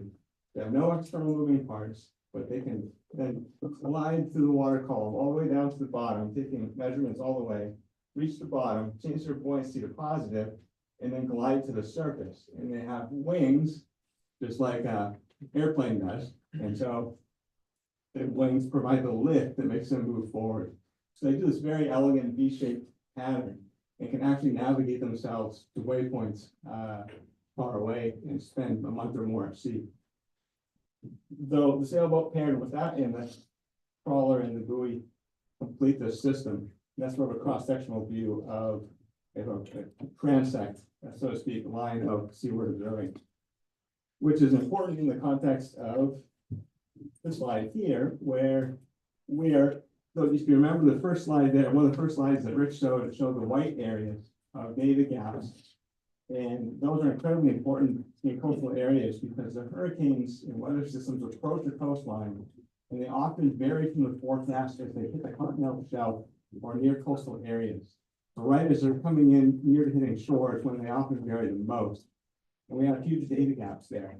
So this is our proposed system for the West Florida shelf, which will have 5 different transect lines, and we'll be able to collect a comprehensive detailed data all across that shelf there. And one of the really exciting things with that is that we'll be able to take that data, and now with the advent of the new artificial intelligence and machine learning capabilities coming online more and more all the time, that opens up new avenues for using that kind of data and to find the non-linear and otherwise unknown characteristics of hurricanes and hurricane forecasts so that we can prevent the big misses that have been happening in the hurricane forecast. Before I pass it on to Tim, I just wanted to mention, I really appreciate this as a student organized event. You guys are awesome. You are the future of society and it's your future too. So we are just beginning to see the start of the baby-sized impacts of climate change on weather disruption. It's just beginning. 24 years ago, we started developing these technology ideas, it was just a theoretical idea. We're starting to feel that now, and those impacts are going to get a whole heck of a lot more as we go forward. So with that in mind, I want to pass the torch to Tim Mulvaney, who is developing a machine learning pipeline for our data. So I'm Tim Mulvaney. My background is civil engineering, or more specifically, coastal modeling. So I was trying to predict future wave heights and overtopping at extreme events across the UK. And then I've also got some background in machine learning as well, based on my personal interest within AI. And that's when I came across Scott and Rick and what they were trying to achieve with a high resolution density data system. And so I got involved in terms of machine learning side of the team, and that's what I'm going to talk a little bit about today. So as a lot of people have talked about today, machine learning models are very dependent on their input data. And that's true for coastal models as well. So having high resolution data is extremely important. And as Rick touched upon, there's a real lack of data in the West Florida continental shelf. And the data that is available is very dispersed, meaning that hurricanes often pass through these wave buoys while being undetected. Also, the incorrect parameters are being collected. A lot of these very few systems that are there are collecting the wrong parameters, such as conductivity and temperature at different depths of the ocean. And these are critical for understanding how hurricanes are forming, how they're intensifying, and how they're moving. And this is an issue that's been highly identified within academic research, with many papers stating that a limitation in situ data is the reason why there's a limitation in a lot of their models, and this requires them to synthesize data or oversample their ground truth data, which obviously has an impact on the accuracy of their machine learning models. So what do we think a high density data system, the benefits that will have? Well, firstly, in terms of the short-term hurricane identification, we think that will help with short-term resilience, so providing aid, evacuation orders, and providing defensive methods, such as sandbags. In terms of the longer-term machine learning, we think that will help make more efficient allocation of resources, so we can find out the high-risk areas and maybe build some more heavy engineering structures, such as breakwaters and seawalls, and maybe even work out where better to place our unnecessary critical infrastructure, such as data centers. So this is our machine learning pipeline, as you can see here. So our next generation seaward systems process data offshore. This is then sent to our data centers, and this is augmented with data from open sources such as NOAA and satellite imagery. We then do some feature extraction, maybe to find patterns in our data, such as doing Fourier transform to find cyclical patterns. In terms of the models we use convolutional neural networks for our gridded data, such as maps of sea surface temperatures. And for our supervised learning, we do random forest for non-linear relationships, such as between temperature and salinity. For our out-of-model testing, we use the last 20% of our time series data as our holdout set. And then we evaluate our models based on their forward prediction accuracy. For our visualizations, we do heat maps of the actual versus predicted hurricane paths, and also do time series plots for our temperature and wind speed data. In terms of optimizing our models, we do ensemble methods, so combining the predictive power models together so that we benefit from their different strengths. So what services do our team actually able to provide? So obviously we're able to provide our high density data systems, but we're also able to provide expert reports. So we're validating hurricane forecasts, and that allows us to assess the risk based on hurricanes intensifying or moving in different directions from what was originally predicted. We also produce custom data analytics and weather predictions, and so we're able to, for ocean and coastal processes, we're able to analyze the risk that's associated with those for communities and organizations. And finally, from me, although our current aim is expanding our West Florida continental shelf system, we do see ourselves as expanding across the world to areas where communities are devastated by the effects of hurricanes. And I'm going to pass back to Rick for our closing remarks. Thank you, Tim. Thank you, Scott. Yeah, just to reiterate, Seaward is not just Florida. Seaward will become an international system. We've been recently contacted by the country of Bangladesh. Bangladesh has one of the most serious sea level rise issues on the planet, and they want an array off of their coastline as soon as possible, but it doesn't happen overnight. So there's a lot of different countries that are interested in this system, and they want data. So in watching in this morning's discussion, which I thought was absolutely fantastic, and seeing the video on revolution versus destruction, Seaward chooses revolution. Our goal is to revolutionize ocean observing into ocean weather monitoring, and we know we can do it. It's going to take a lot of help. It's going to take a lot of work. It's going to take a lot of funding. I was asked in an interview earlier, what's the #1 issue around working offshore? And the answer is funding. So all it takes is funds, and you can do whatever you want. So in closing, our white paper is just now gone public. It's available online, I believe. So, and you can also get a picture of the QR code. This explains the system in fairly good detail. I think we get a good grasp of what we're trying to do by reading that paper. And before we walk away, I have to, since I have a room full of AI interested folks, next April will be AI for Oceans. It's being sponsored in India by the Marine Technology Society. I chair the Florida section of MTS. We are collaborating with the scientists and engineers in Chennai on a large meeting around AI and oceans. This will be the first time that this has occurred to my knowledge, outside of this meeting. So the whole AI machine learning thing has entered into the discussion around ocean observing, and it's happening very, very quickly. And I think it's going to continue to happen. So on that note, we all thank you for the time. We're glad we were able to support this meeting, and we appreciate the time, and it's great meeting all of you. Thank you.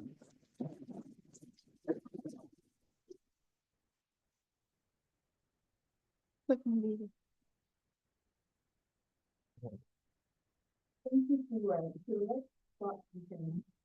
I would now like to introduce Faculty Professor Kinchi Gopal, who will be moderating our second panel on AI-driven solutions for sustainable development. And she'll be introducing the panelists. Ready to shape the future. She does.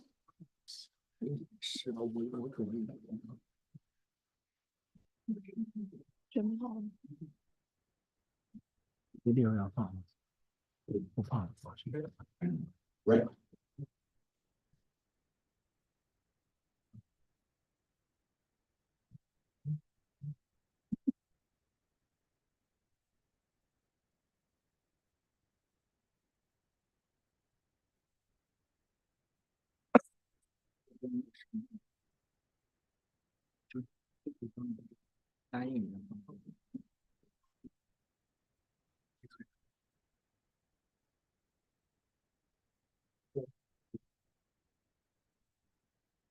I'm going to move the camera, the panel. Okay, we'll get started here.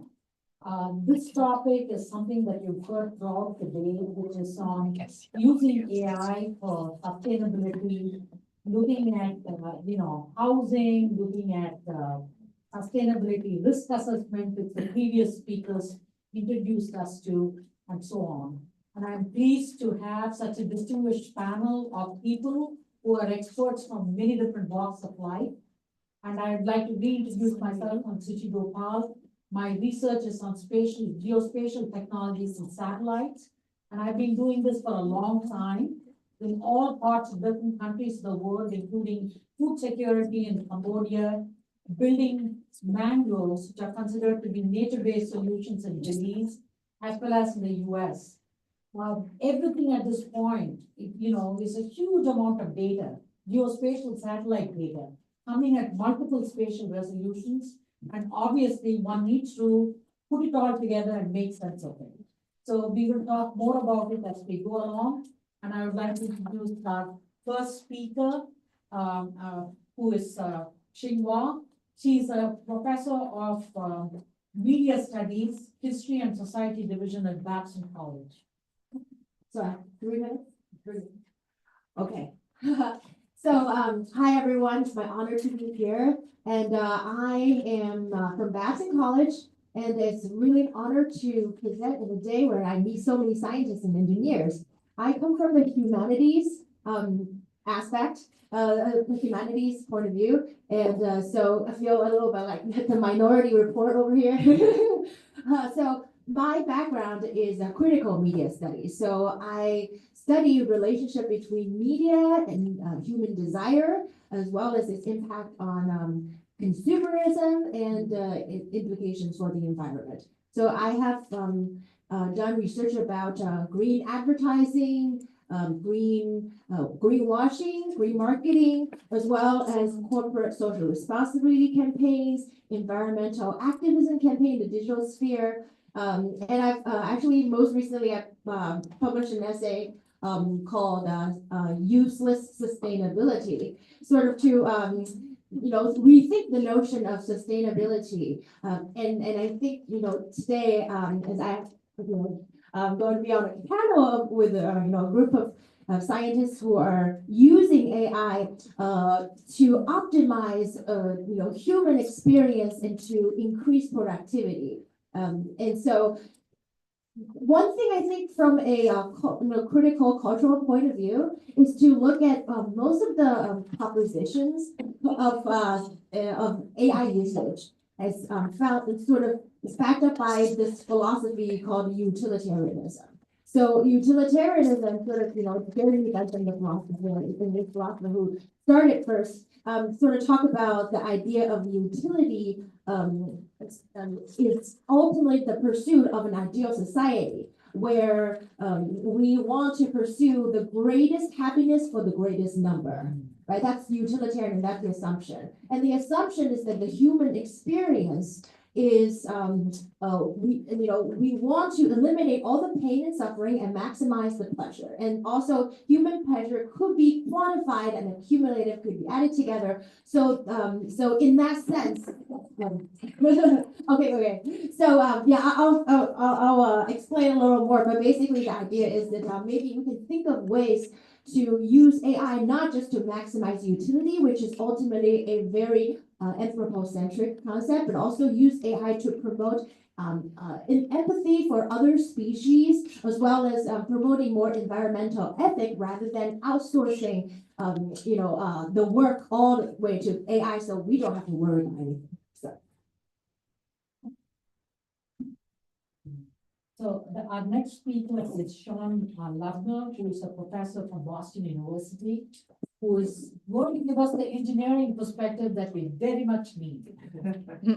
Thank you. Yeah, so my name is Sean Lavner, and so my research, our group focuses on taking a fundamental understanding of how energy transports, converts, interacts at the nanoscale, and then building up from that, how that understanding can be used to create both new materials and new systems and devices with a focused application towards sustainability, renewable energy, and those goals. And so I'll be talking more about that, and I think it's a very interesting panel with good diverse views. And I'll say it's given me a sort of dual relationship to machine learning and AI, because it's both become a phenomenally powerful tool for our research to help accelerate us discover new materials and really address these huge problems. But it's also increasingly showing up as one of the larger causes of the need for these solutions. So that's, I think, an interesting platform to investigate. So our next speaker here is Dr. Eric Fang, who is sort of coming from the world of architecture. So, and he does a lot of interesting work on actual applications. Appreciate the work. Sort of architecture. I lead the planning and urban design practice at Perkins Eastman. We're an international design firm, about 20 offices throughout the globe, and a very diverse practice. We do everything from hospitals to housing, schools to hotels and labs, and then all sorts of different scales from ranging from workplace environments to city scale, district scale, regional scale, which is where I kind of focus, on an architect. So it is kind of sort of. One thing I wanted to say is I wanted to, as a former student organizer of a conference, kind of like this, many years ago, just up the street at the Graduate School of Design, I just wanted to say, and take my hat off to the student organizers here at this conference. I think you've done a great job, and I'm so privileged to be here with this fascinating conversation. So, yeah, I shouldn't take away from my time. So anyway, we use, I guess I'm here just to provide some perspective. I'm not an AI expert, but on how we apply technology currently and where we think it's going. Right now, I think that we're using it on climate adaptation, both climate adaptation more at the urban scale, which is what I do on waterfronts, coastal resilience, really understanding what, how to adapt to these changing conditions, places like Florida, Jersey Shore, elsewhere. And then climate mitigation, which is how to keep the problem from getting worse, which is what people call sustainability, green architecture. So using it primarily for optimizing performance, the energy envelope. I think as the grid is kind of decarbonizing, electrifying, a lot of the attention now is toward embodied carbon and using AI to get much more precise and more interactive modeling around embodied carbon. All this stuff is available anyway right now, but in a much more interactive way. So allow us designers to do this kind of real time. At the building scale, we're also looking at not just materials and energy, but also water, and that's a big focus of our work as well. And then at the district scale, we're using that also in the smart cities capacity to look at how to better manage utilities, transportation, water, and as well. So the next speaker is Aidan Reagan, who is the partner in Restored Living, and he's going to talk about affordable housing. So Aidan, welcome. Thank you, Suchi. And thank you, Green AI, for having us. So yeah, we are Restored Living, a startup working on lowering the cost of housing. We're targeting rural areas, trying to rethink how housing is traditionally constructed, which is really in rural areas. If you look at zoning and what's allowed and what's popular, it's a lot of 1 acre plots with single family houses. That is really all the supply is right now. We're looking to change that a little bit, targeting both first-time home buyers and downsizing elders in lowering the housing footprint, and then kind of bringing that together. And just so you have a 30-acre parcel in a rural area, we're looking to condense that. So building that same density, 1 acre per house, but instead we're building on 10 acres, and that allows another 20 acres to do what we want with. And what we've been looking into is kind of interesting ways of producing either small scale agriculture, gardens, leisure space, and really trying to rethink how living works. So in reducing the square footage of the house, kind of bringing people outdoors and having a kind of a oasis in which they can collaborate with their neighbors. And then we've also been seeing that some permaculture folks on the team that I'm working with some impressive ideas about tree nurseries, other ways of monetizing some of these natural assets. So we're really looking to keep these houses affordable in terms of a sale price, but what we're seeing is a lot of asset and kind of appreciation comes from some of this more natural structures. So these trees takes about 20-30 years to appreciate, but then you have something that's really valuable there. So in a problem that was initially just cost savings of lowering the house square footage, we found a lot of solutions that we think could be a lot more promising than just housing costs. So bringing people together in terms of community, spending more time in nature. And as far as AI, when that comes into the question, again, not really an expert, but trying to see what kind of tools are out there. In a lot of these rural towns, all of the zoning and all the bylaws are really varying even one town over. So we've been looking at AI to kind of, get a head start in figuring out what that zoning talks with, kind of teaching it what we look for, what we're looking for in an ideal kind of conservation development some of the zoning wordage, and it kind of goes through there, gives us a head start. We of course have to double check it and make sure it works, make sure it's telling the truth, but that's a good start there. We're doing fully offsite modular construction, so our partner Reframe Systems has a lot of AI robotics that they've been looking into. And then, yeah, then I think, we're looking for our first property now. So once we get a village going, then we're looking into, smart home, Internet of Things, trying to kind of see how AI can help with that. So it's gonna go. So I have like a series of questions to ask each of the discussants here. And we will have room for the audience to ask questions, because this is about sustainability and living and more to do with that than AI. So please, we will leave some time aside and for you to ask questions. So the first question is on the philosophy. We've sort of heard a lot about AI and ethics, but we haven't heard the connections between AI and philosophy. So the question of, what does philosophy have to do with AI? What are the underpinnings? Because right now we are mentioning more about efficiency and what can we get out of AI. We're never talking about happiness or things that all the Hollywood movies are showing us about AI. So I'm going to let you sort of talk about, the philosophical underpinnings of what you think ought to happen. Great. In my class, in my media studies class, I started a discussion about AI with my students by asking them what are the impressions of AI that you're getting from Hollywood films.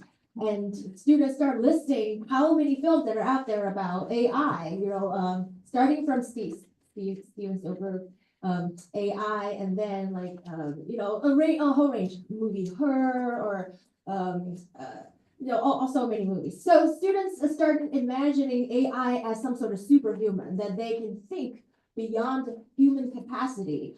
Also the concept of singularity, right? We are saying that one day computers will be so much smarter than us, they don't need us anymore, they will ditch us, somehow get off some of their own subjectivity, and then just depart.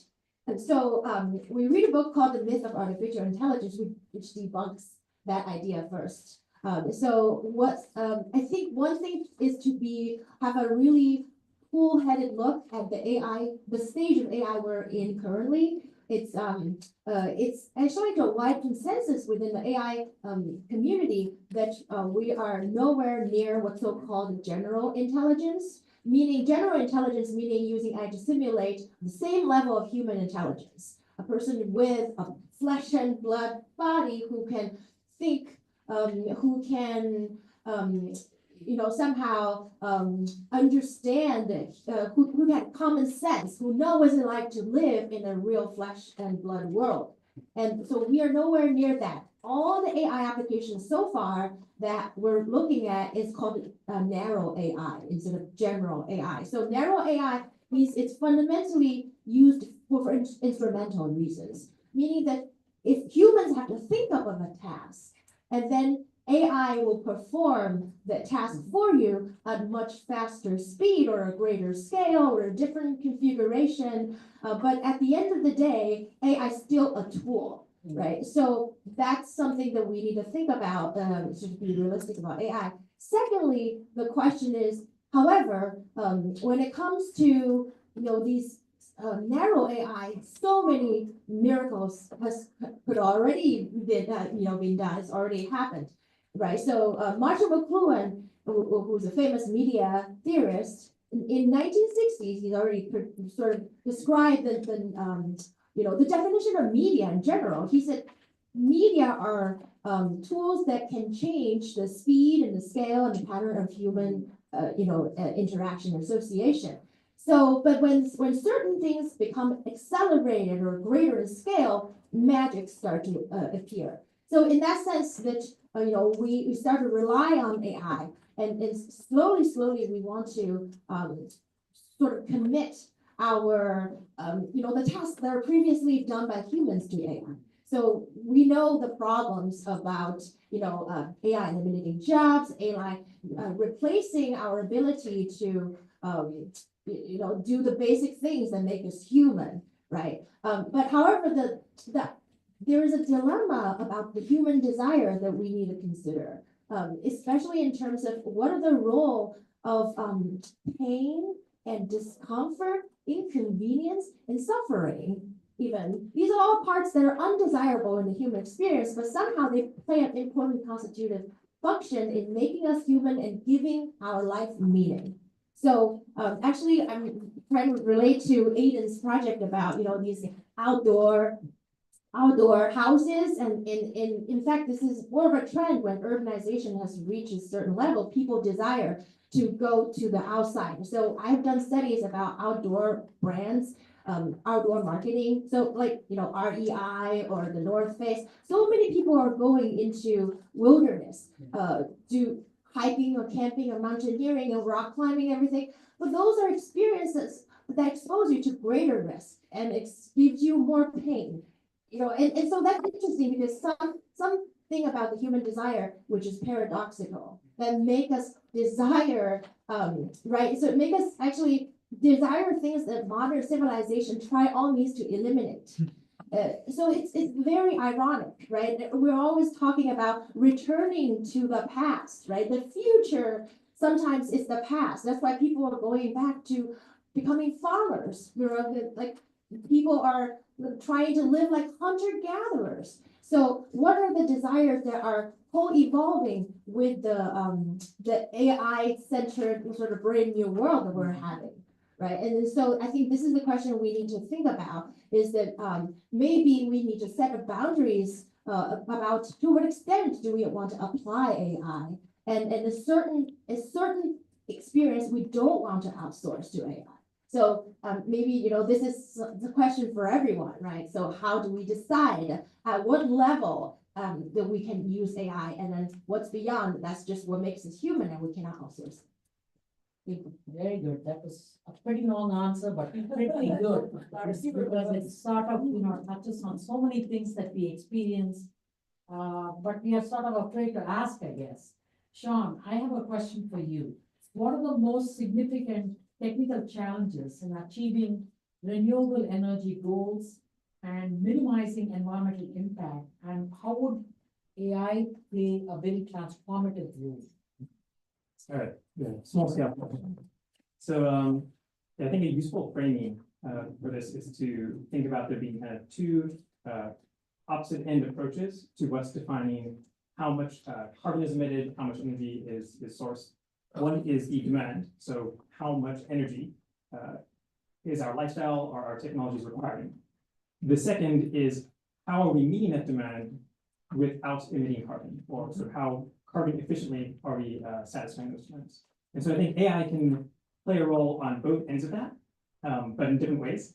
So in terms of how much demand there is, we've already actually heard earlier in the day from some really exciting developments where you can use AI to better optimize essentially the logistics of what resources you're using to accomplish different tasks. So efficient use of those resources, so you're not actually demanding more energy to do the same work.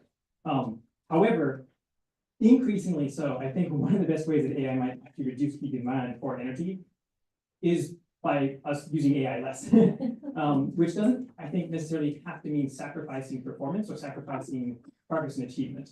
I think that you can accomplish some amazing things with huge models and, essentially sheer brute force, and computers compute things very quickly. So they're very good at brute force. And there are some tests I think that need that. But I think that's become a default mindset, and we might want to adjust some of the incentives to go back to efficient algorithms or more judicious use of computational resources there. And then on the satisfying the energy supply, there are, well, to take the US, for example, right now, the large majority of our energy is still coming from fossil fuels. Even though we have fantastic solar panels, we have really good wind turbines.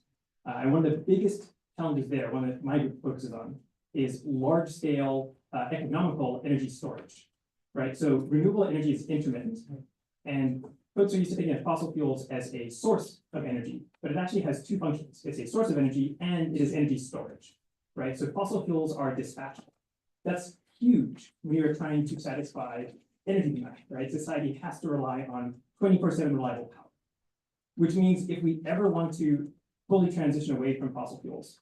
No matter how good our renewable energy harvesting technologies are, no matter how efficient they are, if we don't have a way to store that energy economically, because it has to satisfy market demands as well, we won't be able to do this. So we're looking at actually high temperature thermal energy storage, so materials up to about 2000 degrees Celsius, which is a fun engineering challenge. We need to co-optimize thermal properties, electrical properties, mechanical properties. But there are other groups looking at other approaches, and I really think this is a case where there is no silver bullet. We want people to look at various different approaches.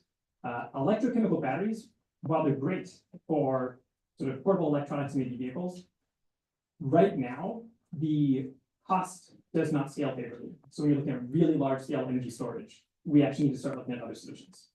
There's also maybe some concerns about just abundance of materials. So that's kind of one large snapshot. I'll briefly say also, in addition to reducing energy demand and satisfying it with fewer emissions, even if we perfect that, if we ace the test there, we'll still need to actively remove a significant amount of carbon from the atmosphere. So my group also looks at carbon capture.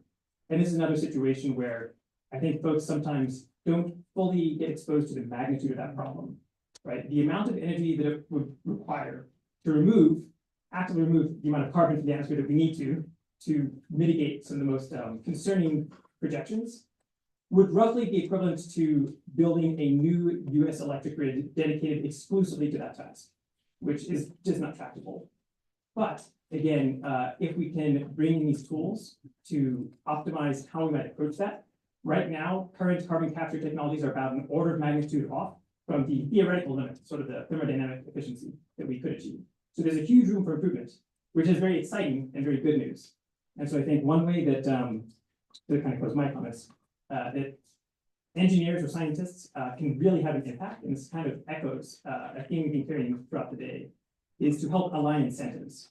And in this case, what I mean by that is, as an engineer or a scientist, you can create a technology that is helping the environment and also is profitable. So you can naturally align economic incentives with what we need to have happen, and then you don't have to rely exclusively on altruism.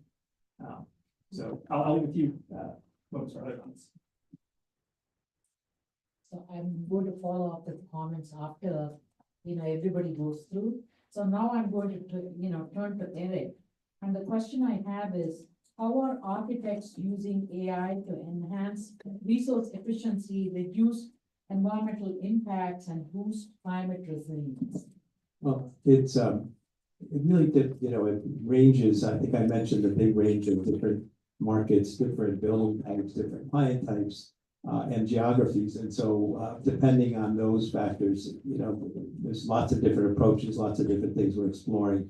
And then I also mentioned that we're actively using that to optimize building performance in terms of energy, also embodied carbon. And the scale, as Ashima was saying, the scale and the speed of the data analysis is just so transformative at a totally different scale. So that is changing how we can incorporate data into design. The other thing that's coming along with that is the ability of generative AI to actually use that data, synthesize it to come up with solutions, right? So one kind of, and this may be in the movies, that you input all the data and then voila, it comes out with, this is what your house should look like, this is what your city should look like. Now, however, I think that that's something that we've actually dealt with for as long as our professions existed, right? It's called design, right? So you have all the inputs, and then we design, and something comes out at the other end. And sometimes, for those of you who don't, it seems like it's magic. It's a black box. It's like a computer, right? It's like AI. And I think that the phenomenon that we often are dealing with is that architects and designers, we go into this because we grew up, we drew, and we draw very fast. We can draw solutions, and oftentimes the clients fall in love with what we draw, but you don't know whether you solve the right problem, and that's the fundamental issue, right? You don't know whether you're achieving the right goals. And it was kind of like I don't know if the professor's here right now, but he had talked about the fable of the genie, That, I think we don't have the right desires, we don't know what our right desires are, and we wish for the wrong things. So those are the really difficult things that are formative. So what happens after Helene, right, Rick? What's the community of, that you're gonna go back to? Now, people should not be living there, right? That's clear, it's obvious. And there's vast swaths of, like coastal United States, Florida, and I'm not moving. it's not, exactly, you're not moving. So if you put all the rational, you put all the rational inputs in and you optimize everyone's kind of, information and you kind of set that up for maximum utility for the whole, right? John Stuart Mill, I think that is, right? It'll come out with something, but you know what? That's not necessarily going to yield the community that people want to live in, right? And if there was an algorithm for that, optimizing, the best result for the whole and people's interest, I could probably predict what the result of next week's election will be, but it's not going to be that, right? So that's the hard thing. The kind of the people skills, the ability to tease out, what issues matter to whom, then afterwards to be able to broker. So it's the beginning and the end. That's the really critical parts. And those skills, I don't know whether AI can ever kind of complete that loop. It's interesting. Last night I was having dinner with friends of mine staying here, and she's a therapist. And I said, "Well, you've got the one job that AI can never replace." Now you've heard of, anybody had experience with telemedicine? So she said, no, actually, parts of my job, parts of my job can be done. And I said, what about the empathy and the, yes, absolutely.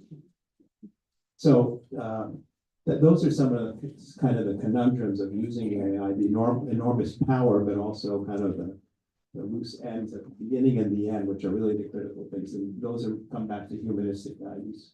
And so it may be that what was once valued the most in architecture, which is to be able to draw beautiful images and draw quickly, is now probably the cheapest. And unfortunately, because that's the fun of it. But the human values and the political values, social values, being able to kind of broker consensus and build consensus around common solutions. So the question for Aileen is, can you pass the mic? So we are sort of looking at a world where urbanization is going to be such that 60% of the world's population is going to be living in cities by the year 2030, 2040. Already, more than 70% of the world's population lives 100 kilometers of the seacoast. So you are no exception, right? People love the water. So the question in terms of what are critical or under-addressed aspects of housing that could drive significant impact, and how can AI contribute to understanding the situation of where we are going to house people? What is it that we need to do in order for them to have different experiences that you highlighted? And what do you think AI would give you in terms of solutions? Yeah, that's a good one. What I would say, and why we're looking at rural areas, as you mentioned, most people are moving into cities, but I think that's because there's not really much to do when you go out to these rural areas. There's not really anything there. It's basically not as desirable unless you're really interested in nature. And what we're looking to do is basically create, through some of these newer tools, a place that taking advantage and kind of building these areas up to be desirable and to be a place where people want to go. So if we have the landscape and we can do it in the right way, as well as bringing community and having people, cities are where people connect, so we can kind of bring a group of people like-minded that want to live together, that also share those interests in more nature-based solutions. I think the challenge is creating those villages where people can be interested. There's it's not a brand new concept. There's a few existing communities out there, and they're doing rather well.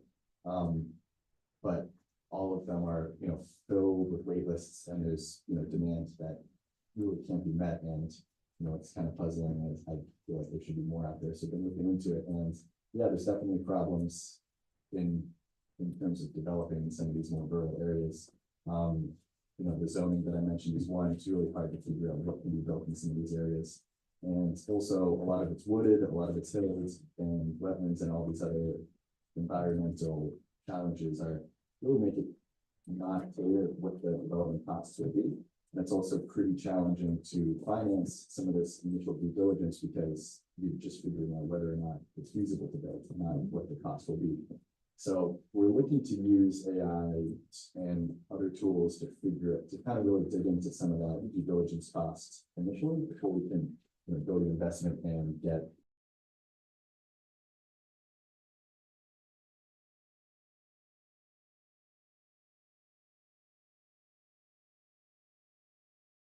I'm interested in, and I haven't really played around with it a lot, but some of this generative design and figuring out, if you have a plot with hills and different obstacles, what's the correct way to, where do you structure the buildings? What do you use for the open space, and also kind of looking at some of the soil types and different things to figure out what's optimal to grow there, what will grow well, and some of these other things. So that's kind of what we've been looking into on the initial, the pre-construction.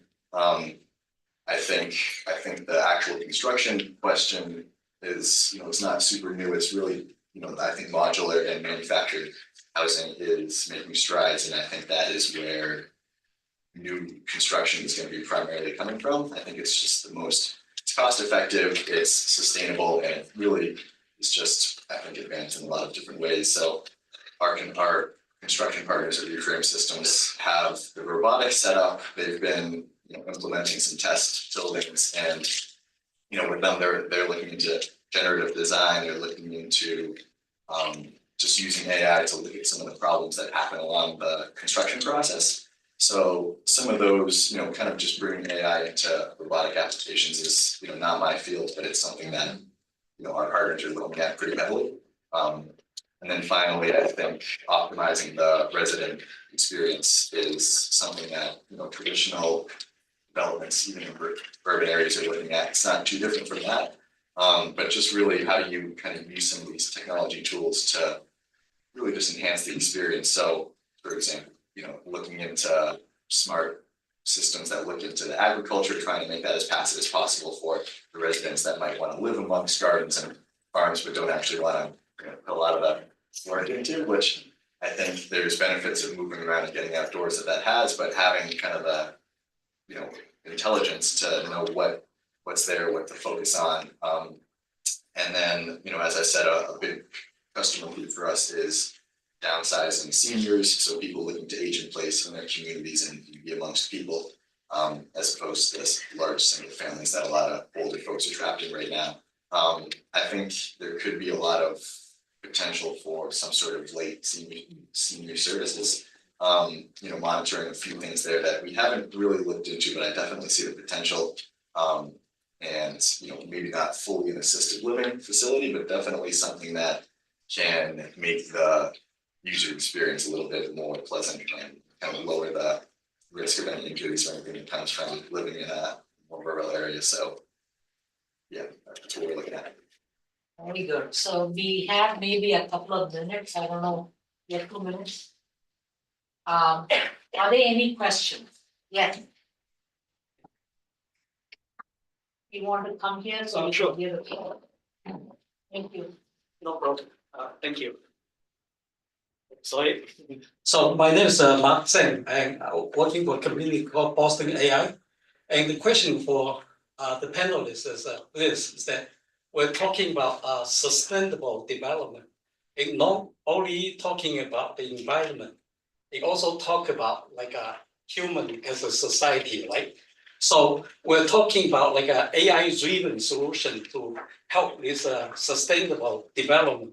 One question that I have is that all people here have a pretty good sense about AI and stuff like that, but society as a whole, there's a lot of people might not have sufficient knowledge or exposure to this kind of technology. The question is how can we ensure that the AI solution that bring about actually benefit most of the people. So it's a society equity issue, and that's a question that I want to ask in the context of sustainability.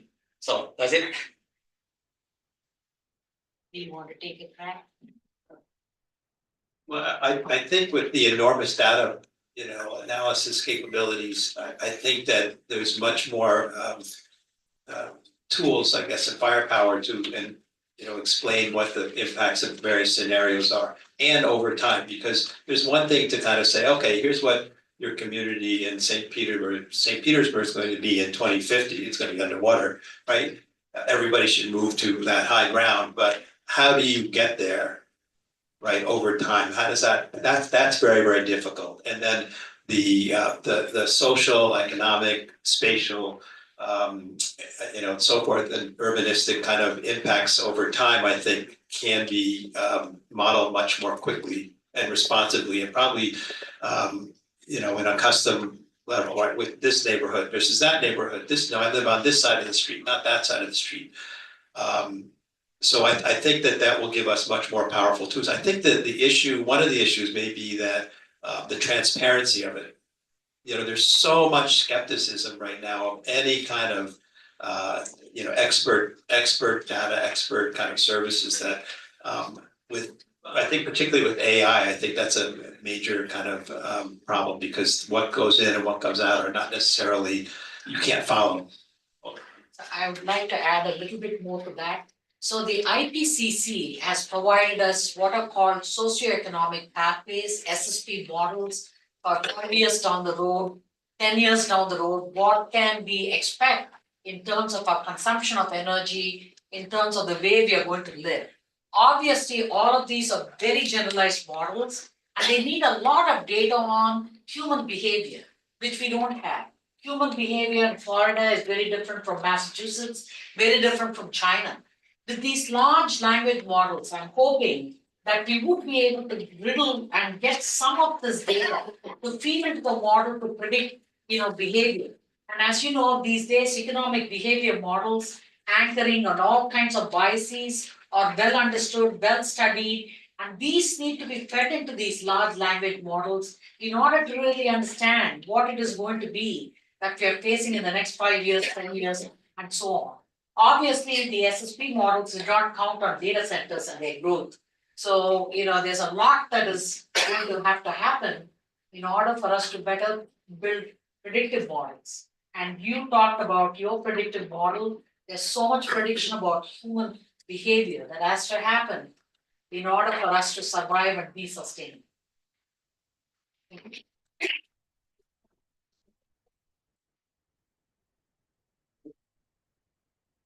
Thank you so much. We'll take a picture. Thank you to our panelists and of course Professor Gopal for moderating. I would like to ask that the panelists remain at the front so that our photographer can take a group photo. Thank you. The photos.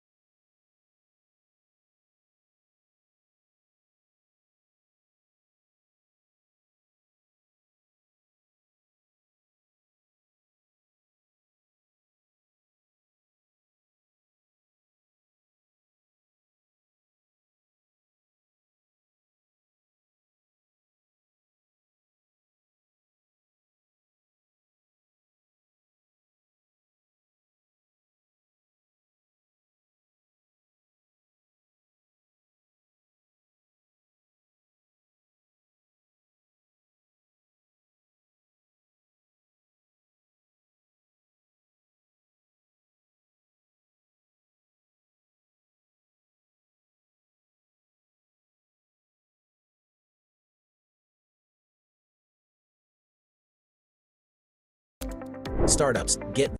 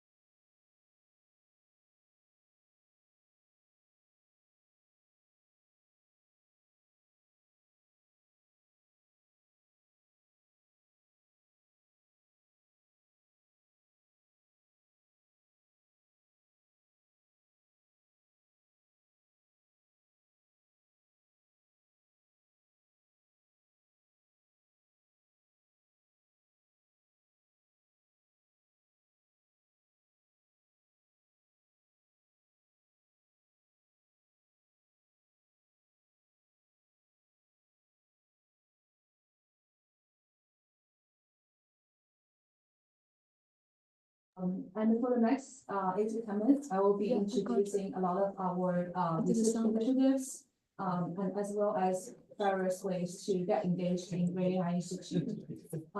So my name is Stella. I'm leading the research team at the Green AI Institute. As we already see this morning, Jerry has talked about our white paper on the global AI environmental impact. I will be talking about several of our other research initiatives, including the white paper on carbon neutrality in Chinese manufacturing industry, as well as the journal of the AI and sustainability. So before I'm officially get started, I want to convey the key message of my talk is basically, please scan the QR code on the corner and to learn more about our research websites. Our website covers all the work we have done and our future directions. And as well as please don't hesitate to contact our staff and to email us. And please also don't be feel shy to just talk to our staff.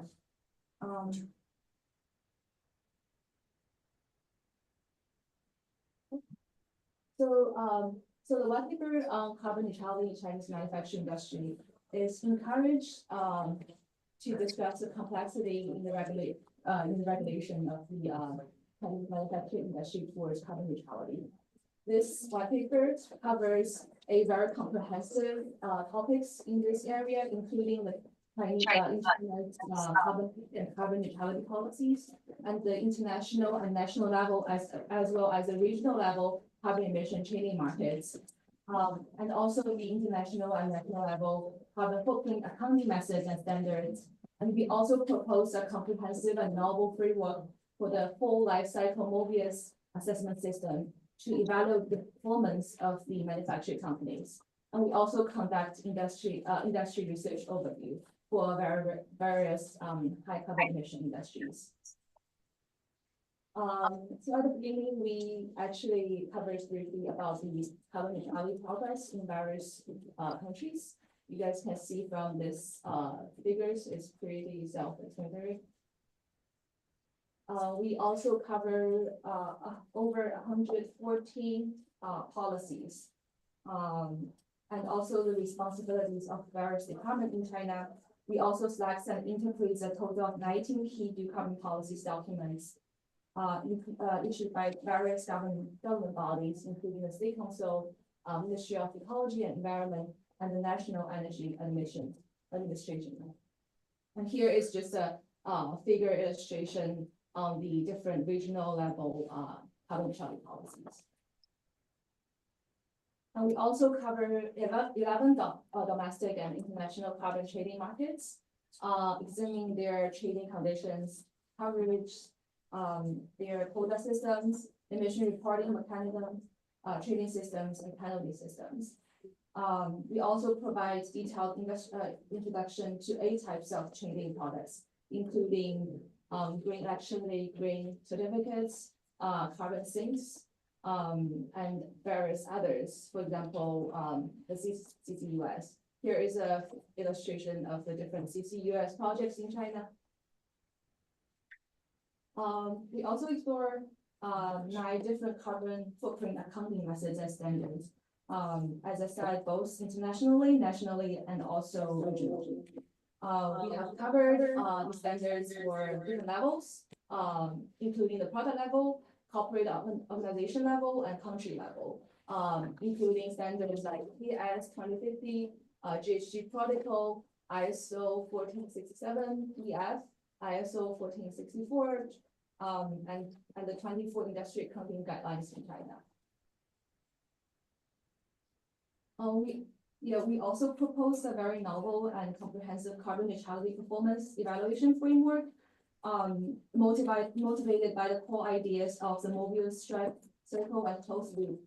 We are trying to evaluate the performance of companies by comprehensively and deeply evaluate from the dimensions of the entire life cycle of the organization and the products, both internally and also linking the connection externally. So for the AI and sustainability journal, I think Jerry already talked about it a little bit this morning. So I can't emphasize more than enough the importance of this shared knowledge platform. As Jerry mentioned this morning, it's like a GitHub of AI and sustainability. So it's an open access journal that aims to advance knowledge and collaborations at the intersection of AI and sustainability. This journal is not only covering, for example, a single disciplinary topics like in computer science. It covers multidisciplinary topics, including the AI carbon footprint, AI governance, data center decarbonization, advanced computing, quantum computing, microgrid, energy efficiency scheduling. So no matter if you're in the area of computer science or in policy or in any kind of humanities subjects, it's the topics will cover all those multidisciplinary fields. And in addition to that, this journal is not only open to the academia, it's also open to the people in the industry. So we actually cover various tracks for you to submit. We have the conference section, we have the white paper collection, we have the business case collection, and we also have regular issues. We welcome diverse formats of submissions, including the case studies, research papers, benchmarks, surveys, data sets, and white papers. We are also call for editors and reviewers. So by partnering with the Green AI Institute, you will get opportunities to speak at our summits and to share out all the industrial resources and to build this extensive network with other amazing expertise in the field. We also have been starting this youth program. It's a very, very unique opportunities for people in all the stages of their careers to participate in this field and to contribute to this field. This Sustainable Development Leadership Challenge is open to all people. It's open to high school, undergraduate, graduate students, and all professionals. Actually, this year, we have students from middle school and ranging to graduate school to submit to this challenge, and they will be presenting shortly, I think in about 2 hours. So if you guys stay here, you guys can also get to enjoy this amazing challenge. The finalists will have the opportunity to attend the Green AI Summit and to have opportunities to discuss with our amazing judges. And the paper will be selected to publish in the journal. Yeah, so other ways to join us as a volunteer. We always have open positions in no matter it's a content creation, other research roles on AI and sustainability, or partnership and marketing. So please feel free to scan and join or talk to our volunteers to get more information. Another way to get engaged with us is to start a Green AI Institute chapter at your institution. So if you want to be a thought leader in your institution, please feel free to join us and start a chapter at your institution. We will also introduce all the representatives at different schools during the closing ceremony. Yes, so that no matter if you're students or if you're a professional or if you are a corporate partner, we have this bunch of options for you to collaborate with us. So yeah, please feel free to scan the QR code and talk to us more about it. Obviously, we are also looking for sponsors. So if you are data centers, companies, research institutions, energy providers, sustainability consultants, and governmental organizations, you can collaborate with us for various benefits. One aspect is on the technical side, we can always collaborate on doing more research and to help you with energy efficiency diagnosis and renewable energy optimizations. On the other hand, you can also gain more marketing exposure. We can all together to shape the industry policies and to create a more extended networking. Yeah, so in short, here is everything on the slides. We have white paper summit, the journal, the challenge, and here are our members and also our sponsors and chapters. And also we are welcoming all the industry partners.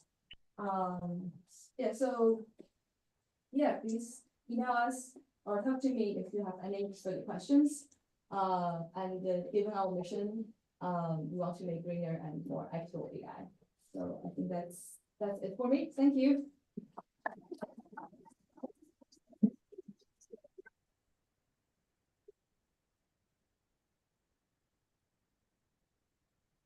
I now have the pleasure of introducing our third panel on safety, ethics, and regulation of AI. Please welcome Professor Liu from Tsinghua University and a fellow at Salata Institute for Climate and Sustainability here at Harvard, who will be our moderator today and introduce our panelists. Please welcome him.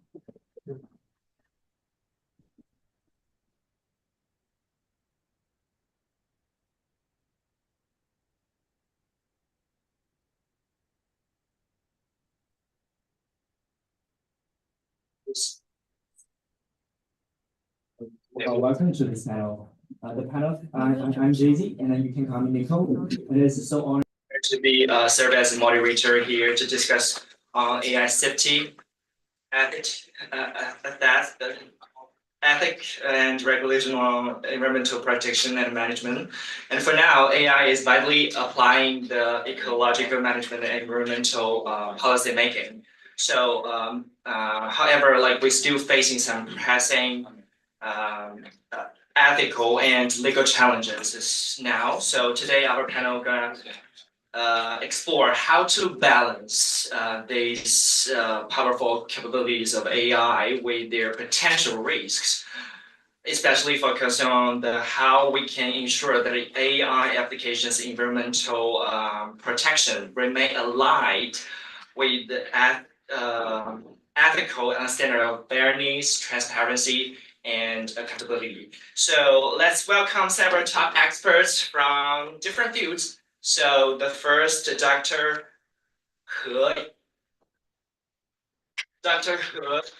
He, co-founder and chair of the Academic Leadership Institute, which extensive research on AI leadership and virtual team management. And Dr. Jason Mohange, Associate Professor from Comparative Literature at Babson College, who will provide deep insights into the ethical and philosophical implication of AI. And Dr. Wong Hong, postdoctoral researcher at MIT Center for Environmental and Energy Economics, specializing the particularly impact of environmental policies and resources management in the market. And also we have our Dr. Ahmed Enter, who's well joining us online. And he's a recognized expert in sustainable IT research and a lecturer on sustainable IT at Harvard, and the founder of Digital Emissions.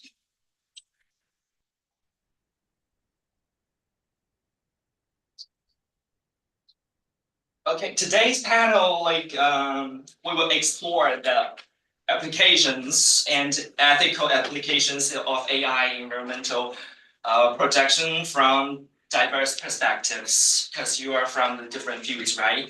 So focusing how to policy and regulation can ensure that technologies meet ethical standards. So let's from the basic.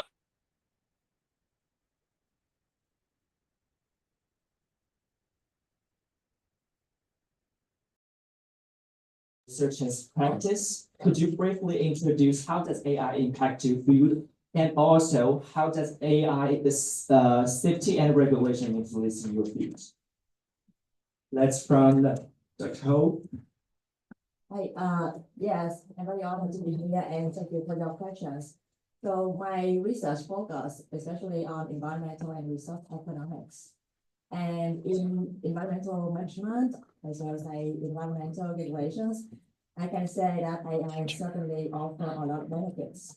And I think, as you can see in the river panels, we see that AIs have mostly applications in the climate modeling, of the optimization modeling in energy efficiency in buildings or agriculture. But meanwhile, AI also has some environmental costs because AI and training an AI models and also data centers, it consume a lot of energies and water. So AI is kind of a double-edged sword in environmental management and regulations. So I think we need to somehow balance both the benefit and the cost when thinking about using an AI applications in environmental management. Nice. What about Dr. Hook? Hello everyone, thank you for having me. My name is Yan He. As introduced, I have my PhD in organizational leadership, and my education and background in the US include accounting, project management, negotiation, startup consulting, and leadership research, especially in the context of the virtual, digital, and AI field. So my understanding in AI leadership is actually AI means artificial intelligence. Artificial cannot lead the people, lead the human. So we humans lead the world, lead in the virtual settings. So from 2021 to 2023, I finished my dissertation. My topic is the influence of leadership traits. That means leader personality, traits, values, morals, and ethics. Today we talk about accountability, talk about the transparency, talk about the humanity. How is traits influence in the digital dynamic and AI drive settings? This is how we human beings the role in this virtual and AI world. So about AI influence my industry, I think I use AI tools, not AI tools, AI method to help me like reduce my cost, reduce my marketing cost. We use AI-based models to talk with the customers because I have consulting for accounting firm. So sometimes we use AI technology to do marketing. So this I benefit from the AI, and AI can help me do like check my grammar because my native language is not English. So very fast to translate from the Chinese to English version. So for me, AI helped me improve my efficiency and effectiveness. And for the leadership field, basically leadership including 4 dimensions. First is leadership traits. Second is leadership behaviors. Third is leadership dynamics. Fourth is leadership relationships. So today we'll talk about ethics included in the traits. This is the foundation of the behaviors, relationships, and the dynamics. So I think today I'm very happy to share my insight from the organizational leadership regarding the ethics and the regulatory issues and challenges in using AI in the environmental protection and management. Thank you so much. Thank you. Hello, everyone.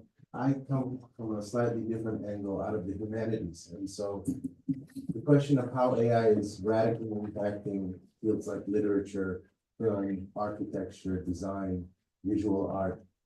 Already we saw a huge strike in Hollywood among writers who are protesting the fact that AI is writing scripts now for Hollywood. So the very first films are going to be released in the next year or two that have been written by AI.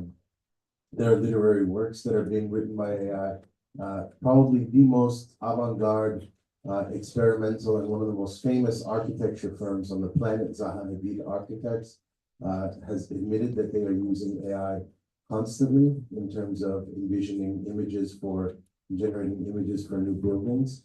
as well as Bjarke Engels, who's in charge of so many of the major new cities that are being built, like Neom in Saudi Arabia, and other sort of utopian cities that are in metropolises that are being constructed.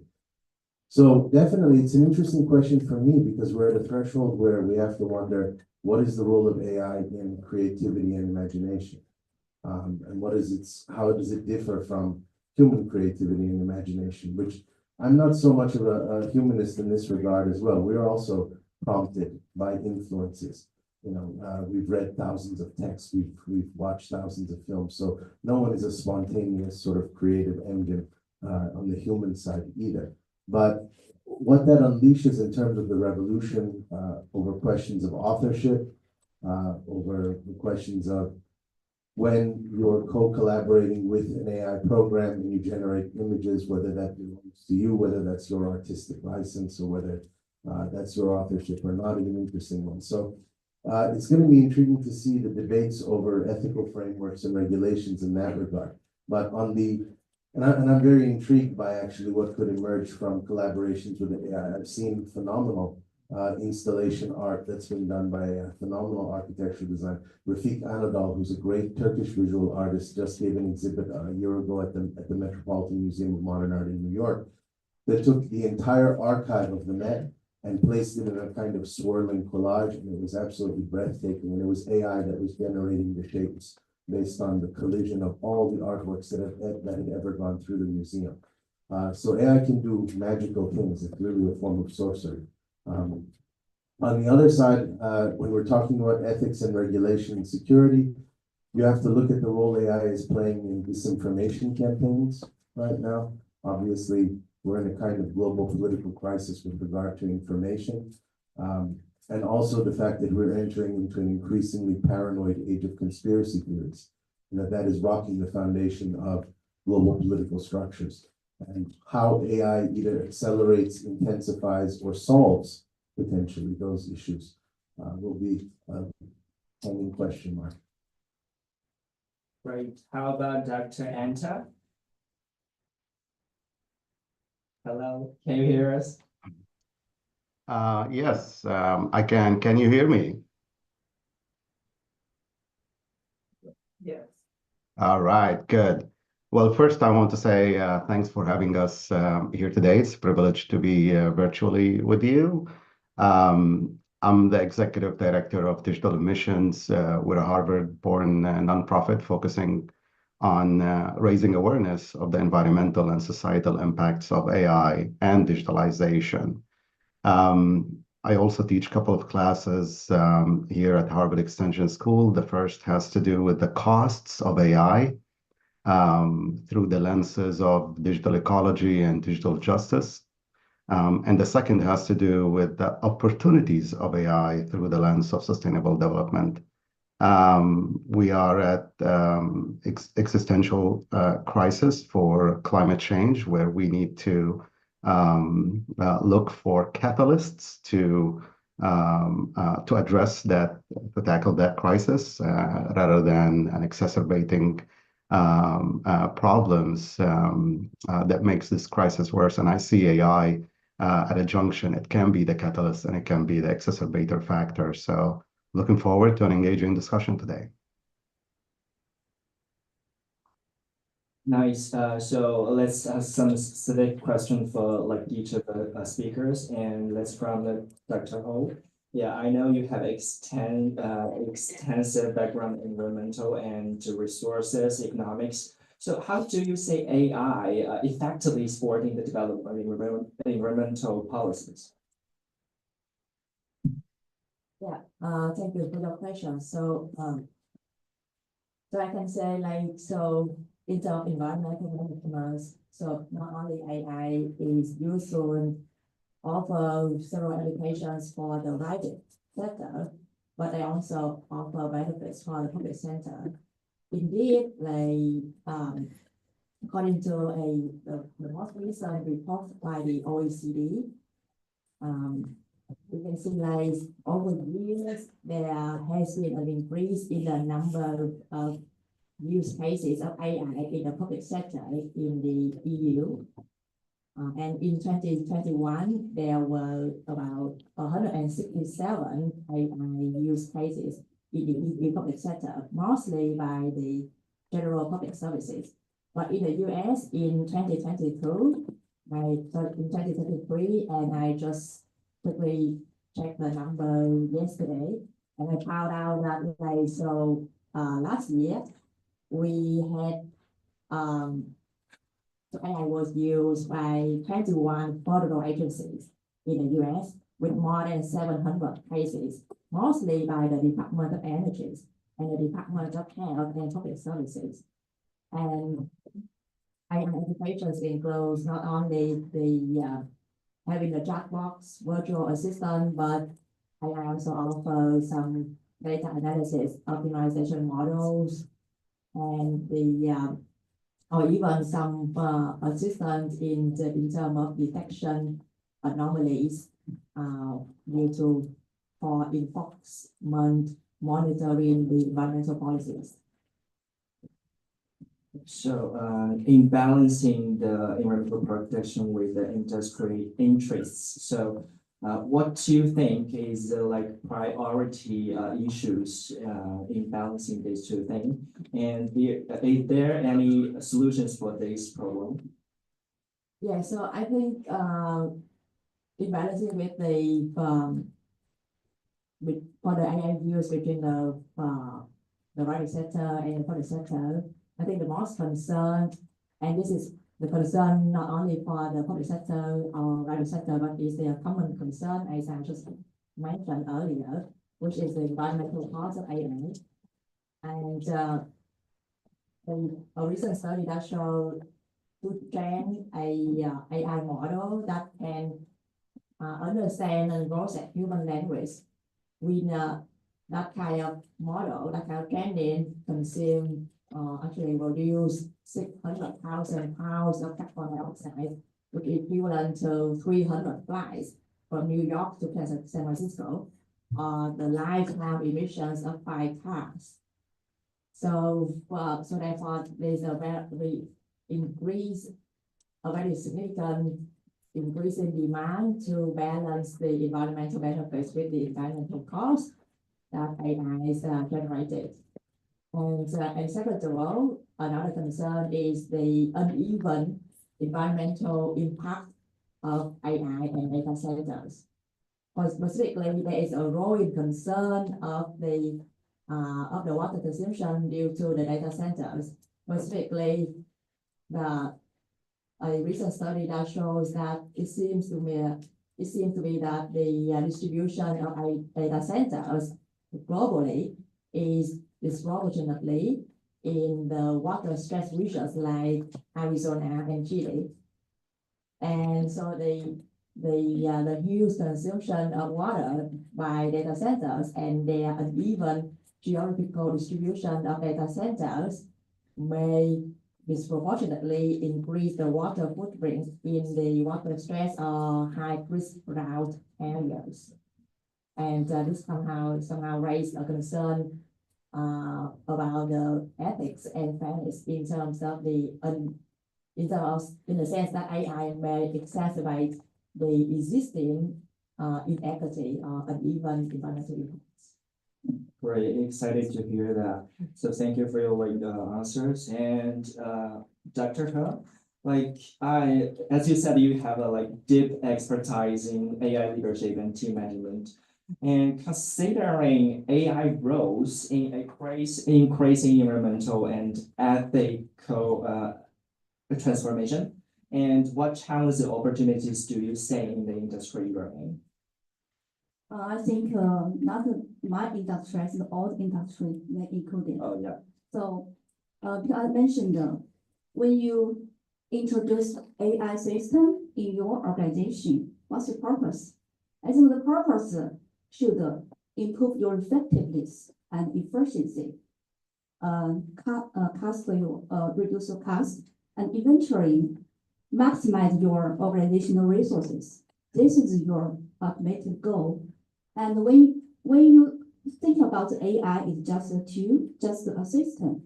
You hire a person, hire a manager to help you do this.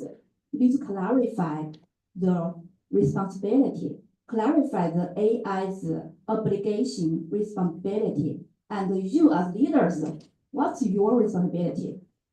Suppose one day the system made mistake, so it's like when in the environmental protection, when you use AI system, help you monitor environmental condition, air pollution.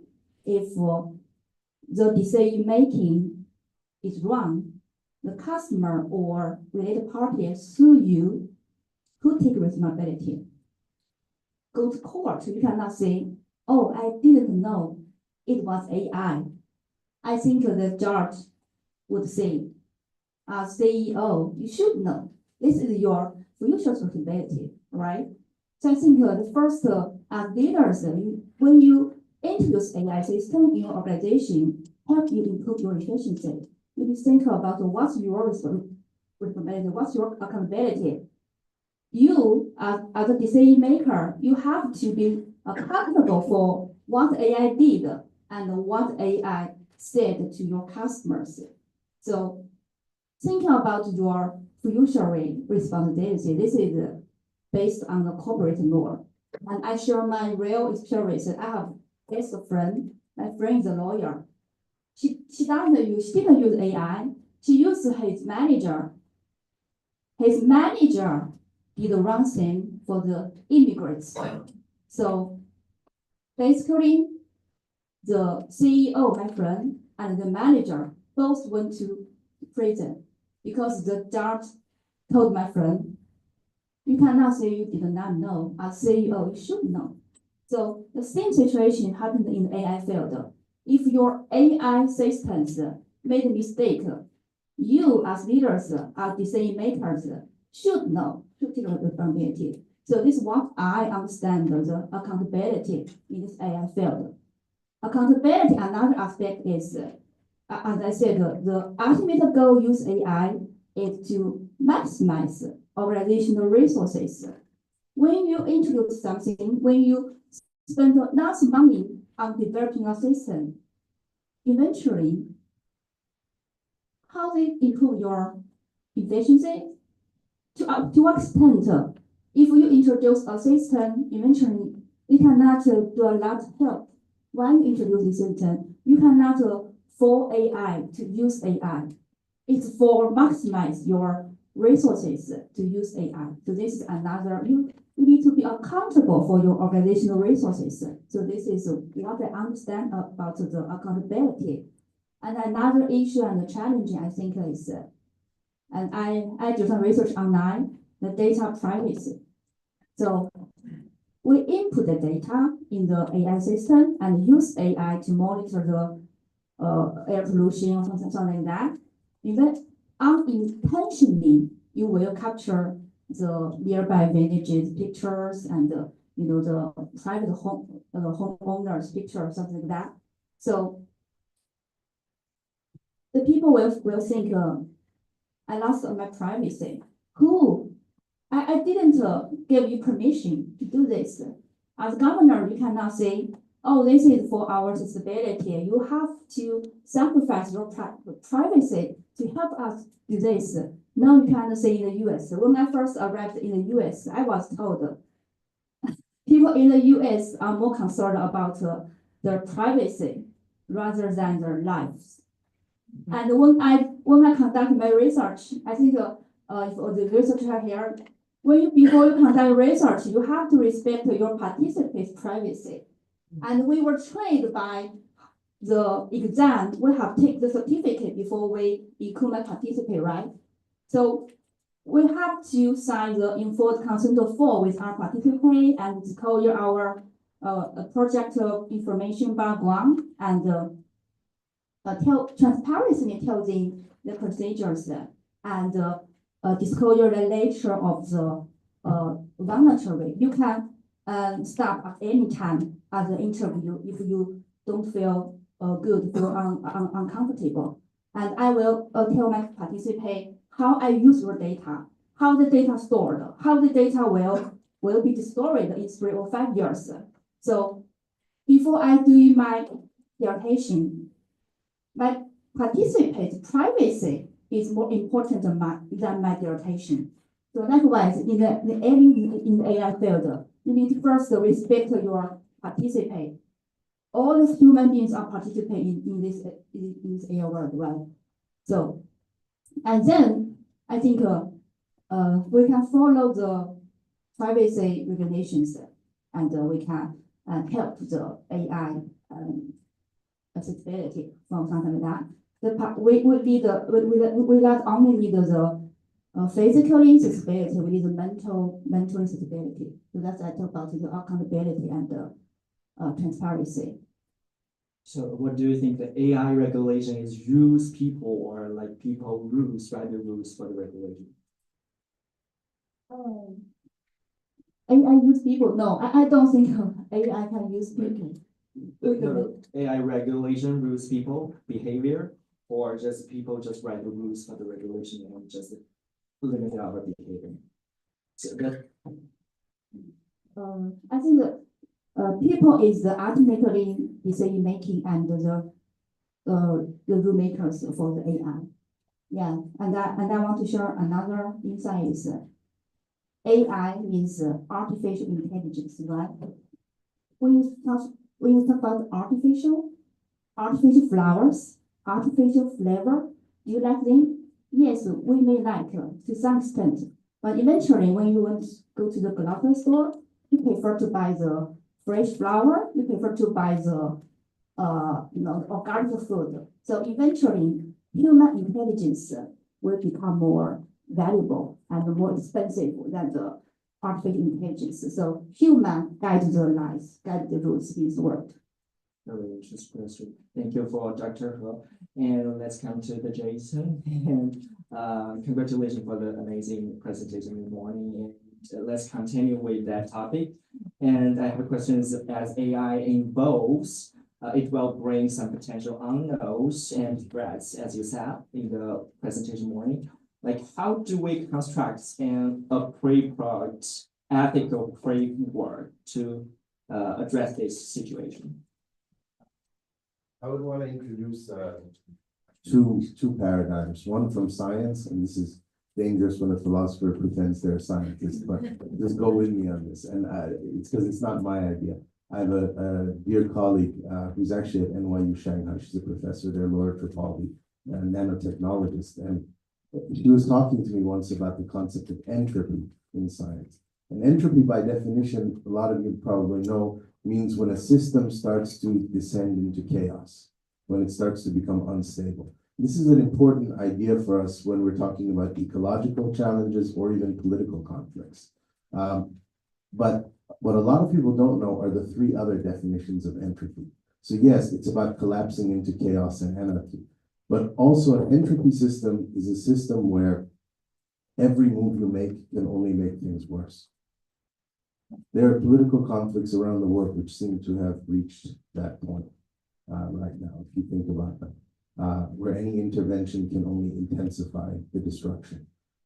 The second concept of entropy is that most things in an entropy system are useless. And when we talk about climate change, it may be interesting to note that the UN has said that by the year 2060, unless radical changes are made, over 50% of the world's soil will be unharvestable. And that's an irreversible desertification of land. And so that's a situation where most of the world will have become useless in a certain regard. That's an entropy qualification.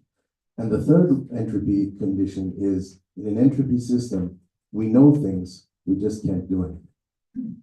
And so when you think about climate change, there may be a point of no return, a certain threshold where we can analyze, diagnose, statistically quantify all the problems, but there are no methodologies by which we could execute a solution.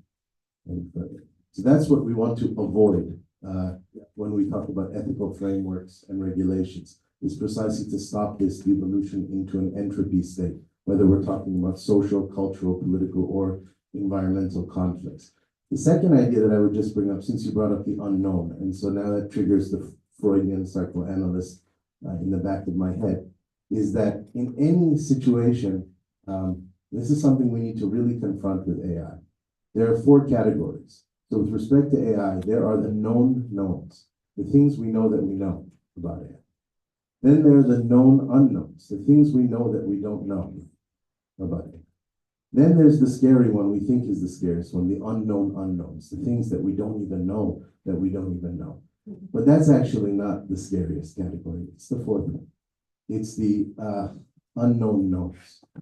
It's the things that we don't know that we really know.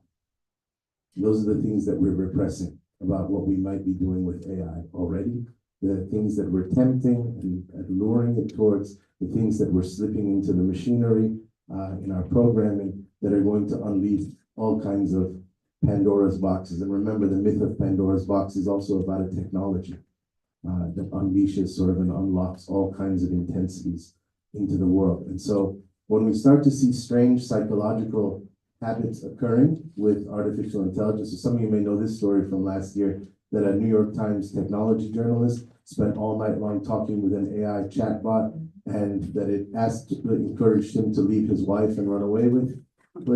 And he got very freaked out and closed the system off and all that. But the interesting question is where the prompts are coming from. Does AI have an unconscious? Is a really fascinating question for us sort of in my fields. So I would say whatever we talk about with regulation frameworks, the last thing I would say to that is that you can't regulate accident. And AI has been known to glitch. It has lapses. It has defects at times. It has strange interruptions and deviations. You even see it at the most micro level in ChatGPT when it can't get something right that you tell it to do, and all of a sudden you get a strange striation or deviation. And so how do you regulate or impose laws or ethical frameworks surrounding worlds of contingency, randomness, accident? That's a problem for humans. It's a problem for AI as well. Such a great literature professor. Okay, let's move to the Dr. Anton. Based on your understanding of digital technology and environmental responsibility, with specific ethical challenges does AI face in building sustainable environmental management system, and particularly regarding reducing the carbon footprint of digital technologies you are researching, and do you see any urgent need for regulation in this field?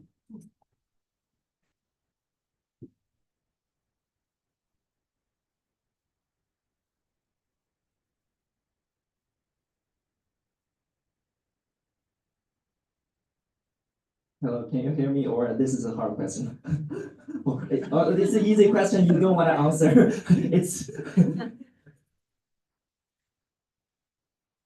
oh yeah, sorry, technicals. Hello? All right, sorry about that. I was trying to mute myself, but it seems that there's a block and I'm muting. I was actually eager to answer the question. So, do we have a need to regulate? Of course. So, and I can talk for hours on this, but let's start with the first part of the challenges. Well, it can be very challenging to prioritize policies, implement safeguards around AI for many reasons. If we take a step back, so first, if we look into the technology, AI is evolving at an exponential pace, right? If I want to do a comparison, AI in the early 2020s is kind of similar to what the internet was in the early 1990s. And we all know how far the internet came along since then.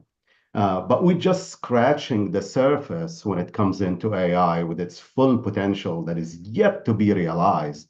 And unlike the internet, which took probably 2 decades to reach that full potential, we're talking about here less than a decade for AI.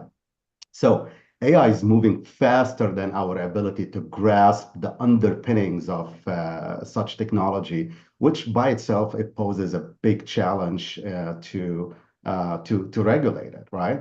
The second challenge has to do with the nebulous nature of this technology.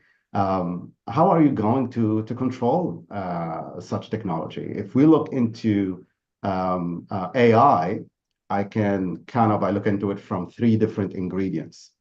First is the data, and this is the most fluid element. We all know data is prone to leaking and formulation manipulation. So it's less controllable. The second is the model, right? If I look into the recent report from the Stanford Institute of Human-Centered AI, just for last year, 98 of 149 models created last year were open source. A staggering 2/3 of the models were open source. So with that growing open source movement, that makes also that ingredient, the models, less controllable. Now, that's left us with the third ingredient, which is the hardware. Perhaps that's the most controllable one because it's physical. And we're seeing some of that today with the restrictions the Westing is implementing on the AI chips technology. So, but to summarize that point, the conventional government compliance frameworks are kind of less effective when it comes into regulating this technology, given that how nebulous it is. And lastly, I kind of look into like lack of incentive. If you kind of think about it for big tech, why they want to align to ethical standards, right? Like many fears that we are going for a race to the bottom, but actually look into it as more of an AI arms race, and that's kind of the biggest driver for big tech today. And unfortunately, this race has less priority for ethical and even sustainability considerations. And we've seen that in other trends, like we saw that with the social media experiment. So it's unlikely to see that prioritization for that. So all of these such points poses a regulatory challenge when it comes into AI and impedes that ability for a meaningful action to establish guardrails around it. Now you asked about how can we look into establishing more of toolings in order to understand its impact. So that's one of the things that we look for, like you mentioned, digital carbon footprints. There's tons of research happening in that area, despite the trickling information and the lack of transparency from big tech.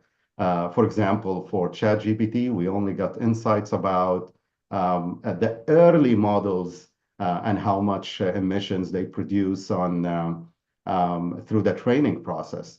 But with the newer model, it's complete lockdown of information.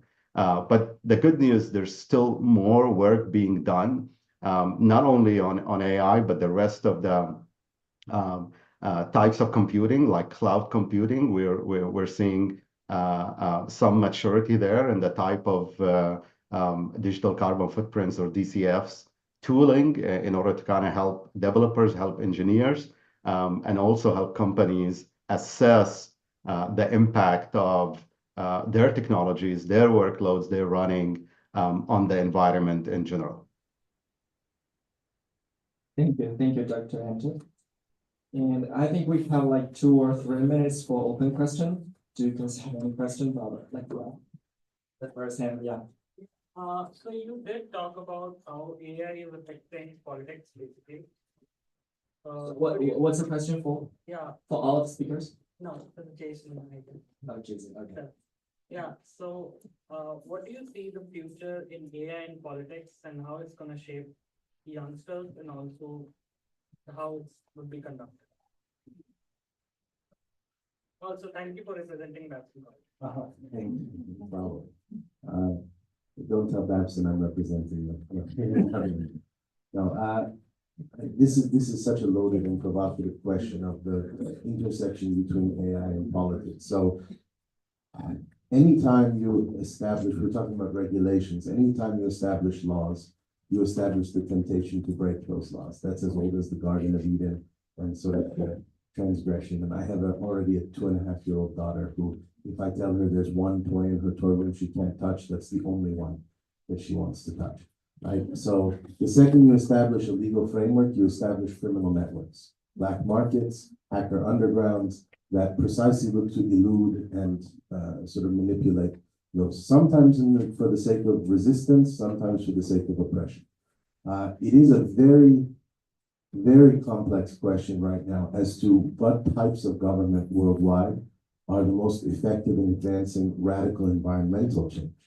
So I hate to break it to everybody, and I don't want to unleash a huge angry debate here, but liberal democracies are doing terribly in contrast with some what we might call more authoritarian governments in terms of implementing, because top-down structures are more efficient, although problematic, in being able to make wide-scale mandates, right? Whereas liberal democracies have discourse and conflict and stalemates at the congressional levels and things like that. And so it's a very strange thing to see some of the most advanced, open-minded ecological experiments happening in Saudi Arabia right now, of all places, under that monarchy. What that means long-term is an interesting question. But yes, how these technologies are going to be used, there will always be deployments of it towards liberation and deployments of it towards domination. And we're seeing those simultaneously even as we speak. It's just going to be, this would take us hours to really unfold, and how it's going to affect the political imagination of societies in the future is going to be, it's things that I'm contending with classes that I'm teaching right now, but it really is a wonderful one. And all I would suggest is to, almost like a fairy tale, to move between surfaces around the globe and to do comparative analysis, because you're going to find phenomenal things. I was just telling someone earlier, in Eastern Europe somewhere, for the first time, there was a village or a town that was so disenchanted with the corruption of their politicians that they elected an avatar to Congress there. You can go look this up. I think that's an amazing breaking point in the history of the political universe. I don't know whether that's going to turn out well or not, but I'm willing to gamble to see what might happen. Okay, one more question. Like, how about AI in the military? I don't know how controversial we want to get here. The esteemed professor knows about MIT Media Lab, for instance, which is one of the most cutting-edge, provocative institutions on the planet. They do dream labs that just are absolutely fascinating. But it is well known that their primary patron is the military. And many of the contracts for these things that wouldn't seem to have immediate military instrumentality or functionality are nevertheless part of the intelligence budget. Why they see, but if you go back, I don't want to get really into weird conspiracy, but you go back to even MK Ultra in the 1960s, which was that sort of secret organization of the CIA that invented LSD, the hallucinatory drug, and was into mind manipulation and hired magicians to come and train their special agents in sleight of hand and optical illusions. And the Soviets were doing the same thing during the Cold War. Stalin even invested in a weird biologist who claimed he could make a hybrid of an ape and a man to become super soldiers. And he invested a lot of money, a lot of Russian money into that program. And so, yes, it's interesting because I actually had an old professor who told me once that we shouldn't be afraid to invest in useless research. Because sometimes the ricochet effects of what comes through, this happens in the pharmaceutical industry all the time, where they're trying to invent a drug for one disease and they find an application to another. And so it's weird to say that some of the most creative organizations on the planet might be intelligence networks who are willing to gamble on the unknown and seeing what comes of these types of even brain interface technologies. You can trace it back to intelligence networks, right? So it's a major question for sure. Nice. Next question. Dr. Enter, do you want something to share with us?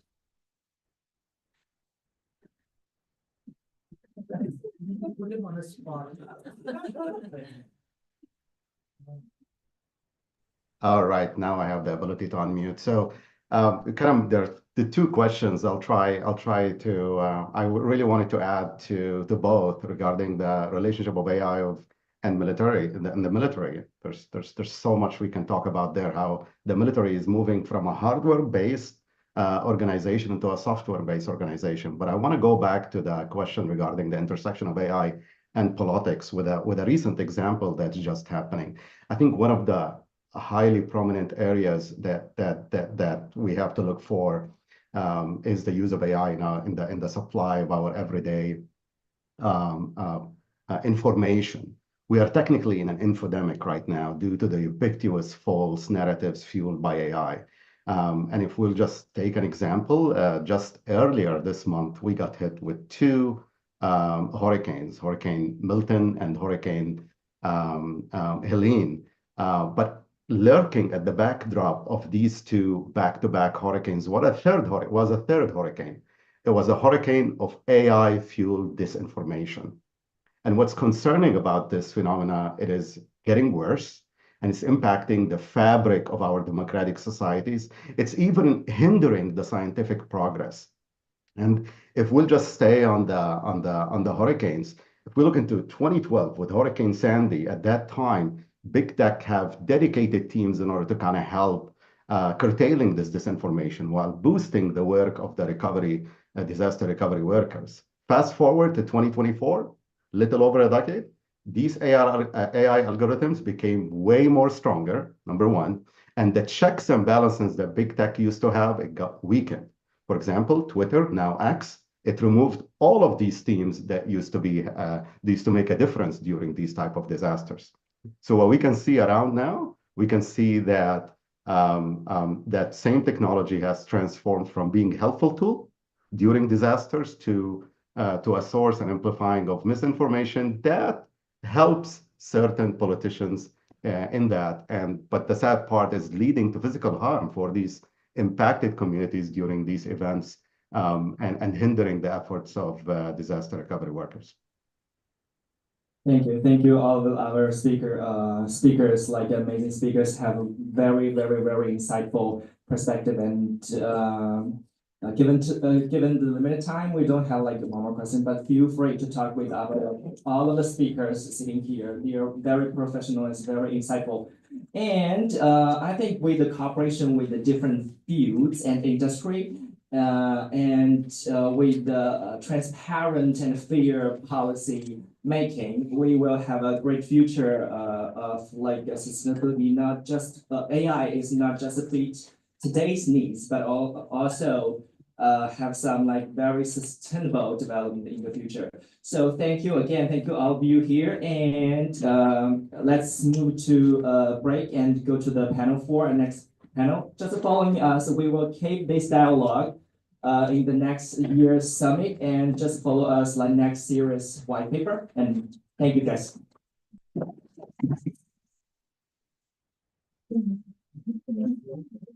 这是个对不对？4点半。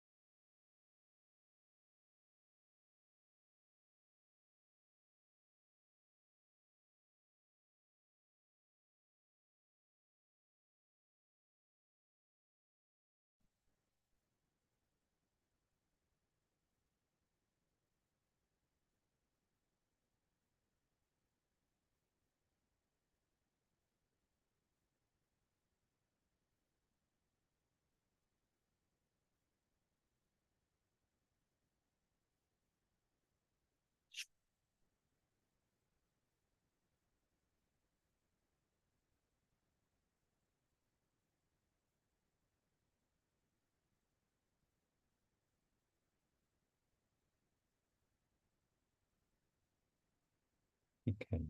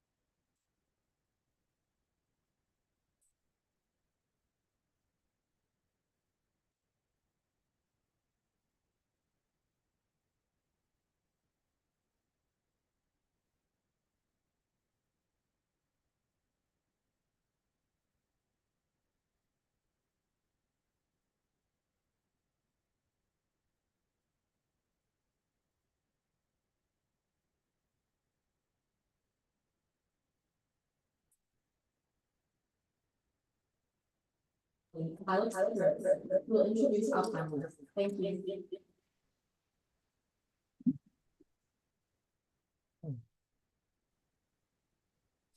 Thank you, everyone. Yes, so good day, everyone, and it's a pleasure to be here. And first of all, I will introduce our panel.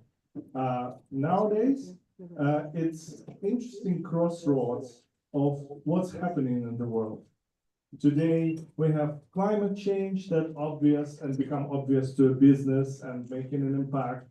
We have AI technology that's driving us really fast, really forward or backward, we don't know, but driving us. And in this change time, entrepreneurship is like really have really big opportunity. And to discuss it with you today, we have great panel. I started with introducing myself. So I have like decade of custom software development experience, and I helping companies building AI and sustainable solutions. In sustainable software, it can look like not really much, but in general, if you're thinking about what's happening in the world, we're building so much software, we're building so much solutions, AI solutions, and they consume so much resources. And we're constantly thinking about how to extend these resources. But a lot of our real resources holding in optimizing our resources, make them used more efficiently. And this is one of the area where I'm helping people. So next in our list is Jack Huang, who today online, and yeah, please support him because it's 5 a.m. For him. Yes, and he's a UN consultant on technology. Jack, are you here? Yes, I'm here. Hello, everyone. Hi, Alex. I hope people will be able to see you too. Right now we see panel. Yes, I'm here and I can hear you. Hello, everyone. Nice.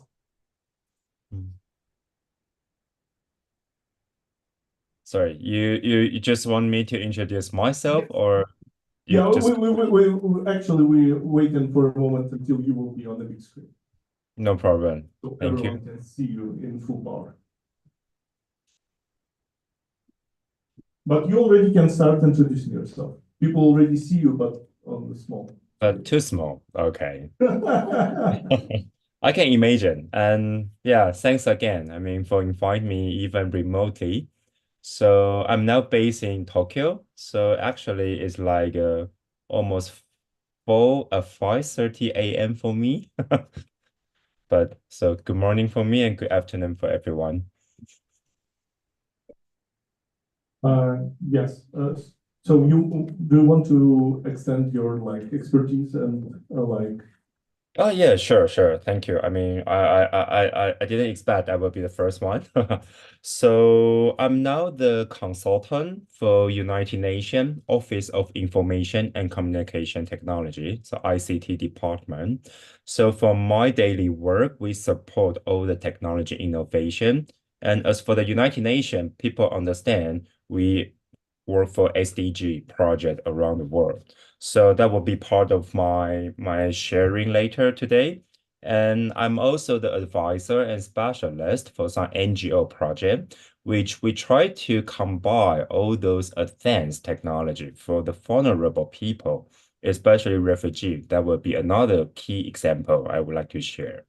So yeah, very brief. I'm not sure how many times I Thank you. have. So yeah, stop Oh, here. it's really good. And do we have Jacob online?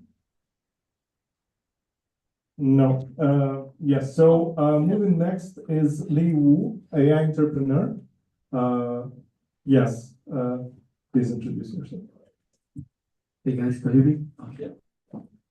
It's a short introduction or like tell everything about my company or something.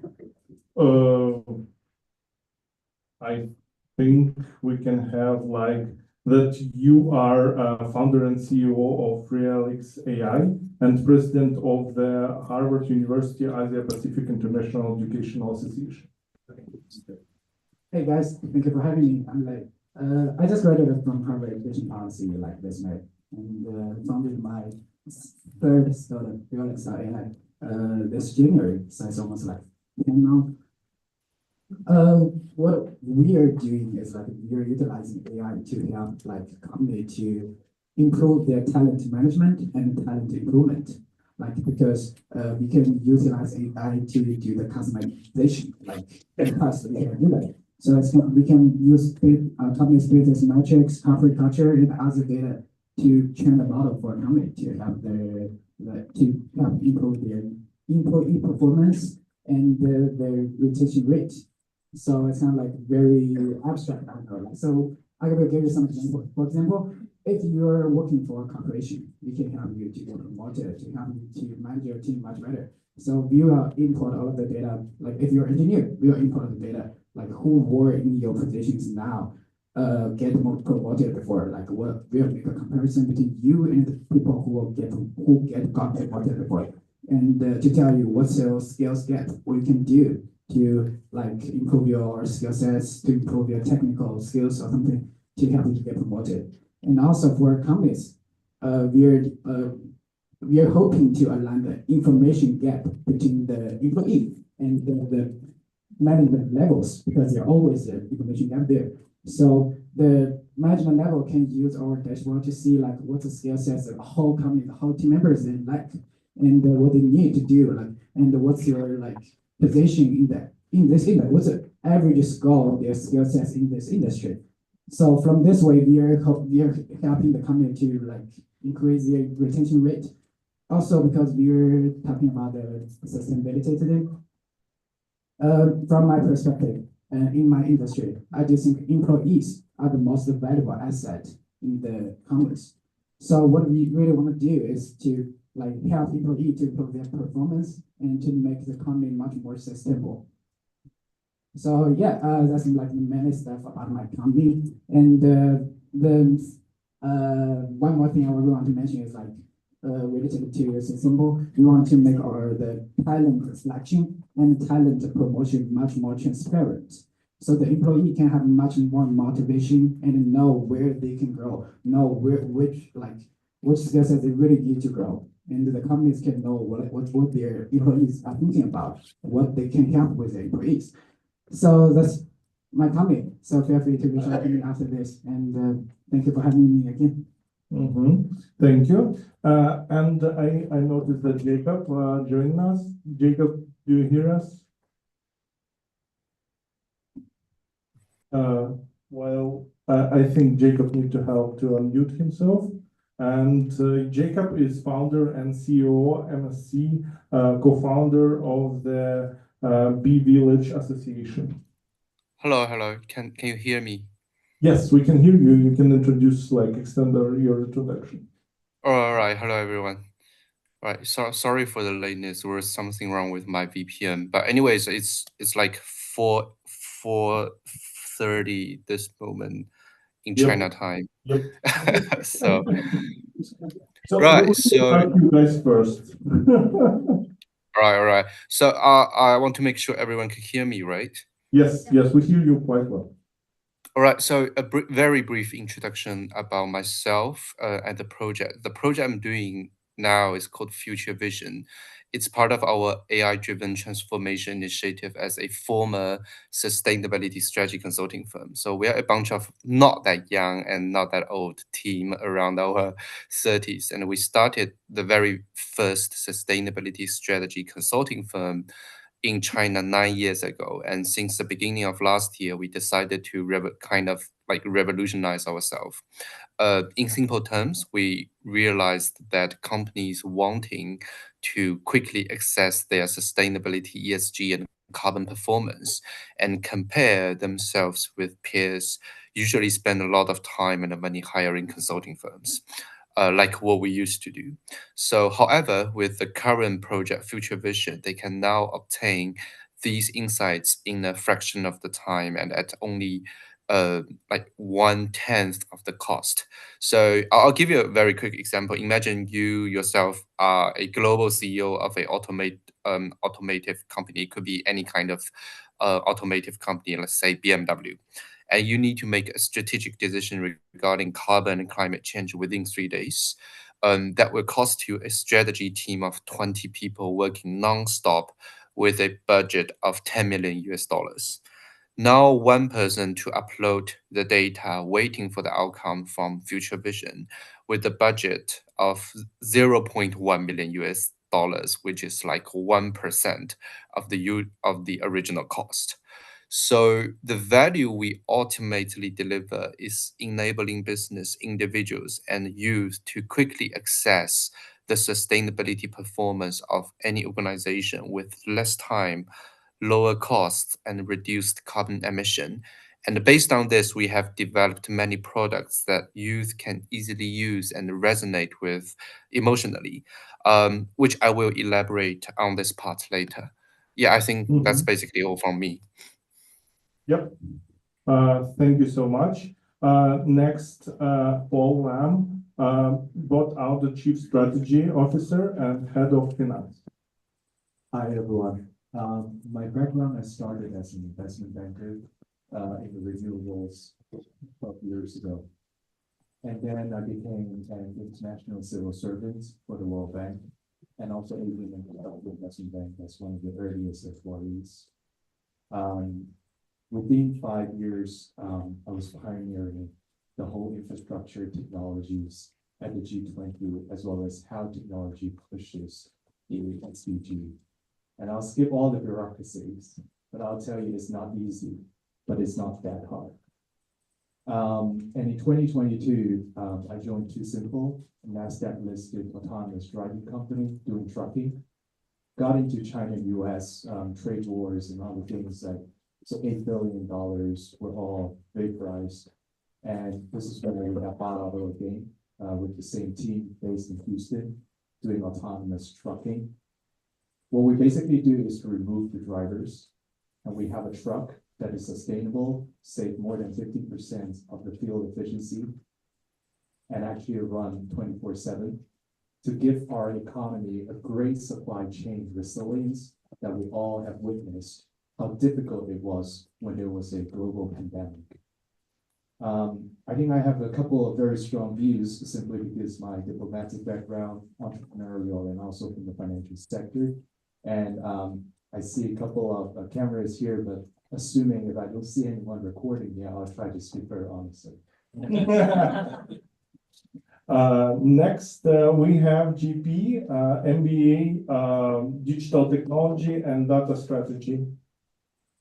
Hello, everyone.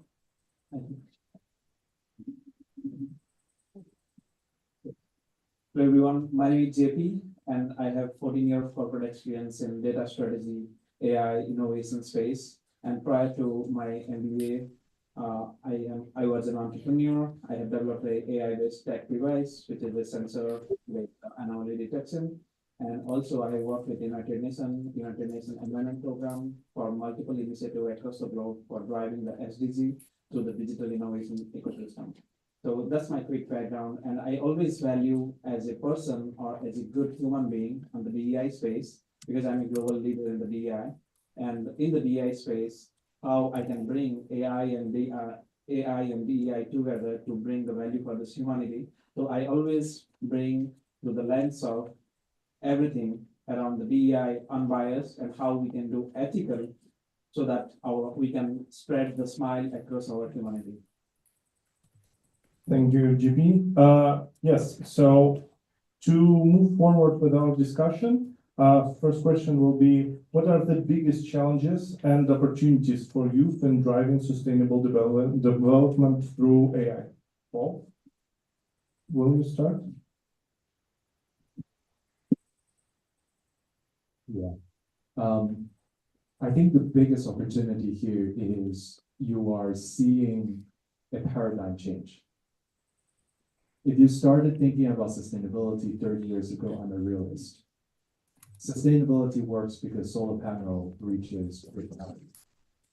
China being the first country bringing the engineering of solar panels and wind turbines to so cheaply, we achieved a lot of great protocols agreement. It's the cost. Sustainability is an end, but the means to reach it is more than just that. I want to do good. I want to make sure sustainability works. In the end of the day, it has to make engineering, technology, and commercial sense. It's the manufacturing cost of the solar panels that drop so dramatically that make sustainability working. But it all started with a great intention. So I think the first opportunity to respond to is AI has made some of the costs really easy. If you think about like the carbon accounting and all the things like that, human beings lie all the time. So machines will try to greenwash as much as possible as humans tell them to, but it will be much harder to bypass a LLM and try to fix something with greenwashing, because you can always use AI to do it very cheaply and try to have a protocol and standardized. Like just look at how much money multilateral development banks and everyone trying to have human to make a topology or the whatever we call it to map what activities are green. Now, if you have AI, that can be done 5 seconds or 5 minutes. So I think that's an opportunity. And the challenge is the same, is that we cannot confuse outcome from intention. We all have the great intention to do good, but what really matters is the results. There's only 2 results: either the world is sustainable or the world is not sustainable. It really doesn't matter how we think we want to be sustainable or not, because in the end of the day, that intention has to materialize to be a real outcome. Otherwise, everything is just a feel good, and that sustainability mindset will last as long as we live. Thank you. Jack, do you want to continue here? You mean a challenge for the AI? Yeah, especially? challenges and opportunities for Yeah. entrepreneurs. Yeah, thanks for the sharing. I mean, at the moment, for example, like United Nations, usually we try to organize, I mean, we try to have the AI policy for global goods, especially for the public goods, especially like sustainability.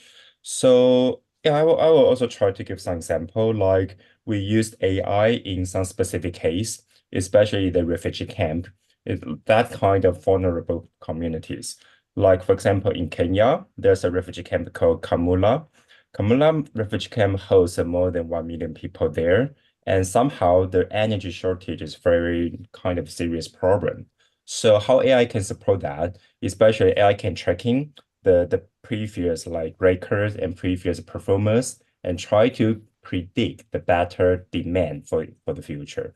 So that one actually has a lot of like youth volunteer and also the young entrepreneur support that kind of specific project. So AI, yeah, both has opportunity and challenging. And for the United Nations and what we try to invite more people to focus on, AI can somehow support the entrepreneur and the business, but somehow we also need to think about how can we use this advanced technology for the most vulnerable people. So that will be the issue I would like to bring to everyone. Thank you. Yeah, yeah, from my personal experience, so I've been working on this for almost a year. I've been talking to my potential customers, more than 100 companies. So I think the main challenge of what I have met is like, I can give you an example. There is a Singapore company who is a manufacturing company. They reached out to us to ask if you can help me with the AI transition. You're doing manufacturing, but if you want to catch up with AI, but I don't know how can I help, how I can do that, how can my team do that. So I'm trying to like I told them you can use our product. So because we can tell you what kind of talent in your company who can like lead this program and what kind of like what's the trend of this AI in your industry. But we found like not just like this, not just as a manufacturing company. There were many companies reach out to me because they're really interested in this kind of project. It's kind of like a new category.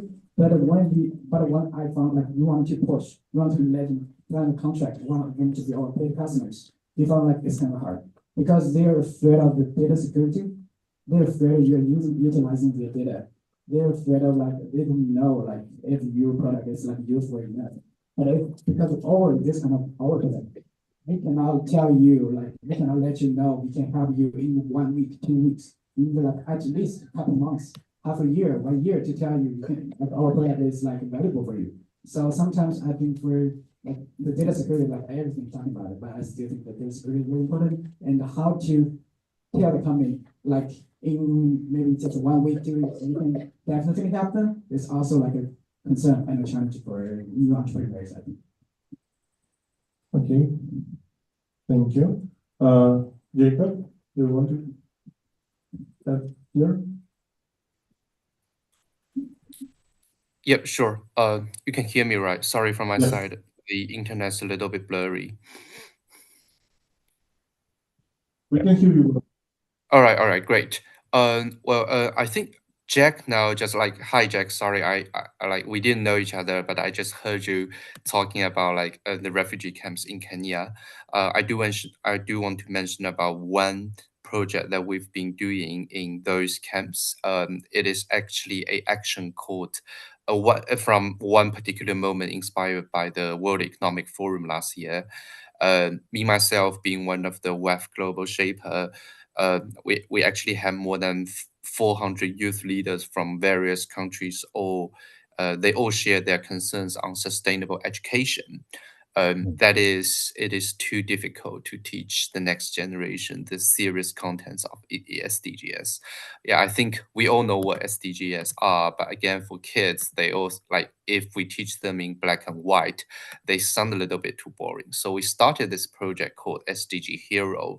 It's more like a movement to propel education for sustainable development (ESD) under United Nations SDG 4 quality education. So simply put, we use AI to present each SDG goal in the gamified education format. In a gamified educational format, and have developed an open sourced board game. So, which means any organization or individual from any region can download, print, and then use it for free.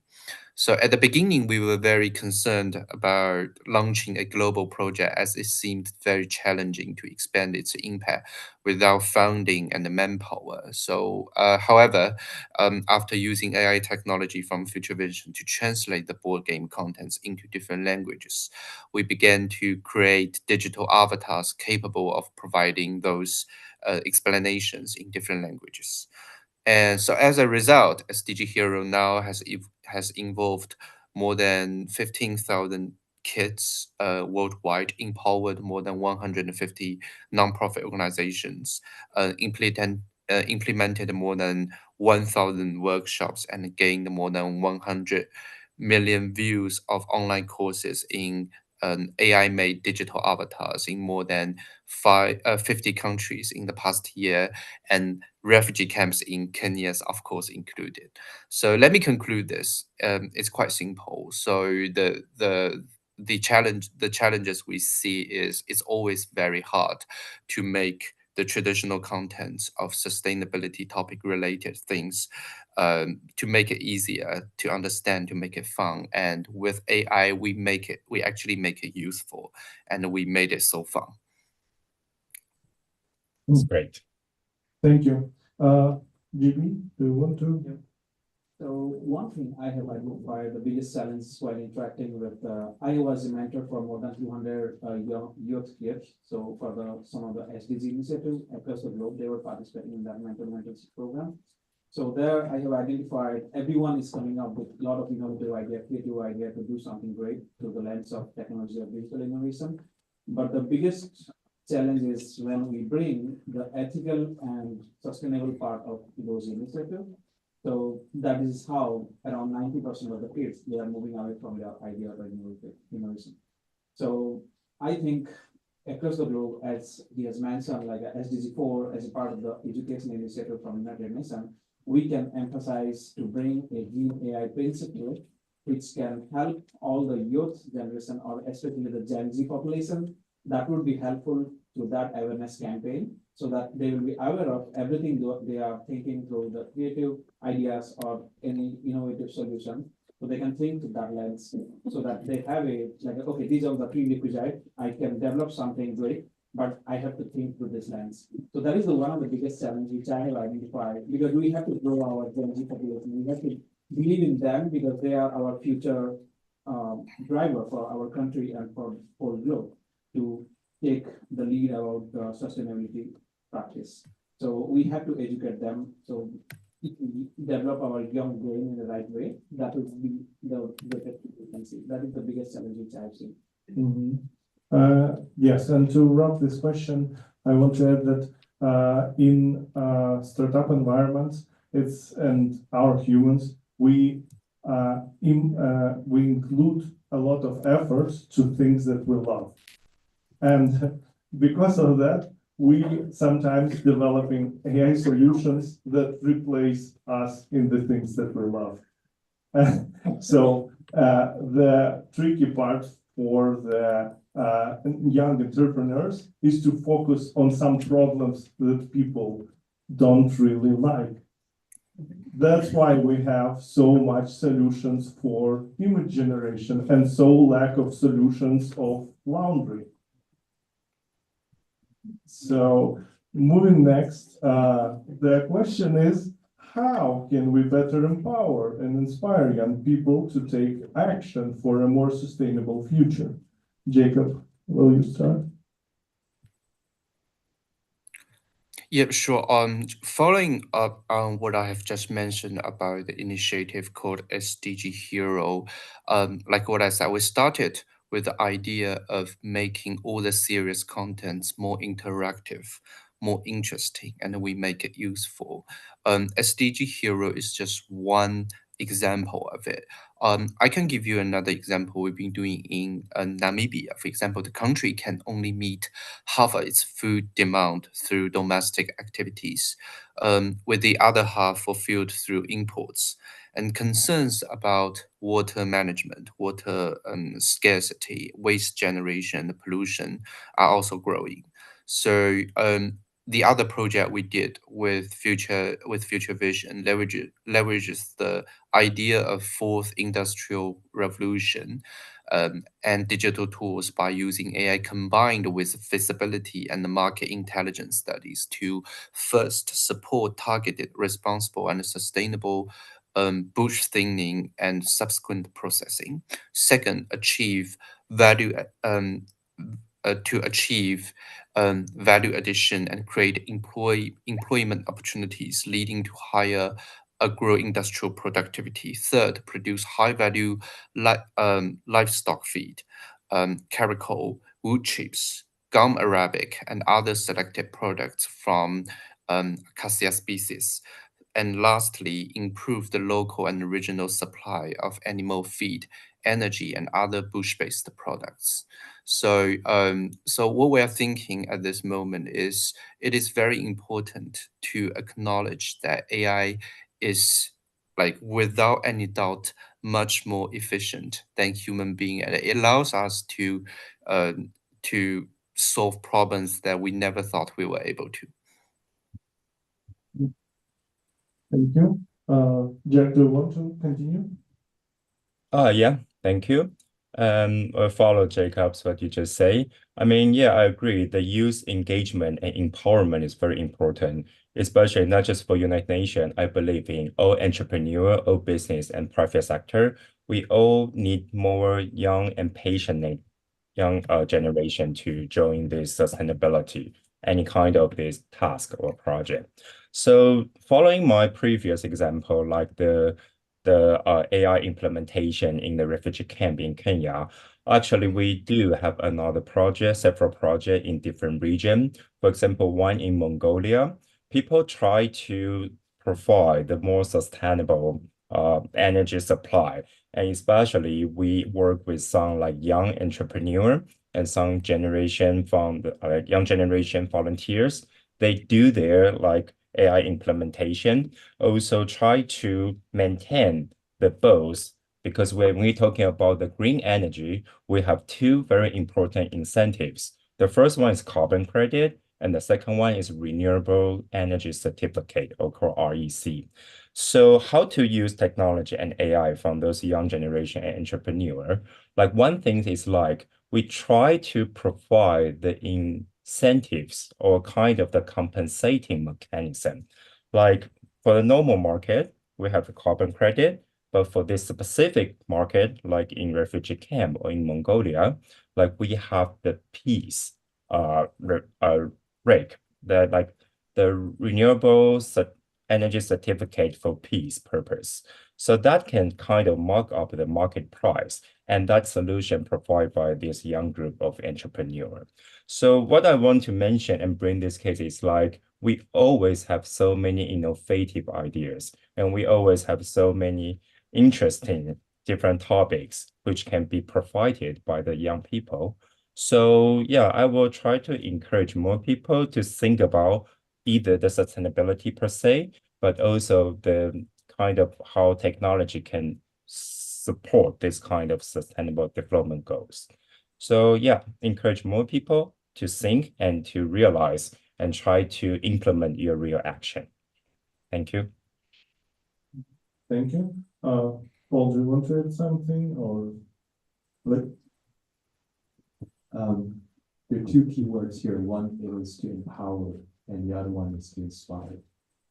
I think what is the most important thing is to let the young people to understand the truth. AI is a hype. It was a hype. Sustainability started as an ideology and a word. The problem with the youth and entrepreneurship, let me give you two contradictions here. As an entrepreneur, I would tell people entrepreneurship is not for everyone. And typically, people in sustainability will know the business is about selling solar panels, getting to grid parity. People inside sustainability seldom talk about sustainability. If I'm doing autonomous trucking, I say fuel, not because it's green, but because I need to survive. Same in emerging market countries. So be very careful about that. That often when we try to promote something, you may not know what you're talking about. And that's really, really dangerous. As many people today here, I live in Houston, we often worked in technology in Silicon Valley. When we go to Texas, we say, oh, you have to do this. This is AI. People in AI know not every problem needs to be solved by AI, but people who don't understand AI enough would tell you that AI can solve everything. So the first rule that I have is to give the youth the right advice. Think about the outcome first. AI is one of the solutions. Don't get into the same hype as blockchain can do everything, that we can use that in Haiti to solve the land registry problem. You actually need a database that cannot be hacked, not blockchain. Yep, thank you. Yeah, I think this question is like good covered. Do we have, we have 7 minutes more. Do we have questions from audience that we want to address, or I will continue with my list? I have one question. Okay. So as an entrepreneur, where do you get the funding for this kind of sustainability related business? Because like you said, you may say AI is going to do stuff, but that's not what, your venture capitalist or whoever is funding you wants to do. So what would you say for that? So we went through exactly the same problem. So we closed 20 million pre-A round. Look it up. It was so hard. So when we talk about autonomous driving, people expect this to be a software as a service model. And let's say you're doing sustainability, right? You have a AI-enabled data solutions that can sell to calculate scope 1, scope 2, whatever to the factories. The easiest business model to do is a software as a service. You own nothing. You come in with a solution, you sell by subscription, you at best have 5 people in the office in Atherton, in California, and you will sell it globally. VC loves it. Now, the truth and the reality is, when it comes to sustainability, you are saving carbon emission. So it means there's a physical element of it that the venture capitalists hate it, because that means operations and assets. All of those dilute the 100% return that you have, because now you obey the physical rule. So to answer your question, I think the venture capitalist needs to change as well. If you look at B Capital, if you look at Anderson Horowitz, like today, when we look at AI, none of them get offended by Sam Altman's crazy idea of 60 billion or 600 billion of investing into AI. Like now, asset heavy is not a problem. So how can sustainability entrepreneur not be brave enough to stand up to venture capitalists and tell them, in order for us to do this, we need to own the app factory. We need to be operational. It's not just a software as a service. It has to be energy as a service. It has to be manufacturing as a service to deliver the robotic solutions that you can overall save that carbon emissions, rather than saying, I'll do the software. You know what? My clients who uses my software will know where the carbon emission is, and they will solve it. No. But in reality, right now, do you see how shifting thought process, just because eco-friendly and sustainable thoughtful projects become more investments right now after business start to be hurt by climate change, and when they need to when they supply chain interrupted, or their insurance prices increased and they need to move out of their location, they start to think about this differently. Do you see it as well, on your area? I'll be very quick. I don't want to take too much time here. Yes, and yes, the business model changes. Sustainability will still help you to raise money. Suppose, excuse my honesty here, suppose you are an entrepreneur who live on PowerPoints and pitch books. There are also investors on the other side that only invest on themes. So find that match.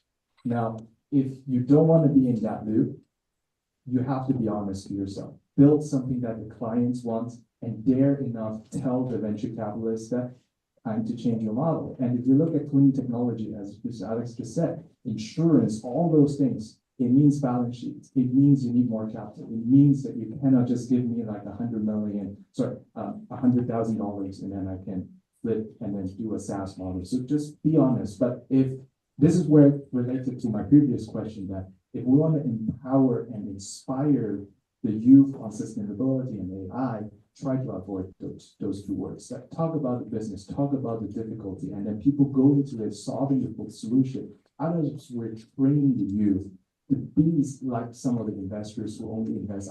This is green. Okay, we invest. Tick the box. Great, SDG. And then I have an impact report. What does that mean? Anyone read those reports? I doubt it. But that's just something that we need to avoid. So I agree. Yeah. Do you want to add something, Lee, or Jimmy? Yes. Yeah, as you point to the VCs things, I think for the young population and Gen Z, I would highlight. So if you have an idea, crazy idea for the sustainability and AI in the combination space, I would go for the killer experiments so that you will get to know how fast whether your prototype is working or not. So then you can go into something like a flagship model of development. So that will be helpful for you to have a proper support system, ecosystem where you can raise your fund and those things. And don't go for the traditional venture capitalist. So rather go for the something like a corporate venture capitalist who has a strategic vision, like how you can take your product from 0 to 1 to 100. So they will be helping you out to strategize your industry-focused initiative rather than quickly raise the money and those things which traditional VCs focusing on. So I would not support to go there because we should educate our younger generation to go to, like, this is the simple step. Like, okay, if you have an idea, so it will go quick, let's go quickly, don't slip it up. Like, go for the killer experiment, then go for the flagship model, then go to the corporate venture capitalists. Thank you. Yeah, so it's about fail fast mentality for young entrepreneurs. It's really important. I think we have like 1 minute, and we need like some closing section from the panelists regarding like what else and young entrepreneurs need to take on board. I think we should start with Jack. Okay, thank you. Yeah, let me conclude by that. I mean, AI is a very advanced technology. I think we all agree. So, but somehow, if you want to change the world, you shouldn't just sit behind the computer and think of the ideas and implement that kind of technology. You somehow need to go there on site to see how exactly what kind of environment and the people you want to change or you want to help. So I will say technology still should be based on humanity. So both you need to advance whatever you learn, your knowledge, your technology, or your experience. But on the other hand, as a young entrepreneur or the young entrepreneur for the future, you also need to get to the community, get to in touch with the people and understand what they really need. And then you can provide a better service or product. Thank you. Thank you. Jacob? Well, I believe what sets AI apart is that we cannot escape it. Unlike other popular concepts like Bitcoin or like the metaverse, sustainability can avoid kind of interacting with these ideas for a long time in the future. However, here AI is influencing the overall industry and the track of sustainability every moment. Therefore, I think young people, the youth, must to some extent kind of push themselves to immerse in it and explore its pros and cons, and then link it with whatever social goal he or she has. Thank you. Yeah, that's all from me. Yep. Thank you. Paul, do you want to? No, okay, Lee. Just a quick summary. So do not create a product because of use of AI is like very fancy. So I know a lot of entrepreneurs which I think, oh, everybody's doing AI, so I have to do it. So like you have to create a product based on the user pain points, based on their demands. So yeah, that's what I want to do. The summary. Yep, thank you. As a summary, as I highlighted, thanks for bringing up the VC question. So I think it will solve most of the problem for the young generation. So go for the killer experiment, then flagship model, then go for the traditional VCs, and always look for the mentorship opportunity which can help you out, like which mentor can help you want to take your initiative going forward rather than raising money and those things. So, but rather go for the flat strategic vision which can take you to the longer road toward the sustainability. And from my side, I want to add that right now, a lot of things depends on how we approach what we change. And AI is a great tool that shape our whole society. Everything right now can be questioned if it can be AI. And we need to focus on remove most tedious and hateful things from us and not focusing on taking what we love from our world. Yes, so thank you so much. I have a quick question, not question, but ask. Today is my birthday, and I want to make a good picture. I hope you can smile a bit, and we will make a general selfie for me. Yes? Thank you. And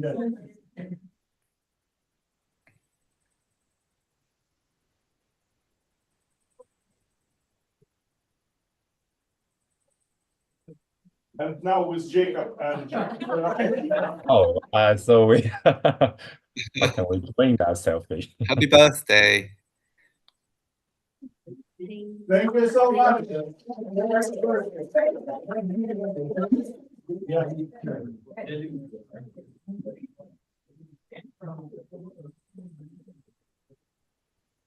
Guys, so close. Thank you, guys. Right, Thank thank you. you. Thank you. Have a nice day. Bye bye. Oh, with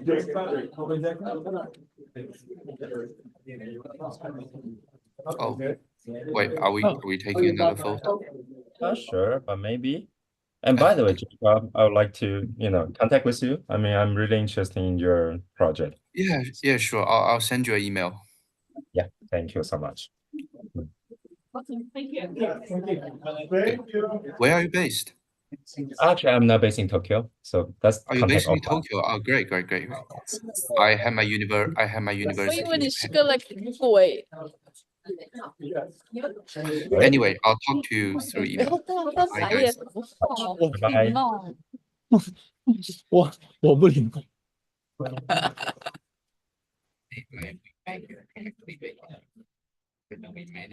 Oh, it should be this. The leg is huge.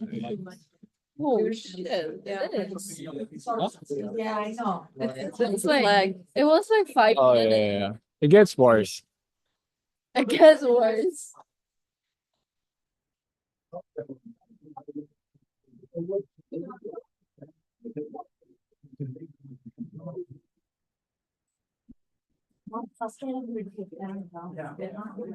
Yeah. Oh, yeah, that's. Yeah.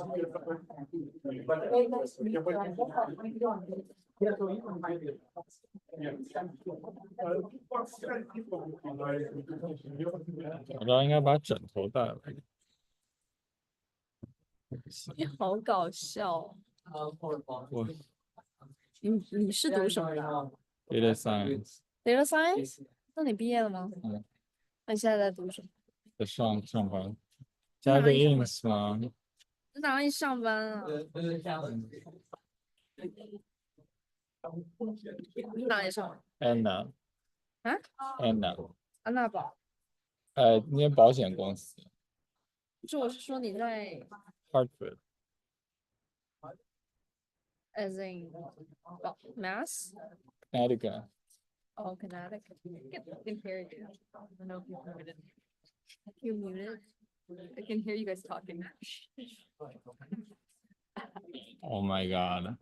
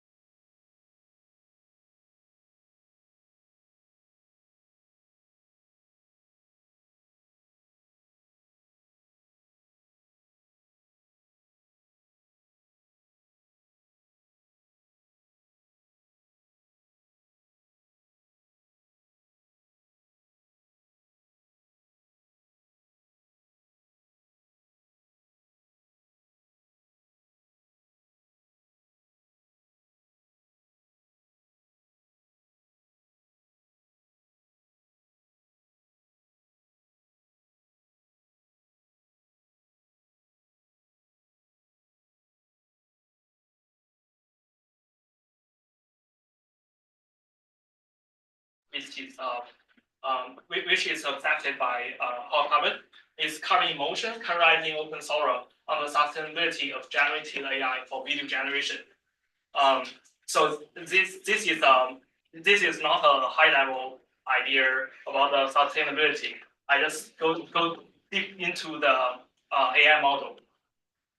Next slide, please. So currently, there is a really rapid rise of generative AI technologies. Around November 2022, OpenAI released their GPT model and it has sparked other companies to frequently release their AI models, such as Meta Llama 2 and Google Gemini. Next. And also, I think during this year, around March, OpenSora released their video generation model called Sora, which user can submit their prompt, and the model can generate high quality, realistic videos. So here is an example. The user sends us a prompt, and the model generates a video. You can click the video. You can yeah. So it's really high quality. But I think OpenAI didn't release their model. But I think in the future they can release they will release their model for usage, but they will not open source the model. Yeah. And currently, there are lots of research work concentrates on focus on the carbon reduction in large language model, and they are submitted to lots of high top tier conference in computer science. How about carbon inside the video generation model? So this work is just to address this problem. Next slide. So before we talk about the video generation model, let's talk about video generation inference architecture. So first, the user sends a prompt to the model, and then the prompt will be going to a large language model to tokenize the prompt and encode the prompt into some latent space representation. And then this noise representation will go to the diffusion transformer blocks. And if you iteratively denoise this noise, and then it will put the outputs into the VAE decoder, which is a variational autoencoder to decode the output and generate some video frames and integrate them into generative videos. So our work is characterization work. It gives us some insights and some suggestions for the cloud provider. So our approach is based on OpenSora, which is a video generation model released by National University of Singapore. And we deploy our model on NVIDIA A100 GPU, and we concentrate on two metrics. The first is carbon emission, and secondly, the video quality and relevance. We use the VBench, which is a 3PR paper, to calculate the video quality and relevance. Because if you want to reduce the carbon emission, somehow you may sacrifice your video quality and relevance. And we use the OpenSora demos and OpenSora examples as the workloads for our experiments. So as for calculating carbon footprint, we concentrate on original carbon and embodied carbon. Next. So as for the first research question, we explore the embodied carbon and operational carbon for video generation inference for different types of energy sources. As you can see that we tested two types of energy sources, which are fossil fuels and green fuels. And it shows that the original carbon of video generation is a really large number. So deploying applications in data center powered by more renewable energy sources is a good choice to reduce carbon. And also, we compare the video generation with text generation model, which is a large language model. So as for the left figure, we compare the overall carbon. So the carbon of video generation is 6 times higher than text generation. How about the unit of the generation? So we can also compare the token and frame. So as for each video frame, if the model generates one video frame, the carbon is like 78 times higher than token. So which means that video generation consumes more carbon compared to large language model. So yeah. And also recall from the previous inference process, there are different phases in inference process. So we compare that the different phases have different carbon footprint, and we use different denoising steps to observe that which phase takes the most carbon. And also, if we increase the number of denoising steps, the carbon footprint will become higher. And also it will improve the quality and relevance. You can see from the left figure, there is a threshold of the denoising steps. If you increase your denoising steps over the threshold, the quality will remain same because you input more information to your AI model, and the accuracy will not be same. And also the last research question is to explore the impact of video resolution and length on the carbon footprint. Due to the time limitation, I will skip this. Yeah. And as for the summary of this work is the first work to investigate the carbon footprint of video generation applications. And also we give some insights and also some ideas for the cloud providers to build more green generative AI. So if you want to read more details and get more details, please refer to our paper. Okay, thank you.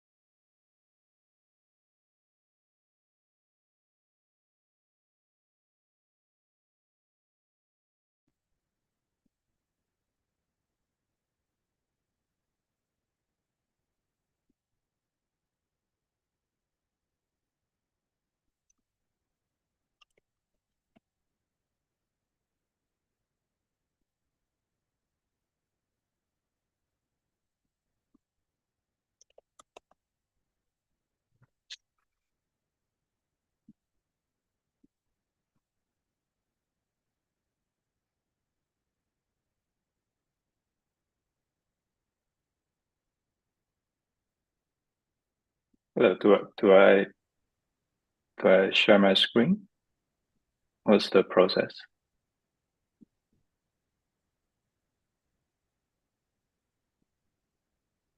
Can people hear me? I think I can hear you, but I'm not sure anyone in the conference room can hear you. Okay, I'm sharing my slides. Okay, I'll start. Hi everyone. My name is Baoli. Sorry, my slide is not working. Oh, hi everyone. My name is Baoli. I received my PhD from Northeastern University, and it's an honor to join everyone here at Green AI Summit to discuss our work called Sprout, Green Generative AI with Carbon Efficient LLM Inference. So as I'm sure everyone here knows that reducing carbon emission is of critical importance. And according to this latest United Nations climate change report, the world is on brink of catastrophic warming. And a lot of this is due to the carbon dioxide in the atmosphere that has been rising over the past few decades, which is directly associated with the rise of global average temperature of the Earth. And the large language models today actually bring actual carbon challenges to the world. So these models are the next frontier of the data center workloads. There are a lot of consumer-facing applications such as ChatGPT, Gemini, Cloud, and scientists are also using these language models to perform prediction of atomic level protein structure and to encode clinical knowledge. So these models are typically have billions to trillions of parameters, and they follow this so-called autoregressive generation pattern during inference. All of this will contribute to higher power consumption. So we need to build more power plants to power up the data centers, which leads to significantly higher carbon emission. And one interesting finding we have here is that the autoregressive generation of the LLM will dictate the inference carbon footprint. So on the left, I'm showing the LLM inference process. So the text tokens are generated one by one. When the user provides a prompt, a new token is generated, appended to the prompt, and generated a next token, and doing this iteratively. And this inference carbon of every user request is actually dictated by the number of generated tokens. And for the figure on the right, we can see that the carbon emission of each request follows a very linear relation with the number of generated tokens. So the key insight of this work is that instead of using smaller models, such as the Llama 7B model, to reduce the carbon footprint, while such small models would also have compromised context learning capability. Can we find another way to instead use a larger model, for example, the Llama 13B model, but let it generate less number of tokens? And based on this insight, we propose a concept called generation directive to guide the token generation process. A generation directive can be directly applied to a user prompt, and the directive can be something like generate a brief and concise response to the question and append this to the user prompt. So using this example on the left, we can see that to answer the same question, we can use less number of tokens while also having the LLM answer the question correctly. Using this generation directive, we have observed that larger models, such as the 13B model, can even save more carbon than using a smaller model, while also maintaining a much higher generation quality, which is the correctness rate on the figure on the right. Based on our discovery and insights, we designed an end-to-end system called Sprout. So Sprout will configure the generation directive selection according to the carbon intensity, which varies over time, and the generation quality feedback from the user. The goal of Sprout is to minimize the inference carbon footprint while guaranteeing a very high generation quality. So in summary, Sprout is the first carbon-aware inference system, and our empirical evaluation has shown that Sprout can reduce the carbon emission of LLM by 60%. Sprout highlights the ML efficiency from a carbon perspective, directly relating LLM operation to environmental impact. To find out more information about Sprout, feel free to scan the QR code on the right. And Sprout has been accepted and will be presented at this year's EMNLP conference. So if you're also attending this conference, please come chat with me. Thank you. That's the end of my presentation.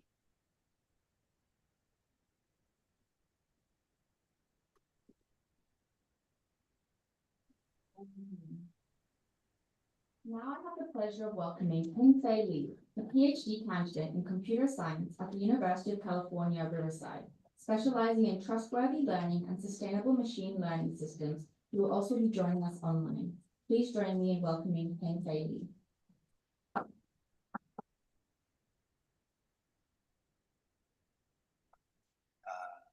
Yeah, thanks for the introduction. I'm not sure. Let me reach.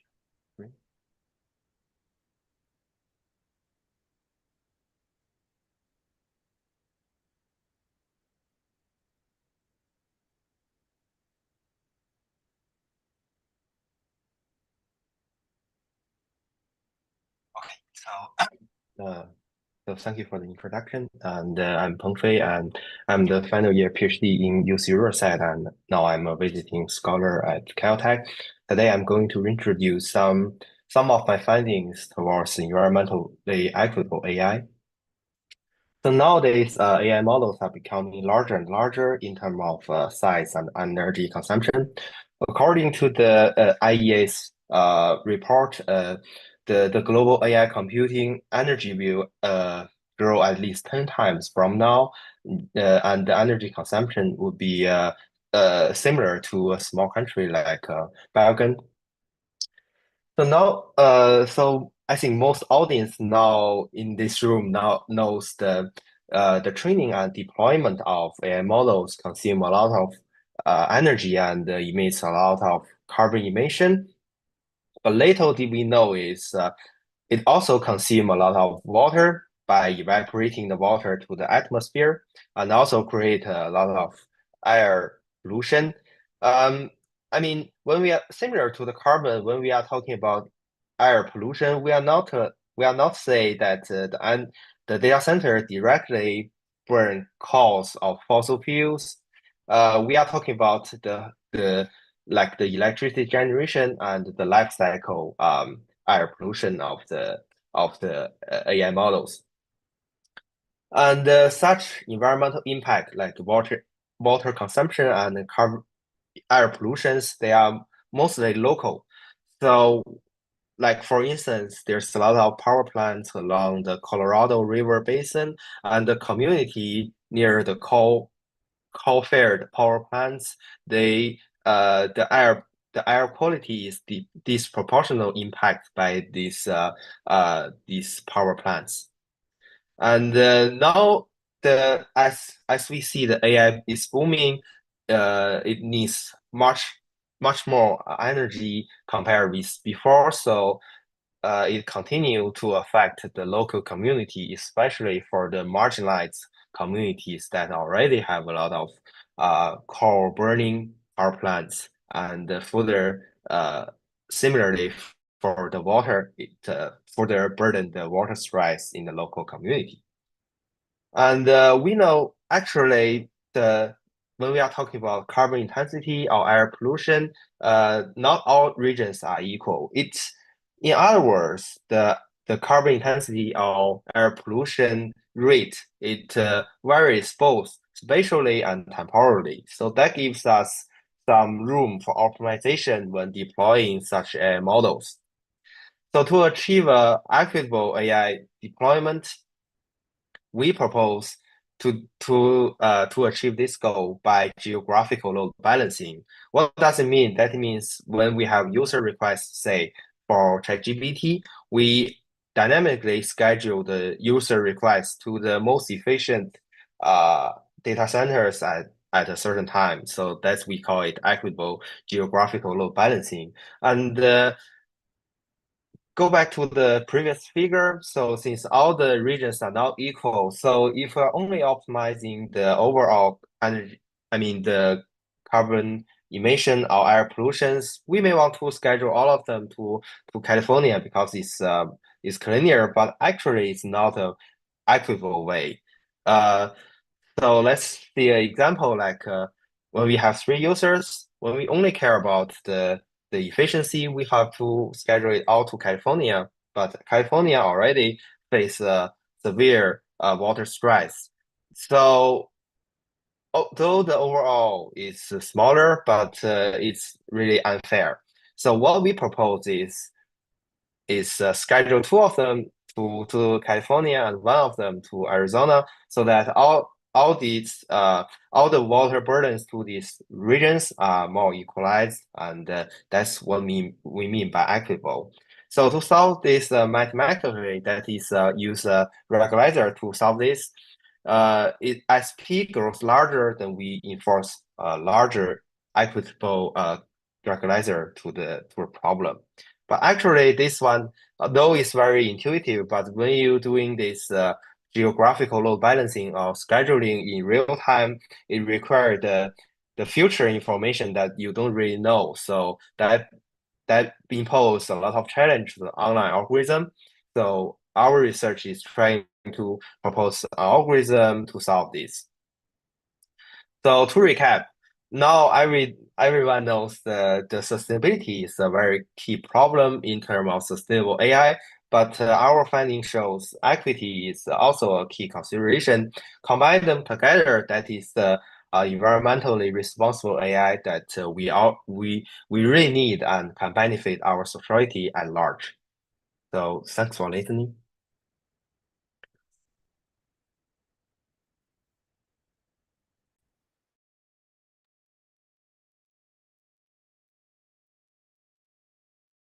Thank you, Lee, and the rest of our wonderful speakers.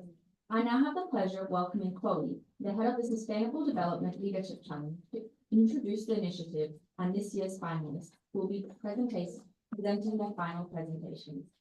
Please join me in welcoming Chloe.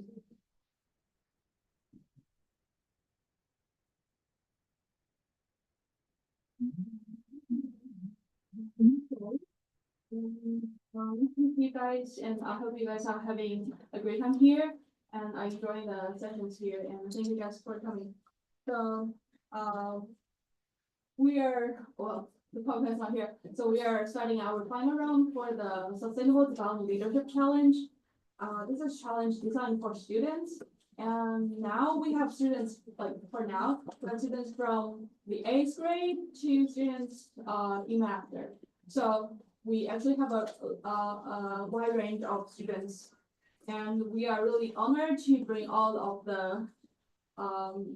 of the brightest young minds from different people that eager to make a change to sustainability, artificial intelligence, and climate change.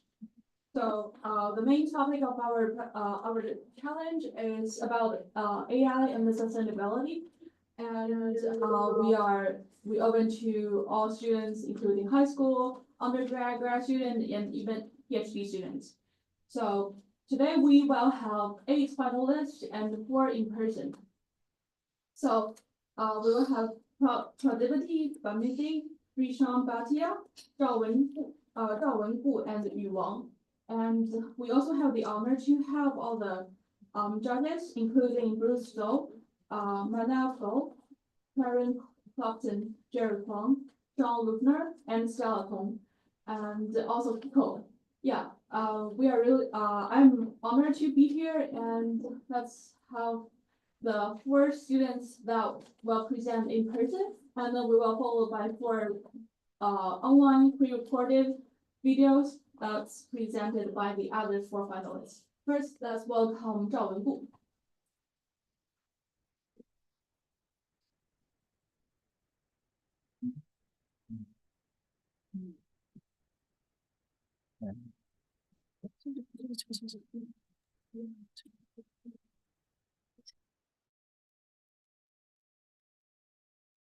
Can all the judges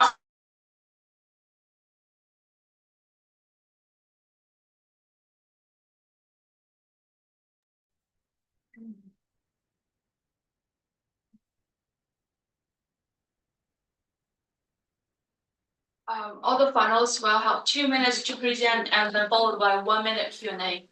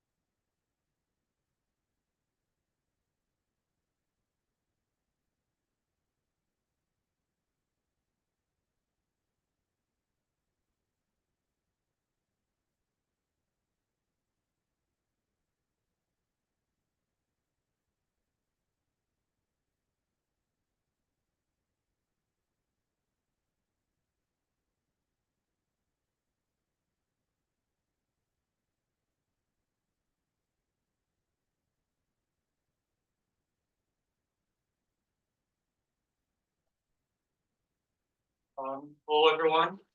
My name is Joan, and hello fellow judges.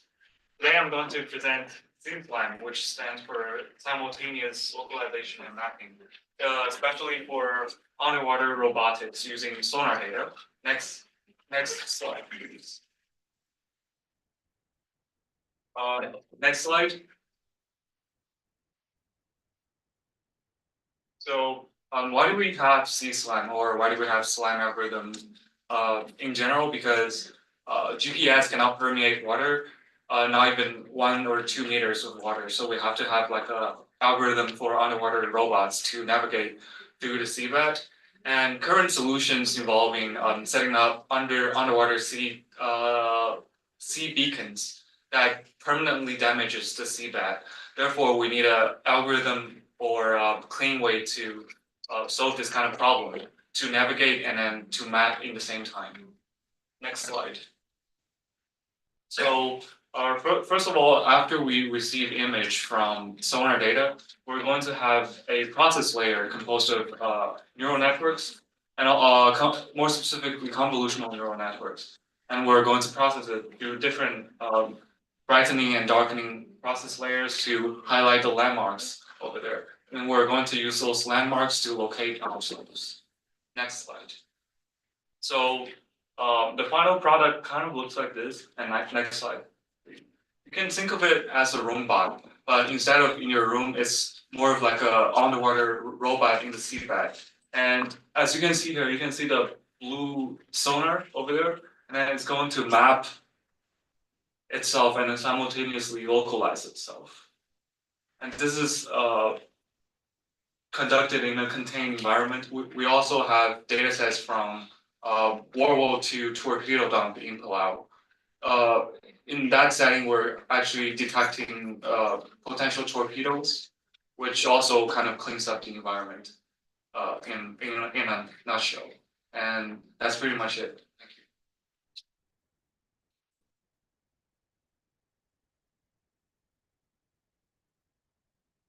Any questions from judges? Is it really mapping 2 dimensions, or does it do it 3 dimensions?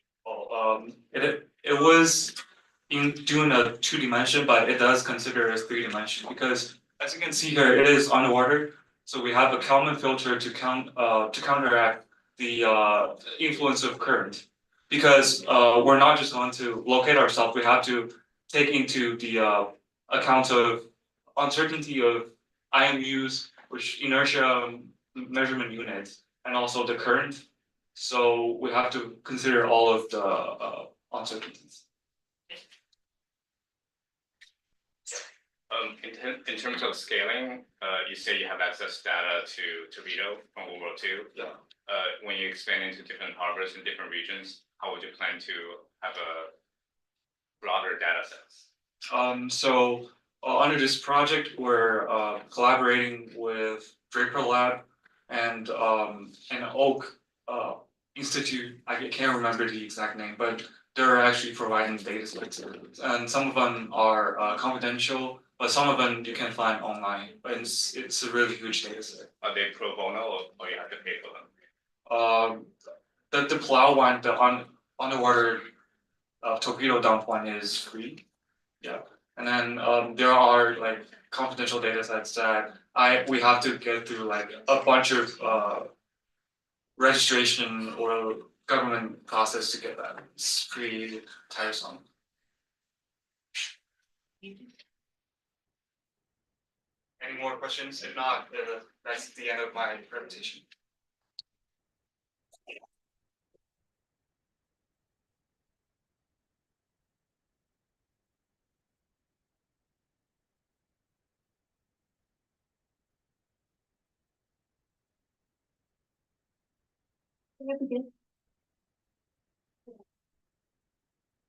Hi everyone, good evening. My name is Pradipti Gomidi, and my research lies around building an AI prototype that reduces land degradation in rural areas through making some slight alterations to the standard precision agriculture.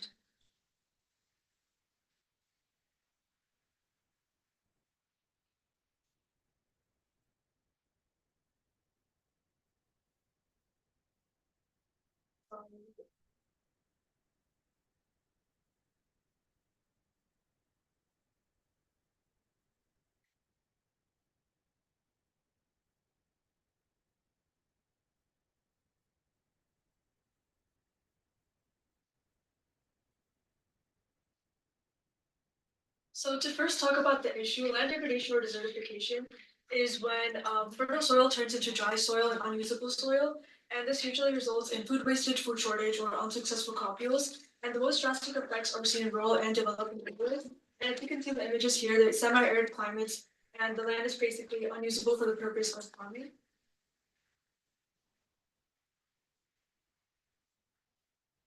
But precision agriculture is a new type of technology that's been developed, and it essentially helps farmers in maintaining and sustaining their farms. And as you can see in this image here, it gives them percentages on how healthy their farms are and which are the most affected by land degradation, and it also gives them detailed analyses on how to work against and combat land degradation in this way.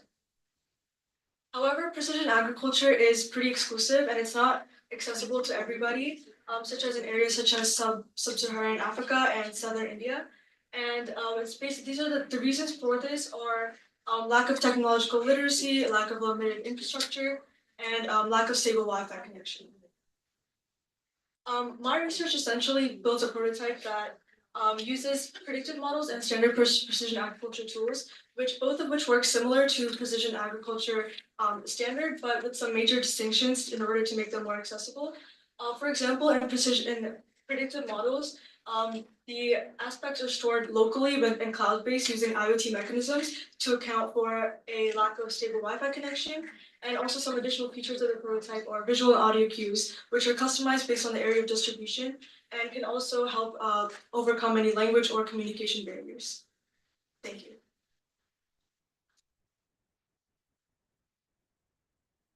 Are there any questions? Yeah. What is your audience? What is the population that this would impact the most?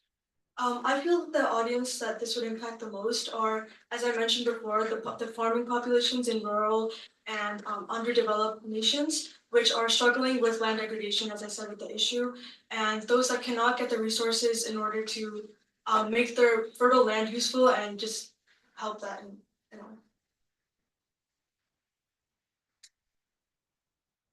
Yeah. You can pick a place in the world that you could immediately apply the desert pilot. Where would that be, and how would you think about it?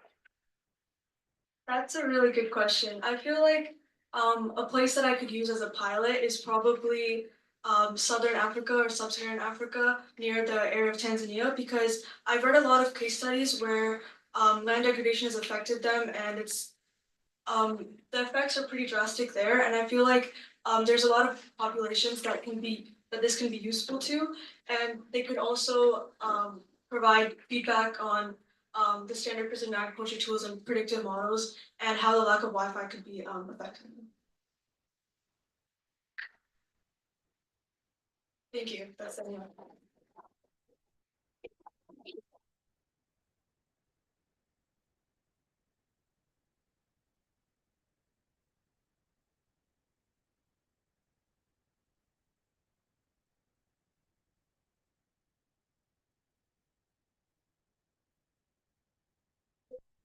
It is my honor to be here to discuss the potential of AI-driven discovery of biodegradable materials. So every year, millions of tons of plastic waste are discarded. All of this plastic waste come from daily life and often takes hundreds of years to decompose. It breaks down into microplastic that accumulate in the food chain, threatening marine life and even human health. To solve this problem, we need to find a sustainable, environmental friendly alternatives to replace this everyday use plastic. But how can we do that? My answer is artificial intelligence. Why AI? Traditional material discovery methods are slow and also resource intensive, often take years to identify and develop the new materials. However, AI has the potential to revolutionize this process. Just as AI has transformed drug discovery by quickly predict the molecular interactions. I believe AI can also accelerate the search of sustainable materials. AI is able to analyze large data sets and predict material properties, allow researchers to explore potential solutions faster and more efficiently than ever before. We can use We can use existing large database such as Material Project and AI learning tools such as CAMTS. Those allow AI identify and predict the properties of the new materials. AI can also perform multi-objective optimizations, balancing the biodegradibilities, cost effectiveness, and the durabilities. So in conclusion, AI offer a powerful and innovation solutions to one of the day's most pressing environmental challenge. By using AI to find a new biodegradable materials, we are one step closer to the sustainable future where the harmless plastic will become a thing of the past. Thank you.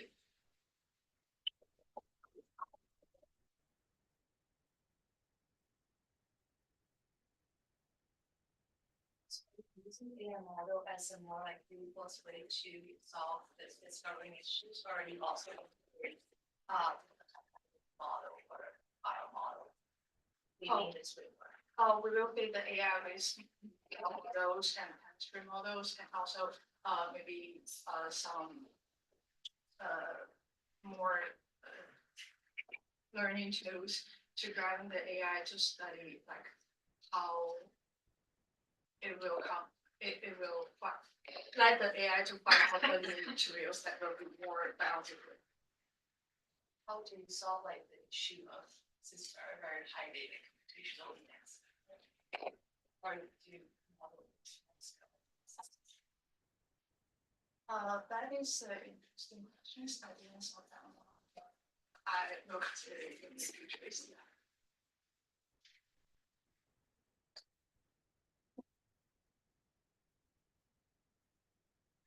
Discovering new monomers like what Eugene Chen does at Colorado State? Or are you more interested in integrating this processing method that allow you to actually break down? Maybe both. Yeah. And are you planning on featureizing your polymers, like using like smile string or more like crystal convolutional neural networks? Are you planning on featureizing your polymers? There's smiles which they use in molecules, or you can like crystal graph convolutional neural networks work pretty well for solids. I guess which direction are you planning on going? I didn't saw this question before, but yeah, that is an interesting question. I never saw it.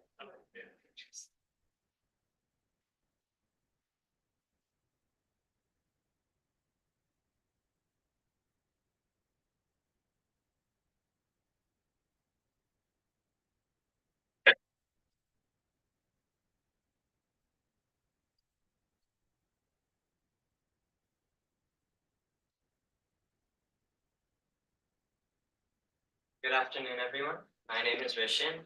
Today we will discuss predicting optimal de-icing chemicals for city roads using machine learning.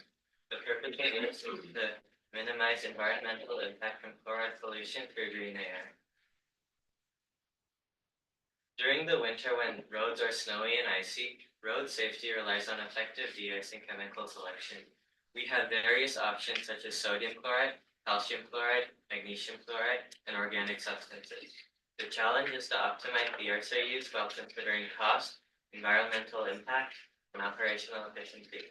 The solution is using advanced machine learning approaches, strong government policies, and incentives. There are many de-icers to choose from. Different cities use different de-icers for various reasons. Multiple factors drive the decision on which de-icers are chosen. The main ones are effective temperatures, environmental impact, cost, and corrosion. Many chlorides are detrimental to the environment. They are effective in a variety of temperatures.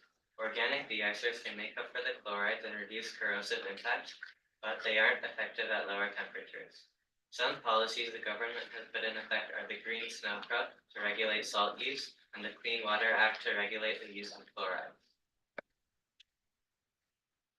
Like any machine learning project, I have to go through multiple steps, which are developing the dataset, feature engineering, model selection, and model evaluation. Firstly, I looked at the historical snow data from various sources. For example, for Toronto, I use the Canada weather website from the Government of Canada for Toronto weather patterns. Secondly, I cleaned the data of extra information, converted Celsius into Fahrenheit, and accounted for absent data. Thirdly, I checked which de-icers were used by the cities and manually labeled the data set. For instance, Toronto uses sodium chloride, calcium chloride, and brine. Finally, I added synthetic data to address class imbalance in magnesium chloride. The final results are that the logistic regression model trained on the expanded dataset achieved a good balance of precision and recall on the test data. We noticed an expanded dataset helped the model learn the patterns more effectively. The recall of magnesium chloride was lower, 0.5, indicating class imbalance. LSTMs captured time dependencies, provided higher accuracy for underrepresented chemicals, and better captured snow events. Neural networks helped capture non-linear relationships, but required more data to increase accuracy. I'm sorry, Hans. I'm on my last. While this started as a science fair project for me, I'm looking forward to partner with others on advancing this research. Some key research opportunities I see here are creating better real and synthetic data sets, better machine learning models and advanced feature engineering, research in nanotechnologies to make roads less sticky to snow so we need less de-icers. And I think self-driving snowplows could become a reality soon, as seen in this futuristic image created by Meta AI. I would like to thank the Green AI team and everyone else for this opportunity to present today. Any questions? Do you consider like the increased number of no events?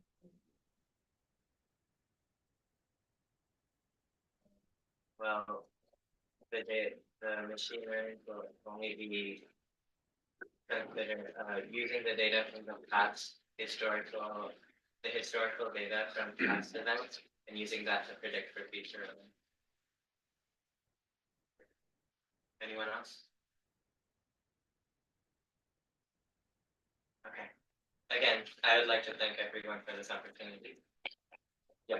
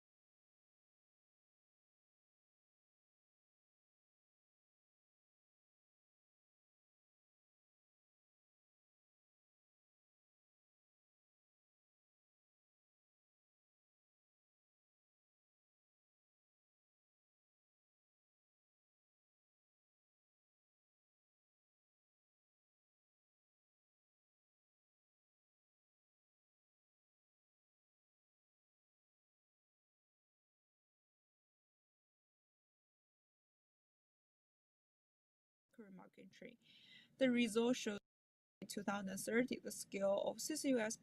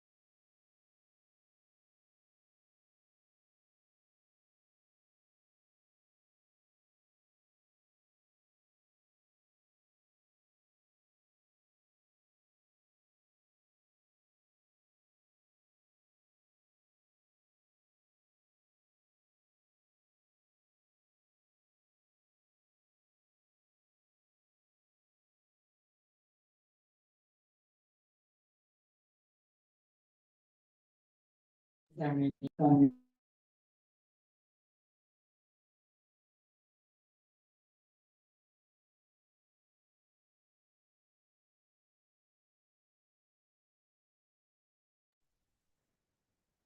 I'm bringing the green packet here, so.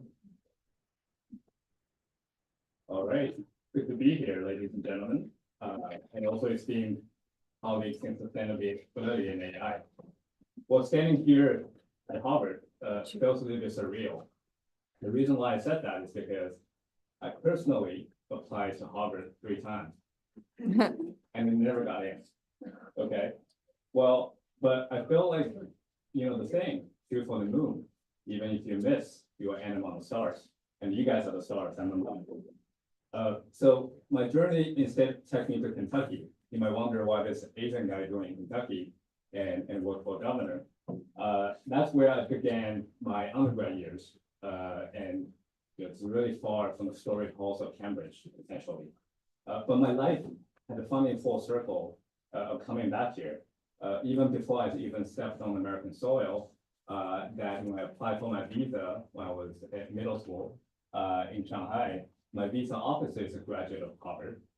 When she asked me what is my plan to come to the United States, I said, and boldly said, I want to go to Harvard. And that's why I'm here today and standing before you. That's a reminder to me that sometimes even our path isn't the one we expected, but the ideas took us where we need to be. So after graduating from University of Kentucky, I had the honor to serve as economic and trade advisor to Governor of Kentucky, Matt Allen. So not really the secretary, because the secretary could be interpreted different ways. You can either be assistant or you could be the second member of the cabinet for the governor, but I was actually the economic and trade advisor. So for those years I worked in Kentucky, we achieved some remarkable projects. I was part of the team expanding the exports from Kentucky to up to $40 billion. And also in lump sum, we achieved $9 billion in project as a success to attract foreign direct investments. And for those efforts, I actually was awarded the Kentucky Colonel title. Does anybody know who Colonel Sanders is? By any chance? Yes? Okay, for those of you who don't know who Colonel Sanders, who he was, clearly you don't like Kentucky Fried Chicken as much as I do. So that's the same title I shared for the success I had in Kentucky. But one of the most unexpected projects I worked on wasn't Kentucky Fried Chicken, it was Asian carp. So back in 2016, those invasive species and fish was deeply threatening American rivers. If you've seen those TikTok videos, if you transport in those Mississippi rivers, in the inland waterways, they would jump on you and it would literally slap you out of the transport. And it was really threatening the foundation of the dams and also disrupting river transport, as I mentioned. So what was our solution? We export them. As I mentioned, I was part of those international trade team. So I found this opportunity. There's some high demands in China and also Caribbeans. They have an appetite for this type of fish. So I engaged in those international markets. But the potential path on the way was we hit a snag. The reason why we were not able to work, were able to make it work, is because Kentucky simply just don't have enough fishermen to fish those fish out of the river. So that was my first real encounter in the skill gaps.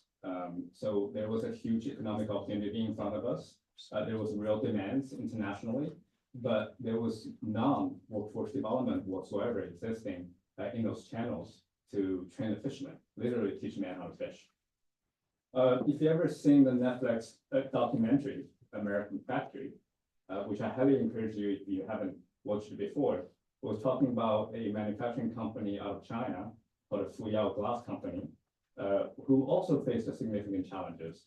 Although the documentary was a little bit demeaning because it was all about union issues, but deeply it was about training the workforce. The factories were unable to find skilled workers to meet the production standards. In fact, many of you might not know in Kentucky, it is the third largest auto manufacturing state by volume, and certainly the largest per capita in the United States. So with only the population of 4.5 million, it has a sheer size of economy as New Zealand. So Kentucky is actually at the forefront of the green energy transformation with the rise of electronic vehicles. So this shift demands new skills, new training programs, and a renewed focus on workforce development. It became clear to me during my time in Kentucky, those workforce development programs is the key to sustaining and also expanding our industrial future here in the United States.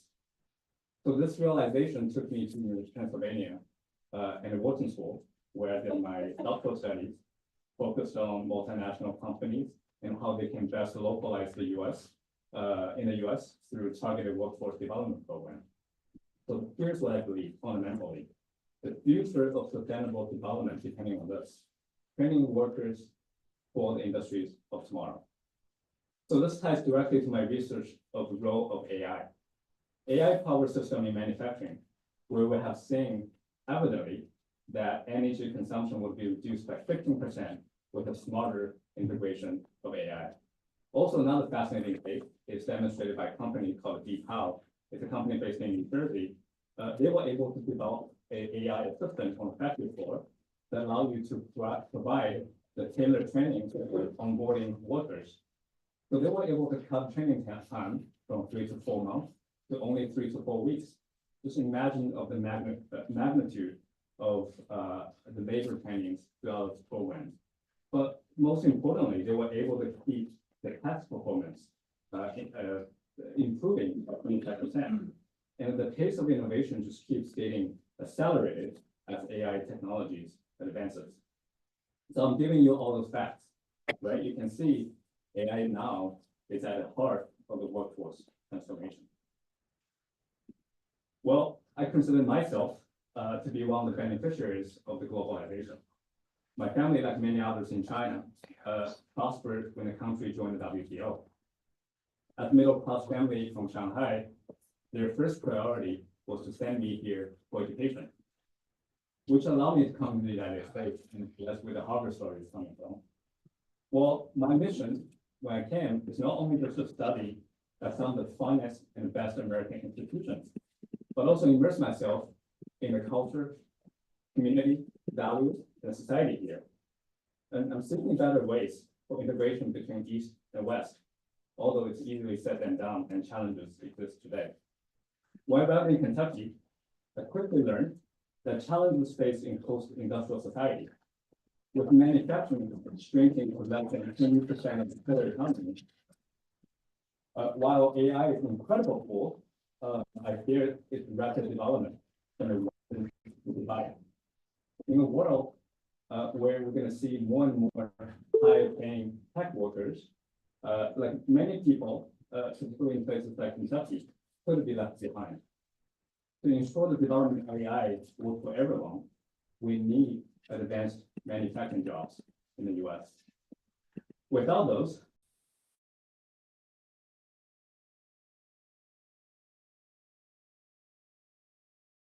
jobs, and the other half just in the low-wage service work. Identify the 3 core values here: democratic process, post-enlightenment thinking, and also being industrialists. Democratic process is not just a one man, one vote, but most importantly, it's about equal access. Post-enlightenment thinking is when we think technology works for humanity, not the other way around. Being industrialist is being able to make things, not just to think about them. As we enter the next phase of globalization, which I envision to be a hyper-localized world, I believe AI is serving a great integration between companies seeking to localize.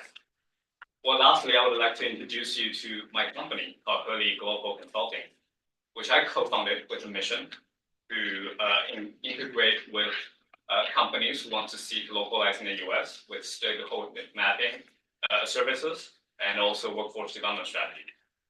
The name Hurley comes from the phrase 合则两利. That's also a Kentucky model. United we stand and divided we fall. But the global, oftentimes I get credit on, it's actually global. Let's think globally and act locally that fits in the globalization strategy that we envision to see with integration of communities and companies development in the US. In conclusion, though my path to Harvard wasn't direct, but standing here to you today marked my journey, and also the lesson we learned. Sometimes the way to our goals isn't always direct. I quote a late and great Indian industrialist, Ratan Tata. He once said, what we do in a short run will look like a marathon, but what we achieve in the long run will look like a sprint. AI-powered workforce development will bridge the gap of educational needs between global and local. And I believe in a hyper-localized world, we can fulfill the economic, social, and environmental responsibilities by shaping the future, working together, and act together. All right, congratulations to Green AI Summit and to Jerry and the team for hosting such great summit for everybody. Thank you.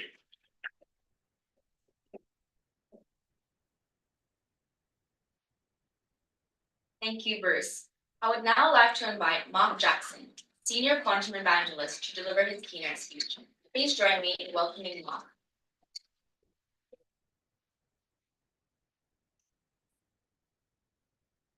Thank you very much. My slides up there. Also, is there a clicker I can use? Right? It fell. It fell. Oh, it did. Thank you so much. I'll wait till my slides are up to. I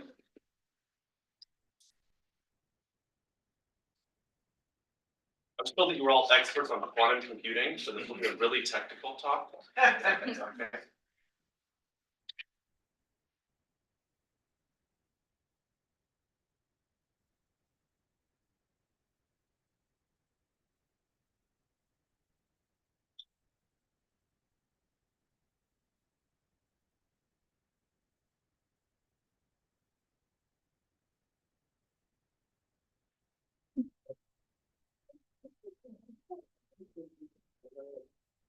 That's better. Fantastic. I can even hear myself. Okay, fantastic. So thank you so much for the invitation to speak here at Green AI and at Harvard. It's wonderful to be back. So ironically, I was asked to kind of offer some concluding thoughts, and what I'd like to offer is something completely different than what I've heard talked about today. It's actually quantum computing. And we've heard about some amazing solutions, but the truth is that anything based on conventional computing is actually very limited. And this is why quantum computing was invented. Am I doing that? Yeah. Oh, it just doesn't work? Just no. Okay, keep it there. Good, fantastic. So quantum computing is a completely different type of computer. It's not just a faster type of computer. It's completely different. And it's only good for very specific things, but the things that it's good at, it's very, very good at. And a prime example is actually doing molecular simulations like this. So up here is my favorite molecule. This is caffeine. It's not even a very large molecule. And we've known for about 100 years what the equations are for how to figure out what the properties of this. And so we could write down all the equations, but solving the equations would require a very big computer. It would be about the size of the planet. So in principle, we could do it. It just wouldn't be very practical. But a larger molecule like penicillin, again, we know exactly what the equations are. But solving these equations would require a computer the size of the entire universe. And so even in principle, we will never be able to do these types of calculations. Now, in contrast, quantum computers can do this very efficiently. So the basic ingredient in a quantum computer is called a qubit, sort of like the transistor of a quantum computer. We only need a few hundred qubits to do this type of calculation. Now, why am I talking about this at a Green AI Summit? Next slide, fantastic. It's because we think that we will be able to use quantum computers to do molecular simulations to advance a lot of the things talked about. Now, even though this sounds kind of science fiction-y and futuristic, they actually exist. These are two examples. This is a picture by IBM. You might recognize sort of the golden chandelier type structure that you might have seen in some things. They use something called a superconducting technology. And over here, this is the computer that we use at Quantinuum. We're the largest quantum computing company in the world. We use ion trap technology to do this. It uses lasers, and it looks very Star Wars-like. Next slide. Thank you. Now, you might have heard a while ago that quantum computing is an amazing idea, but it's years from being actually applied. That's absolutely not true. We've made amazing progress in just the past few years. This is a chart showing the rough power performance of the quantum computing centers that we've had at Quantinuum. And for contrast, I've drawn over here Moore's law, which shows the progress for normal computers.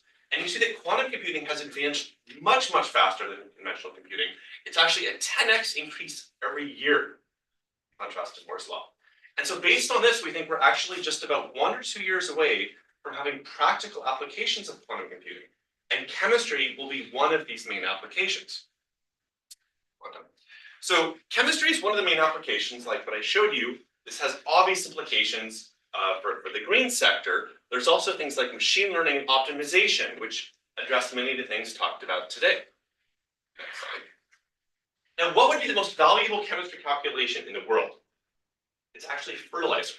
About 2% of the world's energy supply goes into making fertilizer, and we're very, very bad at it. It's called the Haber-Bosch process. It hasn't really changed much in 150 years.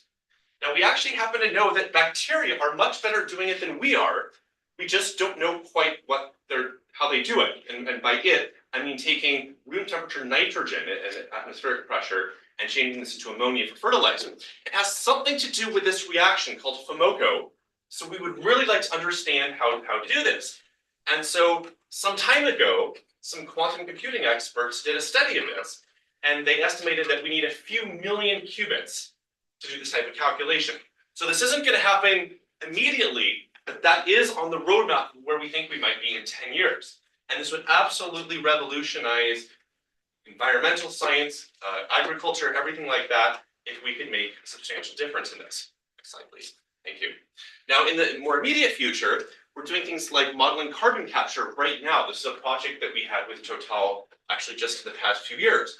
We're also looking at using chemistry for building supplies like with Nippon Steel, and even in the pharmaceutical sector with Roche. Next slide. I didn't have time to talk about this in much detail. We even have a project with Airbus and BMW looking at battery technology, trying to find more efficient ways to manufacture batteries, because again, that's just chemistry. Now, in terms of optimization, things like rail schedules and supply chain logistics and scheduling, these are just optimization problems. We're trying to find the best solution given many, many parameters, and this is often very difficult for a normal computer to do. This is one of the places that quantum computers really shine. Next. And of course, being an AI conference, I couldn't really be up here and not talk about AI. AI is really just based on machine learning. And it turns out there's a new field now called quantum machine learning, which is based on a different mathematics from quantum computing. And it's much more sophisticated. And the reason for this is because machine learning normally is just based on probabilities, whereas quantum machine learning is based on amplitudes or vectors for the mathematically inclined. And so there's several differences. One of the differences being able to pick up on patterns which would have been missed otherwise. A second difference is that it's inherently transparent in the sense that you can always do reverse operations and you can see why the answer is what it is. And for many reasons that you can imagine, there's a lot of emphasis now on wanting things to be transparent, reversible, rather than opaque, which is how a lot of AI packages are right now.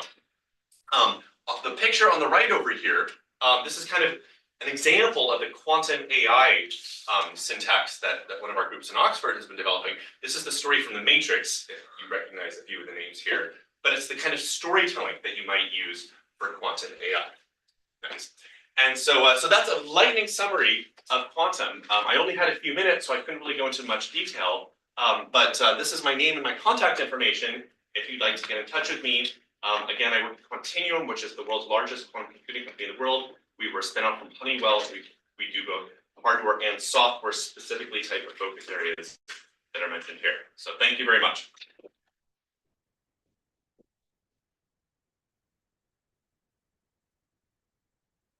Thank you, Mark. I would now like to invite Manav Goel to the front. He's tech lead at Social Impact Meta. Please join me in welcoming Manav.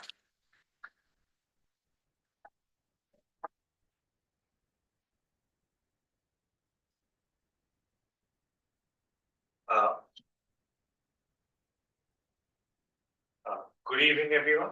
I stand here and look at people, brilliant minds who come here, spend their time and energy into doing something better for the planet. So I want to take a moment and appreciate all of you for coming here, and really thank you for doing that. Thank you, Jerry and team, for organizing this conference. It's a start of something good that I can see happening, and I hope this goes beyond just here and spans across the globe. I want to, I think, talk about a couple of things. For me, why I came into sustainability is that the planet is sending us clear signals that our climate is changing, ecosystems are under threat, plastic pollution is increasing, pollution in general is increasing, healthcare is going south. And so for me, that is what sustainability is. It's not about charts and numbers. It's literally about the air we breathe, the water we drink, and the communities we cherish. And it's about ensuring that the lives that we leave for our children and grandchildren are better than what we have today. It's about that society is not just worth living, but it's about society that thrives. And amongst all these things, it's the people like you who bring the solutions closer to what they could be. So thank you for doing that.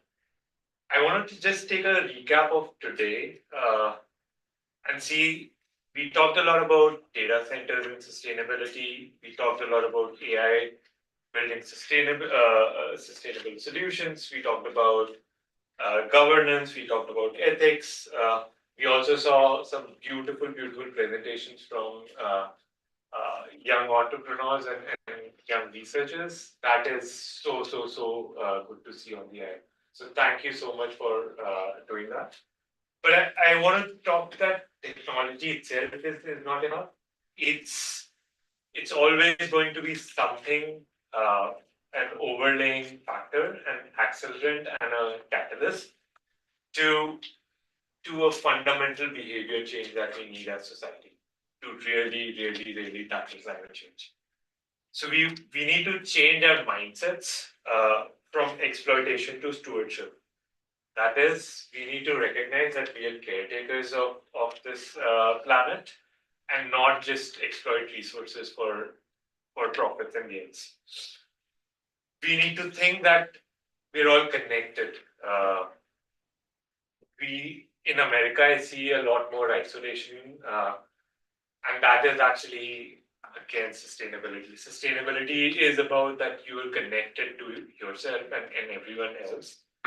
I adore Paul Hawkins. I don't know how many of you have heard about him. He's said to heal a system, you need to connect yourself to within. And I truly believe that we as individuals, when we connect inward to ourselves, to our communities, sustainability will follow. Also, I think the other thing that we're seeing is in this current age and world, there's a lot of information overload, but we want to transform that to wisdom application, wherein we actually transform a lot of abundant data into useful insights. And all this can be done. This is all possible. This is all real, and this can all be done. I want to keep this short and simple, but there are two quotes within Indian scriptures that I really believe in, and I wanted to talk about that a little bit. So in Atharv-Ved, which is one of the Vedas of Indian Hindu religion, it says, Matu Bhumi Putro Aham Prithviya. It says, Earth is my mother and I am her son. This just reminds us that we are bound by our planet. We're not separate. Whatever we do impacts the planet, and whatever comes out of the planet impacts us. So please always remember that. The second one is Vasudev Kutumbakam. It just means that the world is one family. So always remember that. It just says that we need to see beyond our individual selves and embrace the world as an extended family. Once we do that, sustainability will follow. And I just want to end at that and say thank you again for your time and energy. You are the beacon of hope that will take us all to a better place for our children, for our grandchildren, for the future of the planet. Thank you.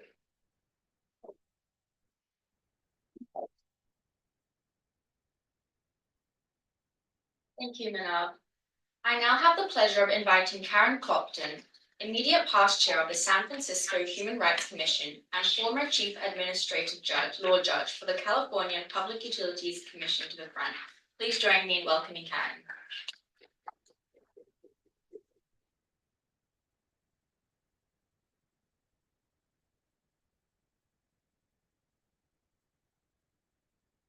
Well, thank you very much. Thank you too. And this doesn't work. Right. Okay. So I'll make a gesture. I'll do that. But I'm not doing that yet. I want to thank Jerry and the fabulous team for putting the Green AI Summit on today. It's been a long day, but it's been really spectacular. We've learned a lot, but there were some things that were implied.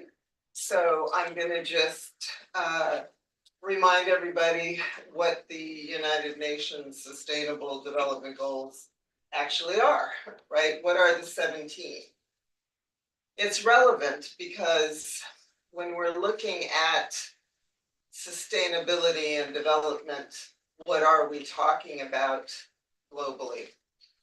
So no poverty, zero hunger, good health and well-being, quality education, gender equality, clean water and sanitation, affordable and clean energy, decent work and economic growth, industry, innovation and infrastructure, reduced inequalities, sustainable cities and communities, responsible consumption and production, climate action, life below water, life on land, peace, justice, and strong institutions and partnerships for these goals.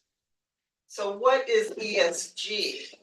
We heard about that earlier as well. That's the application of these Sustainable Development Goals. Everybody used the acronym SDG. How do corporations, how do we commercialize these goals? And that's what ESG is. So environmental justice, social justice, and corporate governance. And what do we mean by that? That's why we talked about ethics and regulation. As a regulator, I can say that the regulators, the politicians, the electeds are all influenced by money, just as the corporations and the businesses are influenced by money. I also ask as a former human rights commissioner that you look at the Universal Declaration of Human Rights and the 30 articles written in 1948, but still applicable today. Now, we talked about ethics, we talked about wonderful things happening. However, sadly, big corporations are quietly abandoning their climate commitments and their commitments to ESG. And that includes Shell, Google, Microsoft, etc. Because we're looking at $200 billion in investment in AI by 2025. You also saw this morning that they're gonna reopen, they would like to reopen 3 Mile Island. One of the worst nuclear accidents until another nuclear accident. For 10 years, I was the chief judge of the California Public Utilities Commission in charge of decommissioning this nuclear power plant, which now they want to extend. It was supposed to close in 2025, but now Diablo Canyon, they're trying to extend it the next 5 to 10 years because of the demands of AI. Another nuclear disaster, Fukushima. The other reason I talk about these things and Chernobyl, right? Let's not forget these things. Let's not forget that in 1979, 3 Mile Island, in 1986, Chernobyl. Chernobyl is actually credited, the disaster is credited with destroying the Soviet Union. And it wasn't perestroika. And that's from Gorbachev himself. Now we're powering data centers with nuclear power. Stanford did a study that found that small modular reactors actually exacerbate nuclear waste. Okay, I think a lot of people think, oh, big nuclear reactor, big waste. Small modular reactor, small waste. That's not true. The studies found that, in fact, it's increased. About 440 nuclear reactors operate currently globally, providing approximately 10% of the world's electricity, including in the United States. 93 nuclear reactors generate nearly a fifth of the US's electricity supply. But I think we all know that nuclear energy is not risk-free. We have not successfully gotten rid of the nuclear waste we have now, which is 88,000 metric tons of spent nuclear fuel. AI is also driving continued use of coal. This exorbitant use of electricity, we have to do something about it. We heard today that we're using as much, we will be using as much electricity on AI by 2030 as Japan uses currently. We also heard about the water usage to cool the power plants, to cool the data centers. What does the future hold? We need stable resources. Clean hydrogen is a possibility to help to stabilize wind and solar photovoltaic energy. We need actual water resource studies and usage and regulation for all data centers. We need real nuclear waste management solutions prior to recommissioning any power plants. We need, or building SMRs, which are the small modular reactors. and before we plan any more nuclear power plants. Because nuclear waste lasts millennia. We have to reduce hallucinations, which is a clever way of saying errors in AI before going to market. We should not be guinea pigs, and we should not be wasting energy on hallucinations. We have to solve for the exorbitant energy usage and costs before this market saturation occurs. Finally, we have to disclose to the consumer and to the public and the communities at risk where data centers are located, all of the actual consequences of AI and the energy usage. Summits like this are a wonderful beginning. Go out into your communities and educate everyone. Go into your classrooms and educate everyone about the actual consequences and costs of using what is a tool that should be the tail, not the dog. The tail should not wag the dog. All right, thank you.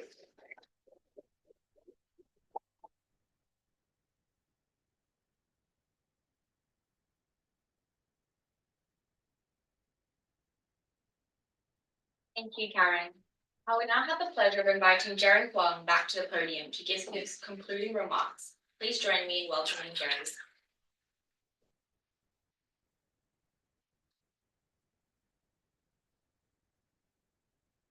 Well, let's move to the next slide, please. So, first of all, thanks for all the people who have stayed here from now until right now. It's been a long, long day. We spent like 9-10 hours preparing for, like on the whole meeting. There are so many things we have discussed, and it is really hard for me to conclude in 8 minutes. So for me, I just want to let's go to the first slide. Before we conclude, I first want to do a big shout out to all the volunteers here today. Can we give them a hand?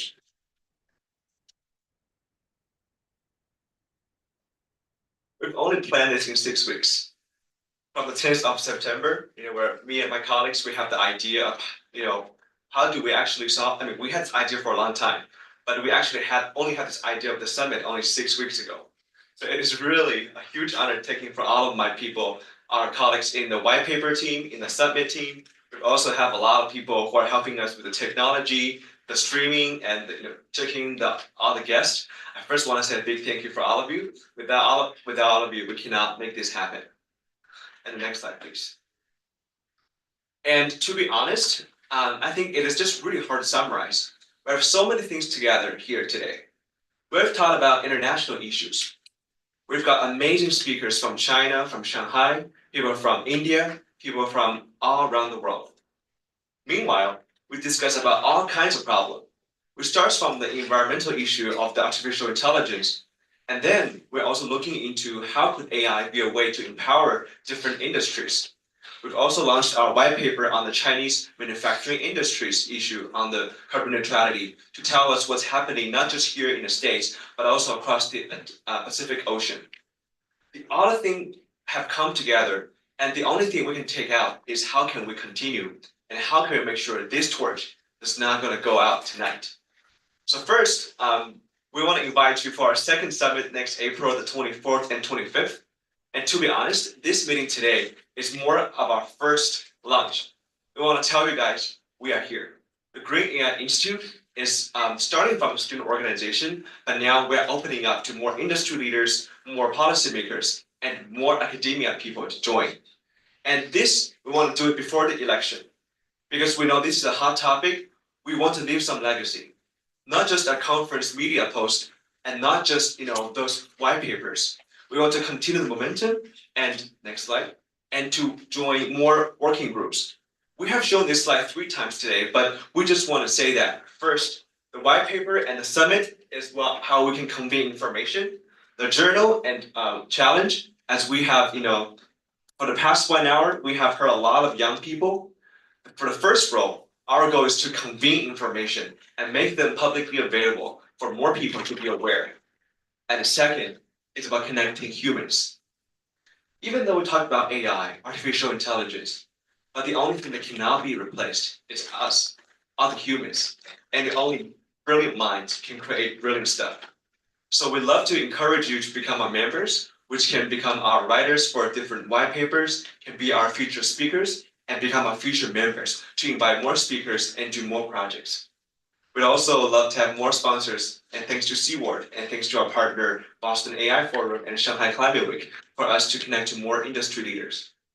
Meanwhile, our representative from our Babson chapter has also mentioned how this initiative is not just here in Cambridge, 02138, Massachusetts. We hope this can be all across the United States and all across the world. And in the end, this cannot happen without more engagement from the policymakers and from the technology people. And we have already seen a huge divide here today. Different sources, different technological pathways, different impact, and we think the division is going to get wider in the next few years.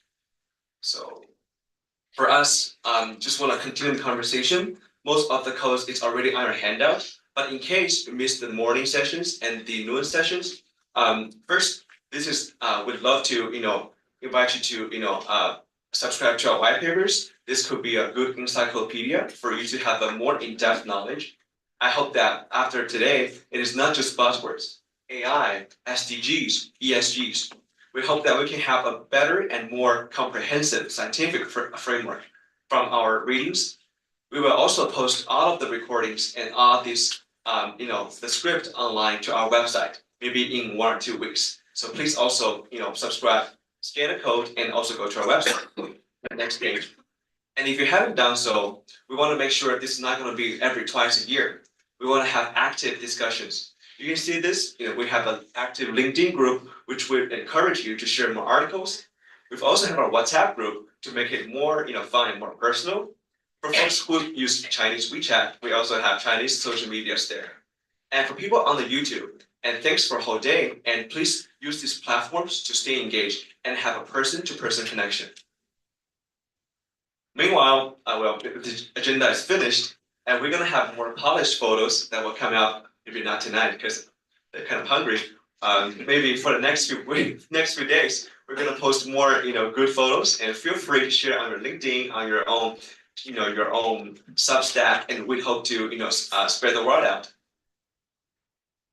And in the end, because I don't want to waste more time, because we have the most exciting ones coming right after this, which is the award ceremony of all the young people. And the only thing I want to add is, all the adults. We have spent the whole entire day, talking about problems and issues. And to be honest, we see hope from the last 30 minutes. When those young people and more young people, when they subscribe and when they send their proposals, we even have the parents come today, like thanks for flying from California or New Jersey. We'd love to, also, as we mentioned in the morning, we want to use Green AI Index as a quantitative way to measure the environmental impact of the AI. We want to use the AI chapters, not just in schools. Like for example, Jay-Z's from New York, chapter, maybe our people from Silicon Valley can set up something in your own community. We'd love to support you guys to do some small workshops in your own community. You can have lunch breaks, and actually our next coming one is on the 7th of November, featuring a professor in Harvard University, Professor Xie, who is a professor in electrical engineering, about his idea on the grid. And we want this not just happen here at Harvard.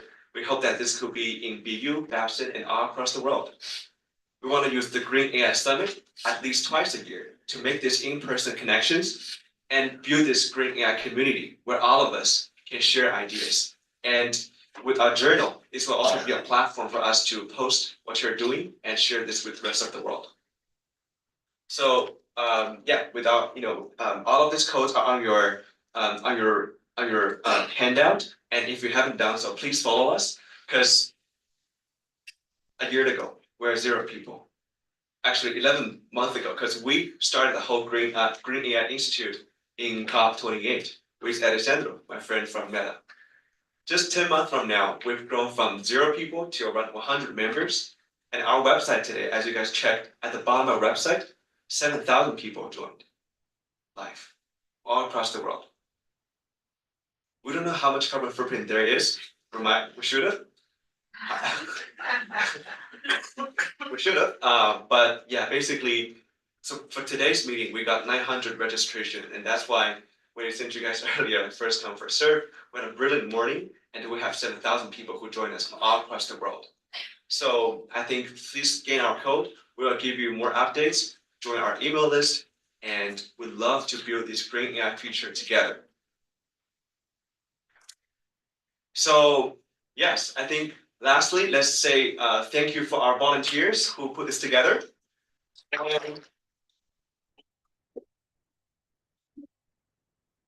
And let me invite our head of education, Chloe, to give the exciting part of our today, which is the result. And please, for all the judges, please remain seated, and we will invite you to give the award to our youngsters. And heads up is after the awarding ceremony, all the speakers, please come on stage. We're going to take a picture.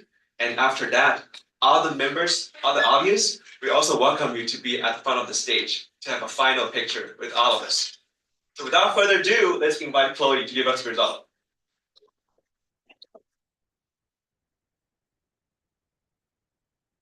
Hi everyone, again.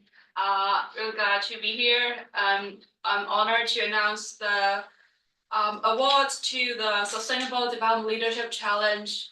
And now I have the 3 distinction awards that goes to Youlan Li, Guan Xiaojian, and Yue Qiu, and they come from online, so we're not giving the award to them for now, but we will definitely give their award later. And for the second prize, it goes to Chenxing Li, Yimeng Zheng, Yi Chen Shen, Di Miao Sun, and this is an online group. And also we have Yu Wang and Risha Bhatia. And can you guys come to the front and can you give their award?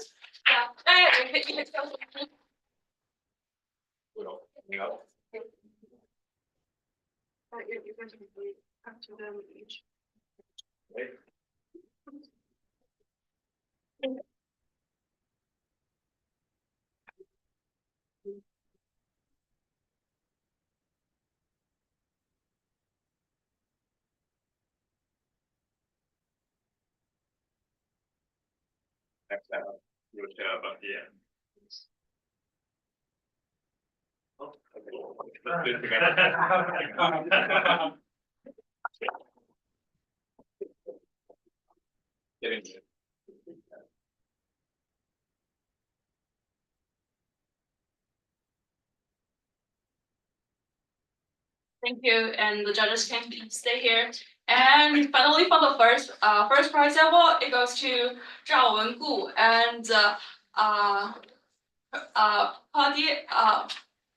Pradipya Bami. Sorry, sorry.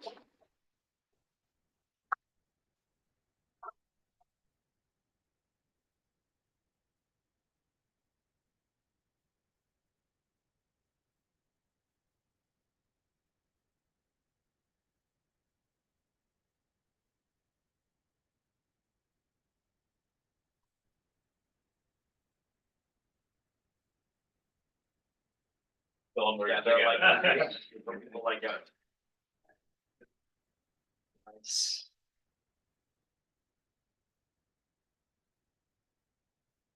And thanks. Yeah, all the judges, please be on the stage. We're gonna have a full photo for all of you guys. Yeah.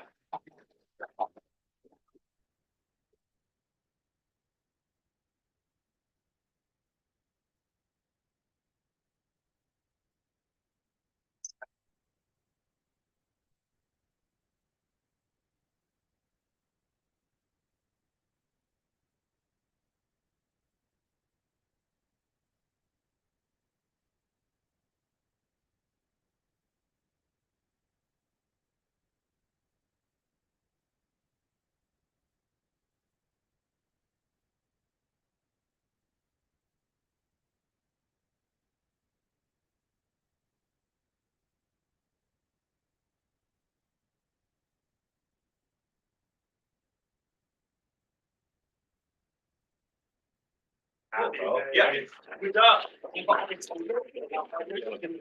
Yeah, for all the speakers, can you join us for like the final picture for the speakers? And then we can open up the whole crowd. Yeah.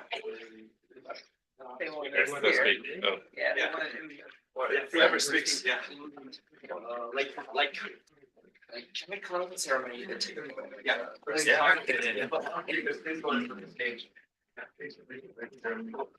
Yeah. Oh, no, thank you very much. Thank you very much. I'm so sorry, can I take while you're passing a like photo for the glory ceremony? Yes. First, Yeah, well, let's go. Okay. Then we should break out.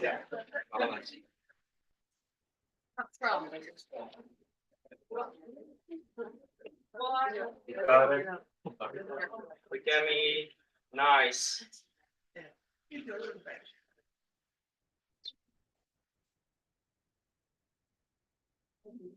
Cool, and everybody,